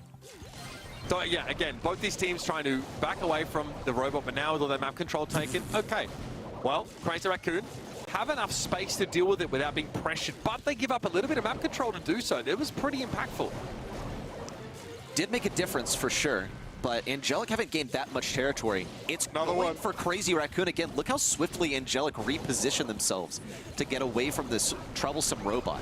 This time, though, Crazy Raccoon aren't as quick to get rid of it, though.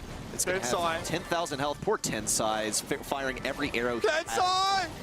Somebody save Tensai, please! Oh, he's dead. Man can't jump away. Oh, that ball of yarn connects. Okay, Angelic lose a play there. At least Sakura wanting to push up a little more here. Head first comes out, just blows up, the porter spawner. Very annoying. If you have any deployables like Nest Egg or Tick Heads, they do end up going for those porters. The handy little utility factors that is offered by Mr. P. Sago, though, going to be grouped up here with Geki. This is a deadly combo, but the gas is starting to come in. What a hit! That was brutal, but Sakura has the health to withstand and outlast. And Crazy Raccoon, despite being hated on by the bot all round, survived. I expect that would have been very different if he hadn't had that super. Look how he popped that super and all the health was immediately gone thanks to that poison. On the left lane, we'll see him appear once again, getting that super in the early game. Sakura was trying to tap him up, but, Hiroshi on this Piper was trying to tap him up. didn't manage to do it. Robots headed the way of Crazy Raccoon once again. It's really just a nuisance, but similar to the last round, it gives Angelic a bit more control. Moya here flexing with this Mr. Crab skin, basically just throwing his bounty money at Angelic, trying to damage them with it. Damn, you guys really got to hit him like that? We all know they didn't have any bounties so far. You got to remind him, that's crazy, man. All right, hypercharge there from the tick. Basically ignored. Response is juking the bot. That seems to be the strategy right now. God, I wish they made more spawn. You know, as time went on, that would be delicious. But this is getting a lot of value here. I mean, Kit doesn't really want to stand and fight the bot. Saga goes very low. This is dangerous. And there's the group up. Kit able to jump onto the El Primo here and keep him alive. Nice and topped up. Just one robot was trouble enough for Angelic. They almost lost their El Primo. They are still remaining 5 members strong. We'll see, actually, Saga forced to use that super to stay out of it. Oh, Sakura! Sakura right next to the robot spawn. What a disaster. Didn't even try to back away from it, but he nearly escaped with his life. Here comes the hypercharge. Tick super in. Hiroshi jumps away and into the fray. A couple of shots there onto members of CR. The final lined up shot to take down Moya, but everyone from Angelic is so low. Geki's gonna get a kill. No! It's him versus the world onto Yume on a Tensai, but the robot at his back keeps him playing aggressive. That CR headed to match point. So the bot is spawning in approximately the same location each time, so you kind of get scared when you start to drift over to that right-hand side of the map because you know, I think like there was one Crazy Raccoon player there, but there were like 2 or 3 Angelic players. And the Gus was like, well, I'm going to get eliminated here, but when I do, I'm going to leave with a kill. I'm going to trade one, and the bot is going to go after them because they are on me, which is where the bot is. Very, very cheeky. Nicely done. Crazy Raccoon here. Take that first game of this set. It propels them on to match point. They're 1 game away from getting that rematch. Possible revenge against rival esports. In the top side of the bracket, Kooky Popper from Sakura to draw first blood from Angelic. Bonds wants to move up. Throws the head first in Tensai's direction, looking to bait a few shots, but it goes up to Moya instead. Just eats a bunch of cash and then pieces out. Just as response did. Tensai with a fully charged shot. Takes care of the ticket. Oh, my lord, that is scary. Angelic now, 2 players down, dealing with the bot. It is all against them. Nothing seems to favor them right now, but it is Geki and Sargo. The problem is they have to step up against this literal firing squad of Crazy Raccoon, who are going to force them to take a face full of damage to make any progress across the map. But the healing is enough. What's going to happen once we see these 2 separate? Oh, my! Dust. But it doesn't seem to be too much of an issue. Primo has 1,000,000,001 health. He still yeah, but has now, a gadget to work with. Jumping over to Geki, getting it stronger. seems. Yeah, to stay away. Everyone's in the corner. Angelic really need this Kit super, but it's just not coming. Yeah, I mean, Geki is swinging, but he's basically shadowboxing right now. Ah, the Mega Porter. That's nice. Gonna try and tie up the bot for now, but Yumigoku goes down. No more porters. The bot is going to go after Crazy Raccoon. Eventually it's brought down, but you favor Angelic in his 2 versus 2. Sargo and Geki grouped up though, taking a bit of gas damage. Sargo down to 7k. Geki can't get to him to heal him in time. Now it's going to be Geki. Tensai moves away with the bots coming for the Kit. Chitampo is way healthier and has a super here. Yeah, that was always going to be Crazy Raccoon's round. Mo's just too good, pretty much. He's too good of a brawler for these guys to push. Angelic decided that they weren't gonna go with the Mo this time, which means that they're now lacking this brawler that simply can't be pushed. Crazy Raccoon had Stetampo piloting this brawler. Oh my gosh, what a takedown for Moya to start this one off. That's an advantage for Crazy Raccoon right now. Just walks into what looked like 2 tick grenades. Might have taken like an Angelo hit from across the map. But look at Tensai. He's serious about ending this here and now. This is Angelic on the ropes here, folks. Crazy Raccoon threatening to end the series 2-0 and book their ticket to a rematch with rival in the finals. Here's again that Kit and El Primo combination. Geki's able to hit Chitampa with one of those yarn balls now, and Moya has to use his last hurrah to stave off that head first. But response is down. Moya got what he wanted. The bot, there was a problem. Sakura getting beaten up here. But of course, has a super for extra durability. And Angelica down 2 players to Crazy Raccoon's 1. Angelic have opted to play this one really defensively, which is a little strange considering that they could have gotten actually a pretty good pinch with that angry robot pursuing the Gus from Crazy Raccoon. Now, though, they forfeited an opportunity to get so much ground. They are going to be swiftly eliminating the Tick Super, though. We do see Sago is equipped with his Primo Super, going to go in versus Tensai, and still loses Kit along the way. Sakura's at risk of falling, though. Jay needs to line up the shot, but misses, unfortunately. Angelic are still at a deficit. Sago burning through all of his health, but at least it buffs up his teammates. Yeah, Geki and Jay now the ones to benefit from it, but they want to play from different ranges. If Geki Super's onto Jay, it's unlikely they're going to be able to get good yarn value. Oh no, here he comes. Bot for now going to deal with the Porter. Geki tries to go for a last hurrah for Crazy Raccoon. A Kit Super to try and end the game. Jay up against two, Sakura and Tensai. The last player standing, Crazy Raccoon. Get the series done. It's a clean 2-0, and it's in straight games, no less. They will have their rematch with Rival. Tensai expressionless as usual. This is the outcome that he wanted, but it's also the outcome that he expected. So even though they did this in the perfect way, the only thing they could have done more perfectly is to 2-0 the scoreline in both of those Brawl Ball games, but they still got the 2-0 in the set overall, so pretty darn good. They didn't lose a single game along the way, I should point out. But this is just their ticket to a rematch with Rival, their biggest rivals in the region, and that's not even a play on words, that's simply a statement of fact. Yeah, and you're dead right. Those two teams have been trading haymakers over the course of this entire year. They're really fun to see them compete. It's going to be really fun to see what they do to the rest of the world when we get over to the World Finals. Right now, though, they're having some fun, and they're really getting involved in this 5 vs 5. I appreciate it. They're showing us what they've been working on. Looks like a lot of these teams have come to similar conclusions here. That was a dive there by Geki to try and get his team out of trouble, but Crazy Raccoon had 4 players still standing towards the end of that knockout round. So in 5v5 terms, folks, this isn't particularly close at all, or rather it wasn't. Bounty claimed, set claimed, series claimed for Crazy Raccoon. They're going to be moving on. Angelic might have actually gotten the worst deal because they played basically every match they could have with the exception of the grand finals, and they still didn't manage to earn a bounty along the way. At least they got, you know, screen time. They'll be paid in exposure if nothing else. But listen, they're not like casters. They actually, you know, like not just exposure bucks that gets them there. Don't worry, they have been taken care of. We want to promise you that at home, folks. Plenty for even just turning up today for our 4 invited teams.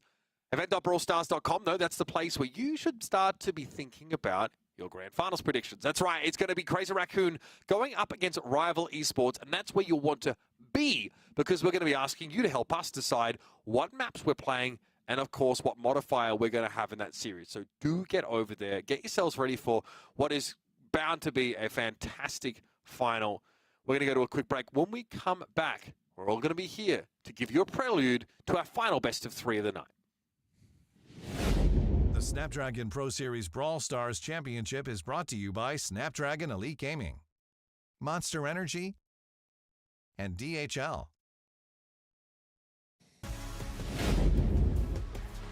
Welcome back, folks, to the September Spectacle. It's time for our grand final here in the APAC region. And, you know, kind of sadly, our last grand final in the APAC region for the year. That's okay. They're going to be in the World's Grand Final anyway. One of these teams are.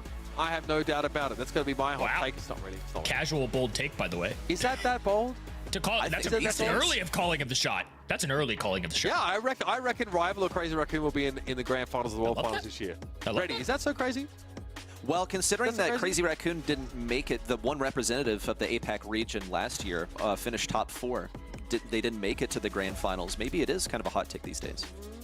Yeah, I'm still going with it. I mean, that was pretty. I mean, Zeta Division looked pretty special last year. Yes. I will say that. But of an APAC region, I mean, Crazy Raccoon have had better practice partners than they've ever had in this region. But I digress. Let's talk about the subject at hand. We're playing within the APAC region here for the time being, and it's Rival Esports who have been eagerly awaiting Crazy Raccoon to climb back up from the depths and challenge them once more in this grand final. Kenny, it was a great series, a close series. Rival just edged them out though. But hey, we're going to do it all again. And of course, there'll be bounty on the line here. And for the winner of this grand final, $2,000 of extra prize money to walk away with. Last time, Rival only got 14% of the vote. This time around, I'm curious to see how much of a difference it is. I'm doubling down with Rival once again. Reddy's doubling down with CR.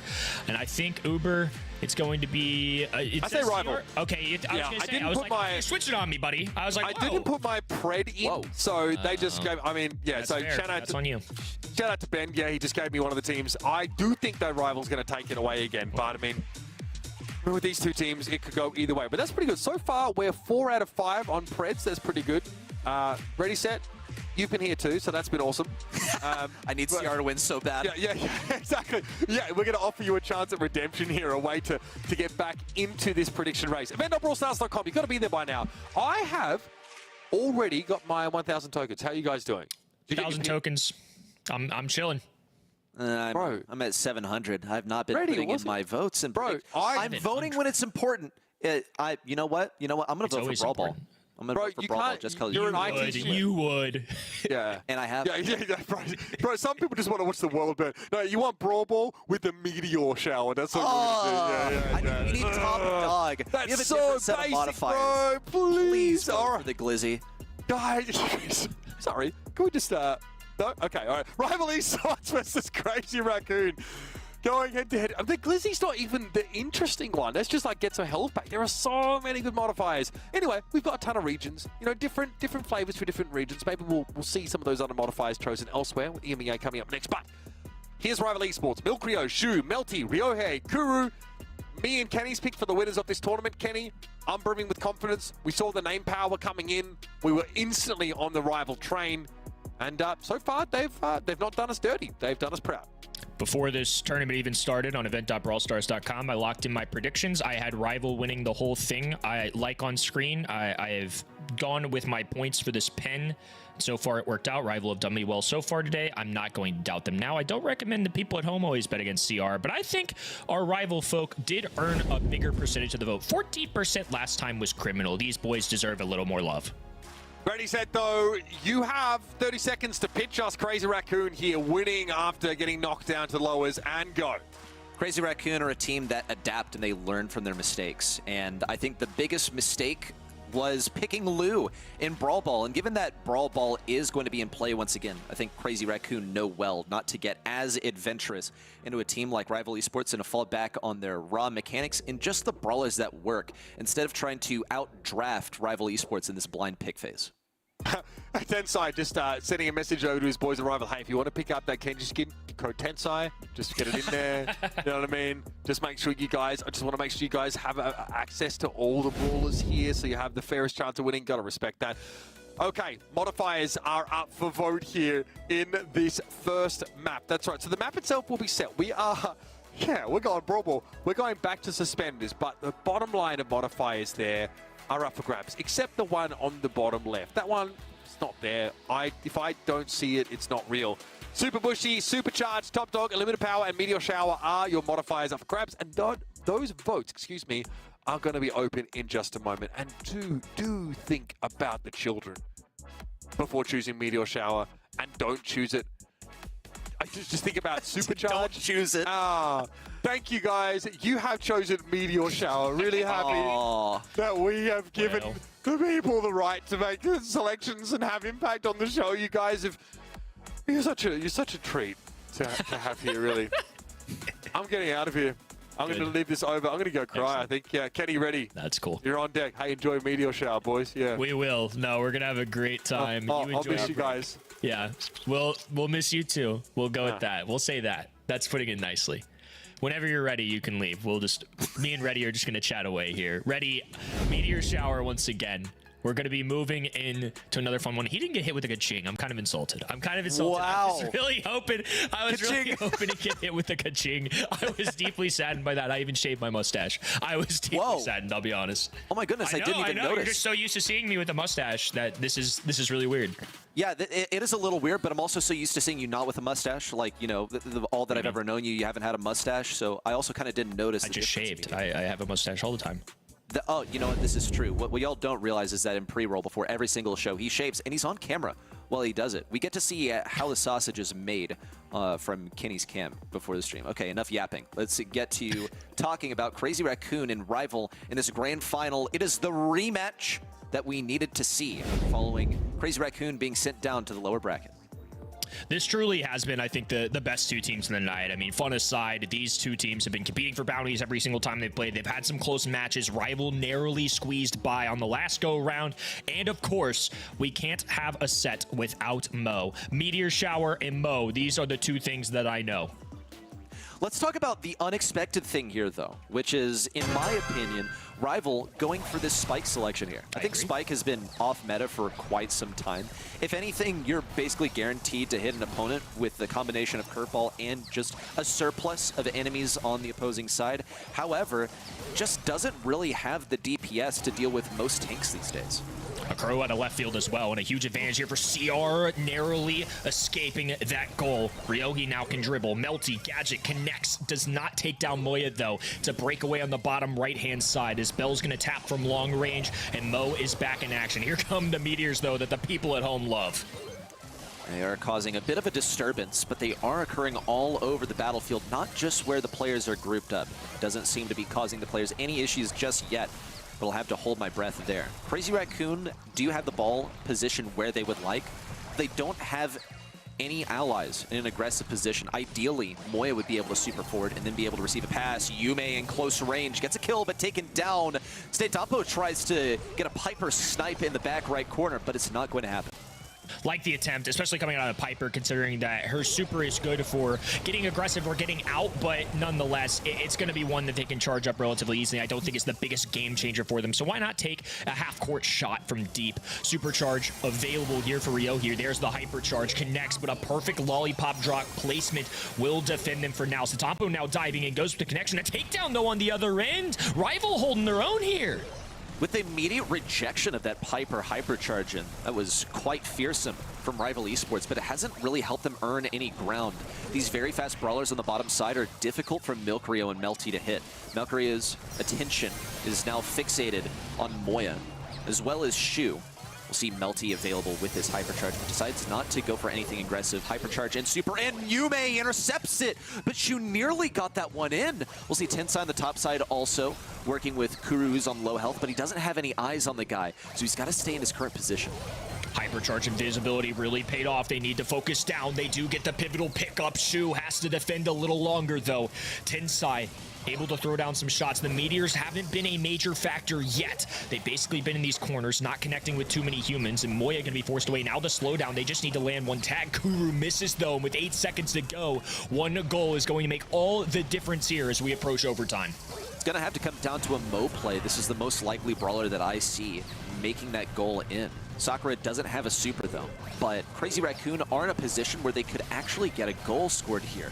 Shu could also sort of push back Crazy Raccoon with his super, but he doesn't want to play too aggro. Tensai wins the 1v1 against the opposing Bell, but Shu's got the super in, still denied at the enemy goal. Now Crazy Raccoon can start to push this forward, but Yume's not really able to receive this pass. Hypercharge super in from Statompo and immediately rejected before he can fire off a single shot. Meteors are starting to play a role. They're coming towards the mid of the map.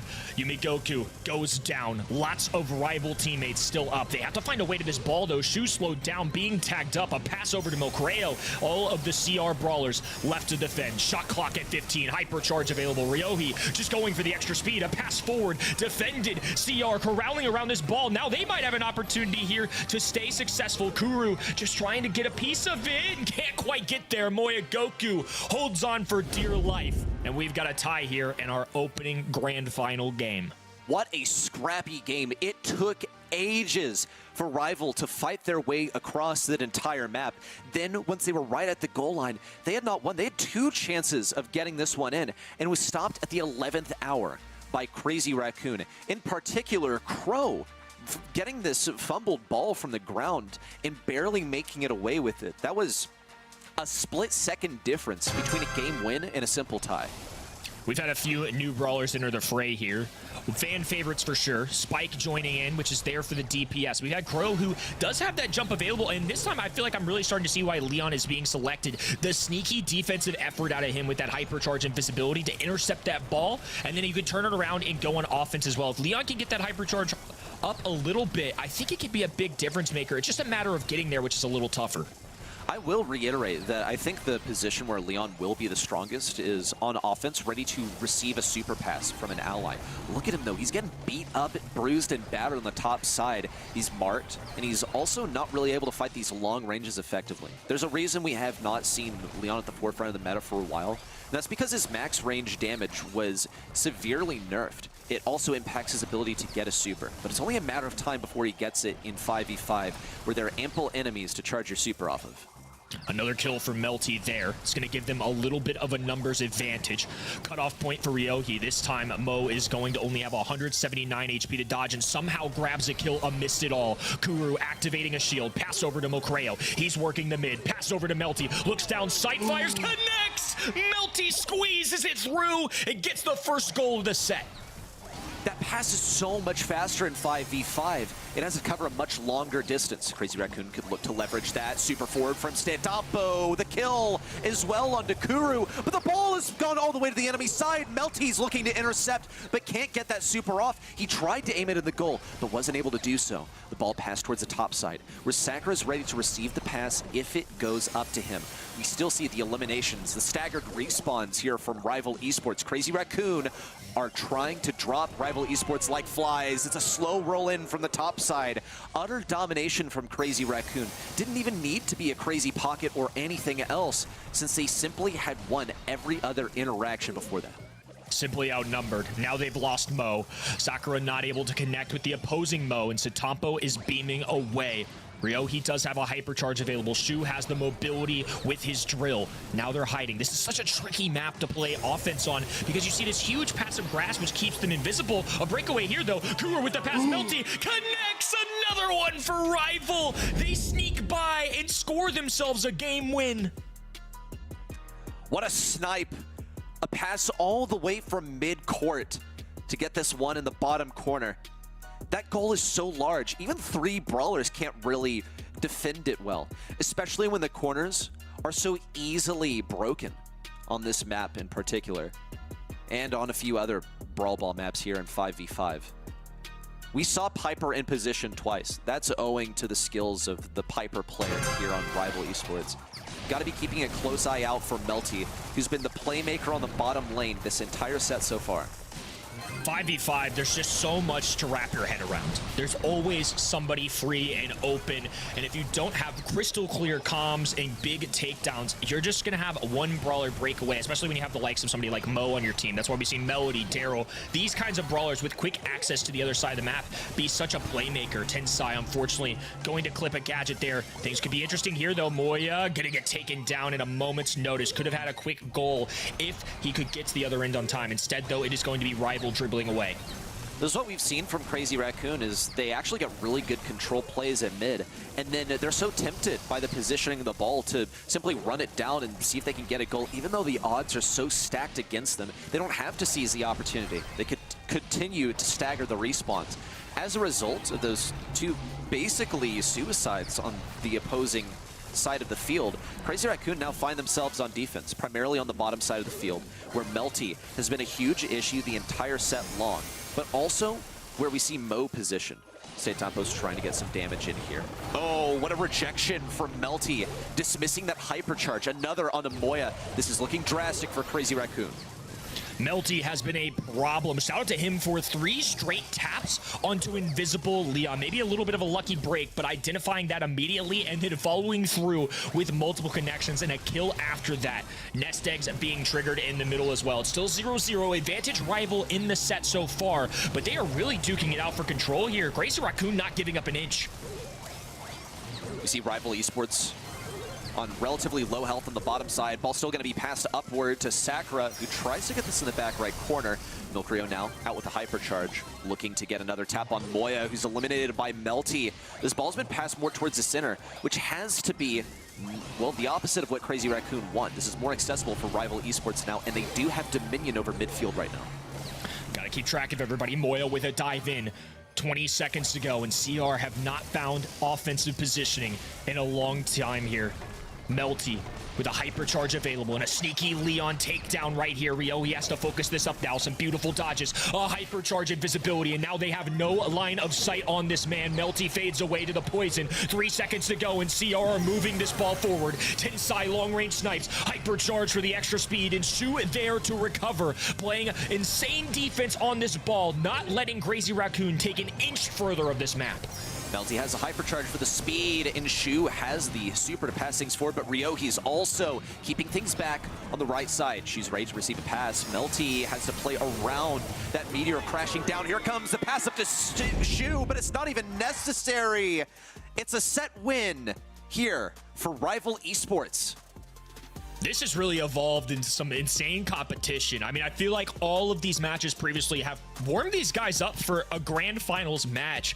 This is obviously a very big show that's for fun, right? We've got bounties, we've got event Brawl Stars to interact with and cast your votes and play parts in the show.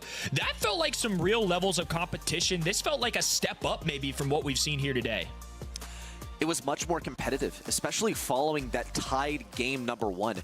Here's a replay of exactly that, where there wasn't a goal scored this entire time. Crazy Raccoon had such a scramble for defense here towards the end of the game, and it was absolutely stunning to see that final moment. Look at this one, though. Melty with the snipes, not just on the Piper taps, but also with the ball itself to get that game number 1 win. Then we saw rival esports push things all the way back with Ryohi in specific, keeping things in the goal so that Melty could pass up to Shu on that Mo to get the final goal. That's one thing I've really come to appreciate about 5v5 Brawl Ball specifically. Not only that our fans at home have voted for it every single time. We've had 2 votes the entire night, and it has been 2 for 2 the whole way, and I love y'all for that. But I do like seeing these assists in something like 3v3. Maybe 1 pass happens. You never see a full coordination of top left of the map to the middle of the map to the bottom right of the map to goal. That's a crazy amount of coordination among teammates that are some just joining together. Obviously there's a core of players for all these teams. It's an invitational, but they had the opportunity to invite a couple along the way. So the fact that these guys are so cohesive so quickly and making such banger goals really impresses me. These are the kind of plays that you only really see in like foosball, where it's ping-ponging all the way across the field. It seems like an immeasurable distance for that tiny ball, but it is traveling at light speed, especially when supers are in play. And that distance is buffed in 5v5 to account for the larger map size. So with set number 1 behind us, you guys at home get to vote on event.brawlstars.com which mode you want to see next.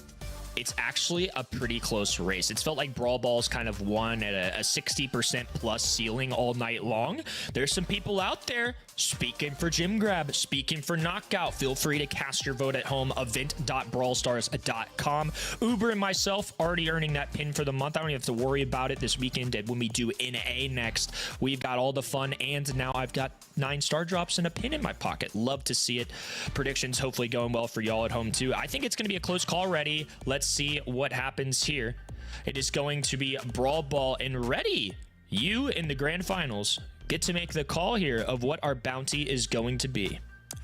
Brawl Ball is always an entertaining one with these couple of objectives. I'm going to go with the first team to score a goal. We've seen how fun it can be to try and get the most total goals, but when we saw this previously, we actually saw Crazy Raccoon take down Angelic, and they got 1 goal apiece in those specific games. So let's see who's the first to score the goal. I feel like the approaches that we've seen taken by Rival and Crazy Raccoon have revolved more around the control and not necessarily just getting that first goal, running it down. We're getting into a brand new draft in terms of the brawler selected too, so maybe the bounty in play will influence things.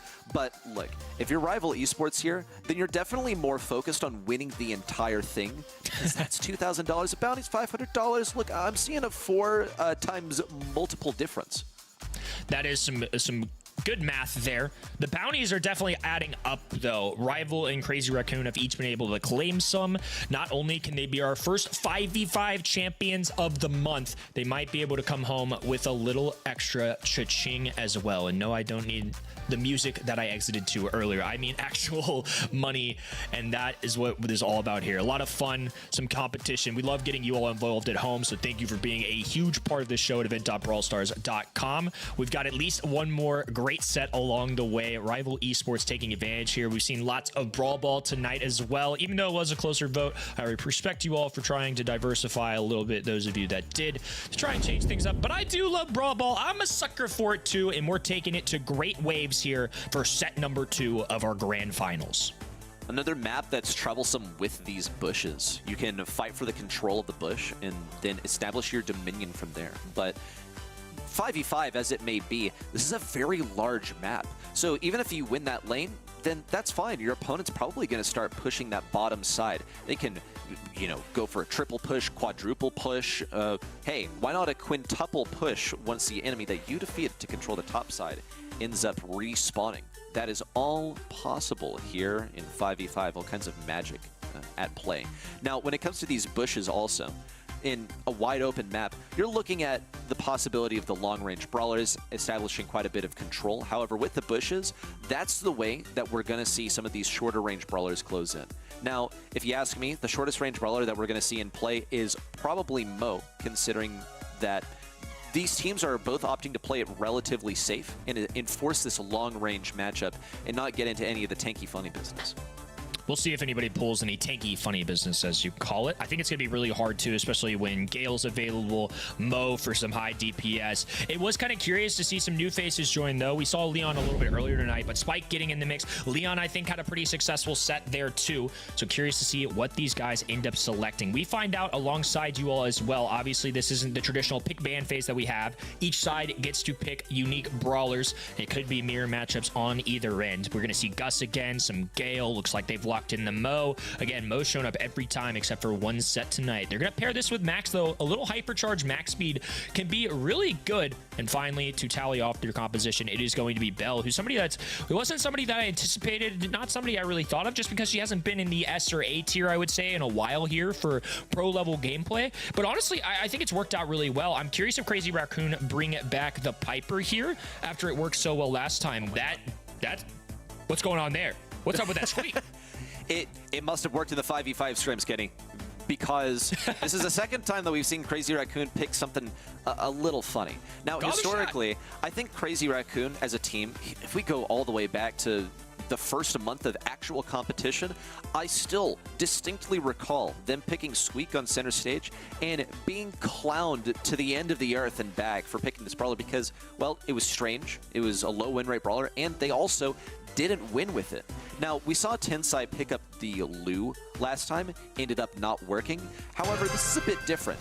Now, blind pick phase as it may be, I think Crazy Raccoon are trying to think ahead and get into Rival Esports' heads what they might go for, because Squeak should be pretty good in getting the control, especially against Mo.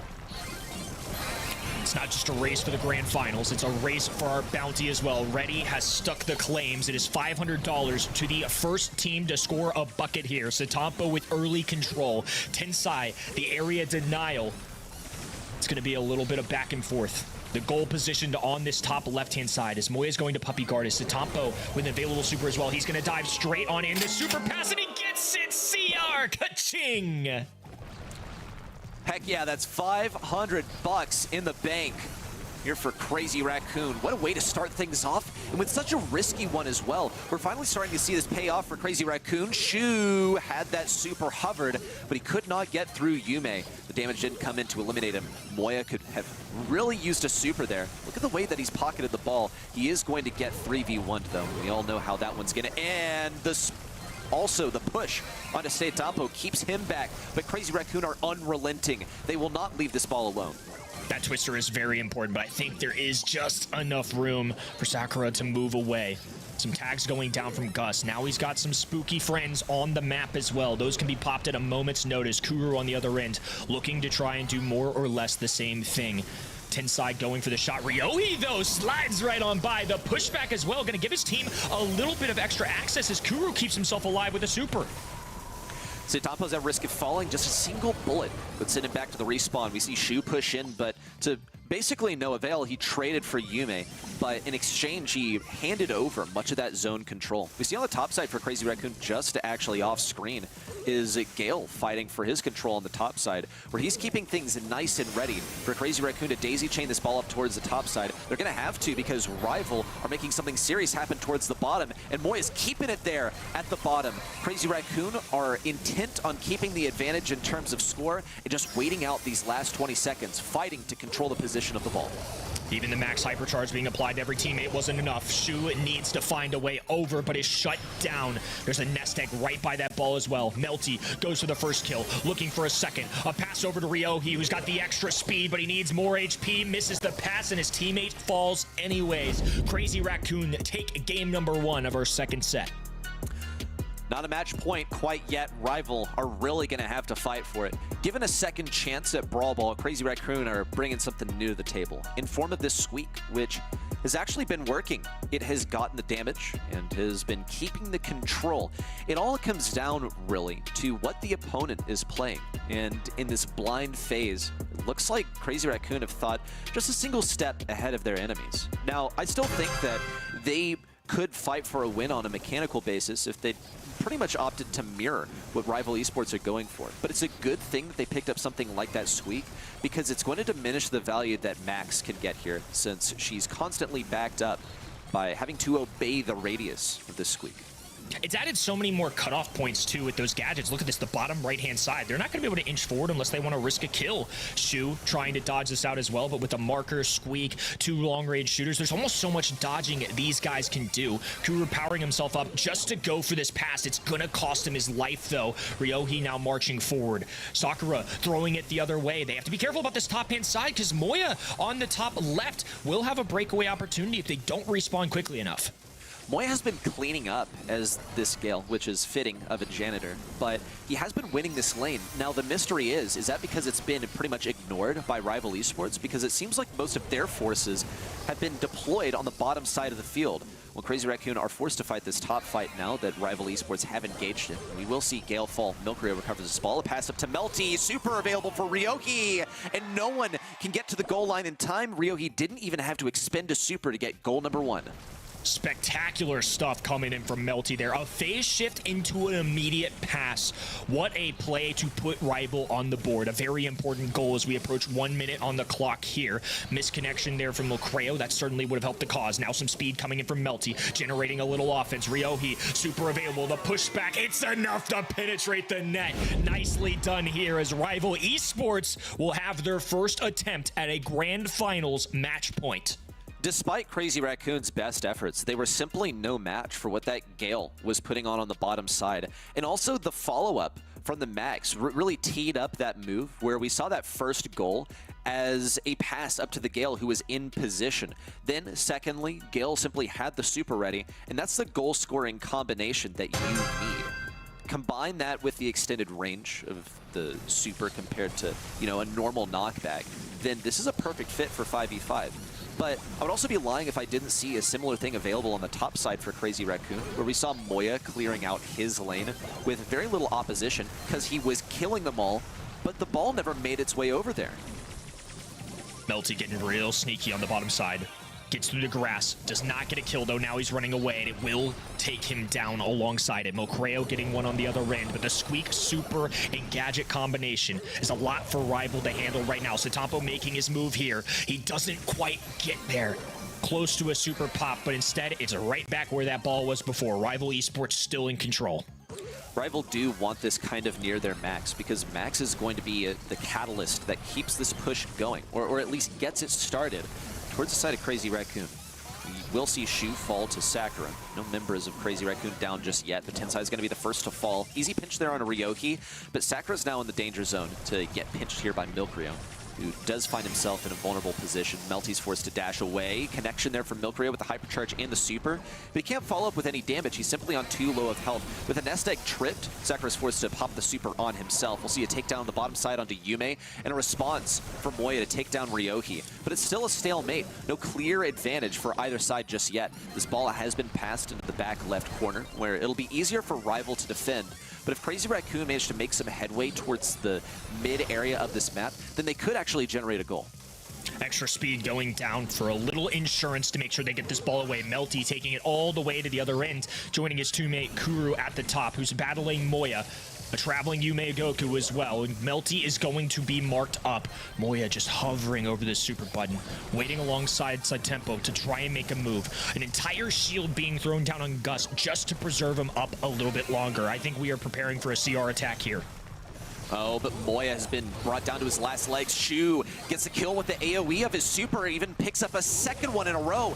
Yume now has to go into full defense mode. Even 5ptember is forced to go in with a super of his own. We're down to 10 seconds left before Crazy Raccoon find themselves without any walls to defend in this final push from Rival Esports. It looks like it very well could be, however, a Crazy Raccoon response with Moya available with the hypercharge and the super on the top side. He's going to get the stun. There's one elimination. There's two. The ball's being passed up the field, but someone's got to receive it. There's not a single recipient of a pass in sight for Crazy Raccoon as Milkrio holds the line. Milkrio is a problem. That hypercharge helped him out. They've marked up 5ptember as well. This ball just sitting at midfield. Each side now in a long-ranged engagement. It's going to be a matter of who hits shots and who doesn't. Each side looking to reclaim control, and it looks like Sakura is the first to strike on the Melty. 30 seconds remain, otherwise this one will be replayed following a tie game. Here comes the hypercharge from Melty. This is bad business for Crazy Raccoon. That's a very, very long speed from Rival Esports. They're gunning it all the way down the field. There's a hypercharge, the super, a pass to Kuru in the top pocket. And Rival Esports are your spectacular victors here in APAC. The first ever 5v5 champions, Milkrio and the boys got it done. I don't know if there's any other time or any other tournament where anybody can say they beat Crazy Raccoon twice, Reddy. What a day we've had. Quite the accomplishment here from our Rival Esports folk. That is quite an accomplishment. Rival Esports have done it today. Got to be a great feeling, especially with World Finals just, what, a month away from now. That's right. Especially with them who's sort of following in the shadow of Crazy Raccoon for much of the year. Crazy Raccoon gapped the region by so much in terms of circuit points, but Rival Esports have proven themselves successful in a 5v5 scenario. They had some great teammates on their side. Let's not forget that. It's not just the three-man squad, it's the entire five-man. They picked up a couple extra members, and it was just what the doctor ordered. Ryohi and Kuru, great additions to this squad, and there's a little celebration from Milkrio. And once again, without fail, Uber and I have once again made a proper prediction, my man. How we feeling? I didn't bring my sunnies, but honestly, pretty good. Yeah, it's cleaned, but I'm telling you, bro, that FA9 Dunk... You know what's so funny? Is that, like, Reddy knows full well how good those FA9 Dunk guys are because they've recently, like, on stomping in this region. Still didn't want to prep them, though. I mean, he still believed in Crazy Raccoon, in Angelic till I die, is what he says. In the metaphorical sense, he's very dead. He's extremely, irrevocably, like, unequivocally deceased. Hey! Pardon me for wanting to be different. Oh yeah, that's fine. Well, I mean, different didn't get you a pin, pal. This is very true. Yeah. Some of us have to, you know, watch the EMEA show coming up to get their pin. But yes, we're not perfect, of course, because I still have this innate sickness that I just keep predicting Na'Vi to win. Don't know what it is, honestly. I think they're, you know, they just look like they have it all together. But Angelic got the better of them in that lower semi-final.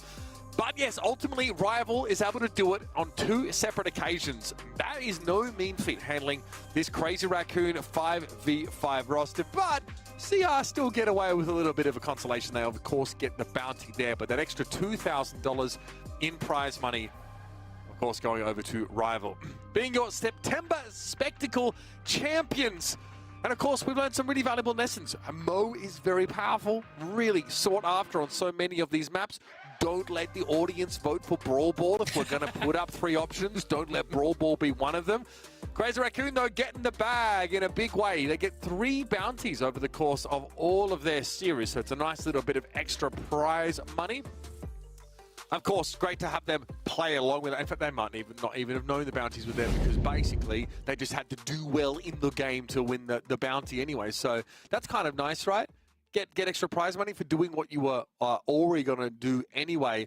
But again, it's been a great day. I think it's been so fun to get to jump into a lot of this 5v5, Kenny, and see what these teams were looking at compositionally. We did start to get a bit homogenized, but it's still a lot of fun. Very chaotic. It was a great time in general. Before we wrap things up here, I want to remind everybody that Superfest is coming up. That's where the Brawl Stars World Finals is going to be, amongst the culminating events of a number of Supercell titles.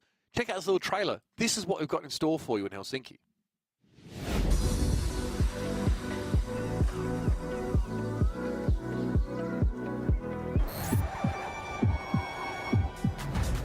For the first time ever, we are bringing our 3 World Finals together for one big event to crown the next World Champions. He's diving in, he's looking for the save, and saying it. Welcome to Superfest, where fans, pro players, and content creators come together for an epic World Finals event, where only the best will compete and legends are made. Join us starting November 1st in Helsinki, or watch online at event.supercell.com and be part of esports history. See you at Superfest. November 1st to 3rd, come see us in Helsinki. It's going to be a great time. Very excited for it. Honestly, a great place to be. It's where Supercell are based. You know, they know the lay of the land. You know they're going to put on a great show. And of course, crucially, they're getting involved in some crowdfunding for the Brawl Stars World Finals. And of course, for you at home, there's a huge incentive. The Fans Fang skin is now available. The first $1 million raised through skin sales of this skin will go directly to the World Finals prize pool. It's a limited offer, and the only way to get this skin for a while. And of course, you know, this character now comes and joins BB and Penny, all redesigns, all esports-esque skins. So yeah, I mean, they've now made a team of those 3 brawlers. Curious to see what you guys think their team name should be. We're taking suggestions. You know, I'm thinking Meteor Shower. What do you guys think? That sounds like a very... Sounds like a popular name. I think Angry Robo is more my speed. You like Angry Robo? Yeah, Meteor cool. Mashers, maybe? The graveyard shift that could have been. That's all I'm saying. Very quickly, final thoughts from you, Kenny. Great to see some 5v5. It's been a ton of fun. It's been a lot of fun. Appreciate all the folks at home joining alongside us. Event.brawlstars.com for just voting, being a part of it. Even if it was a little consistent, it was still a blast. And of course, shout out to all these players for putting a show on for us every single month. Ready, set. Do we expect to see other regions take a leaf out of the book here from APAC, or will they go away from this sort of defined style we've seen? There's very much such a thing as a dojo, right, as the regional meta. And a lot of times APAC can sort of get trapped in the same paradigm of the same brawlers being selected over and over and over again. I know Crazy Raccoon have a habit of doing that, but I do expect to see some level of consistency. I don't think Mo is going to be going anywhere. No, that's right. Mo looks very powerful. 12:30 p.m. CEST. That's not too far away. Our September Spectacular EMEA show is kicking off with some fantastic teams of 5, except for you, Zeta Division, who just picked up Nob and Angel Boy for your team. I know you guys are trying to win. Do you have to win everything all the time? Is that really that necessary? At least the other teams understood the assignment, guys. We're going to be live with that very, very soon, so don't go too far. EMEA kicking off 12:30 p.m. CEST. The September Spectacle is kicking on right after this one, so hang around for 3 hours. We'll see you then. And for us, we'll probably see you for NA. So we'll see you on Sunday. Bye. Enough. Defense successful so far, and a hypercharged max super for 5. Dangerous is going to get them down the other side so quickly. Levi also has a super available. One roll, looking for a second super shot. Does get the corner. What the tarnation?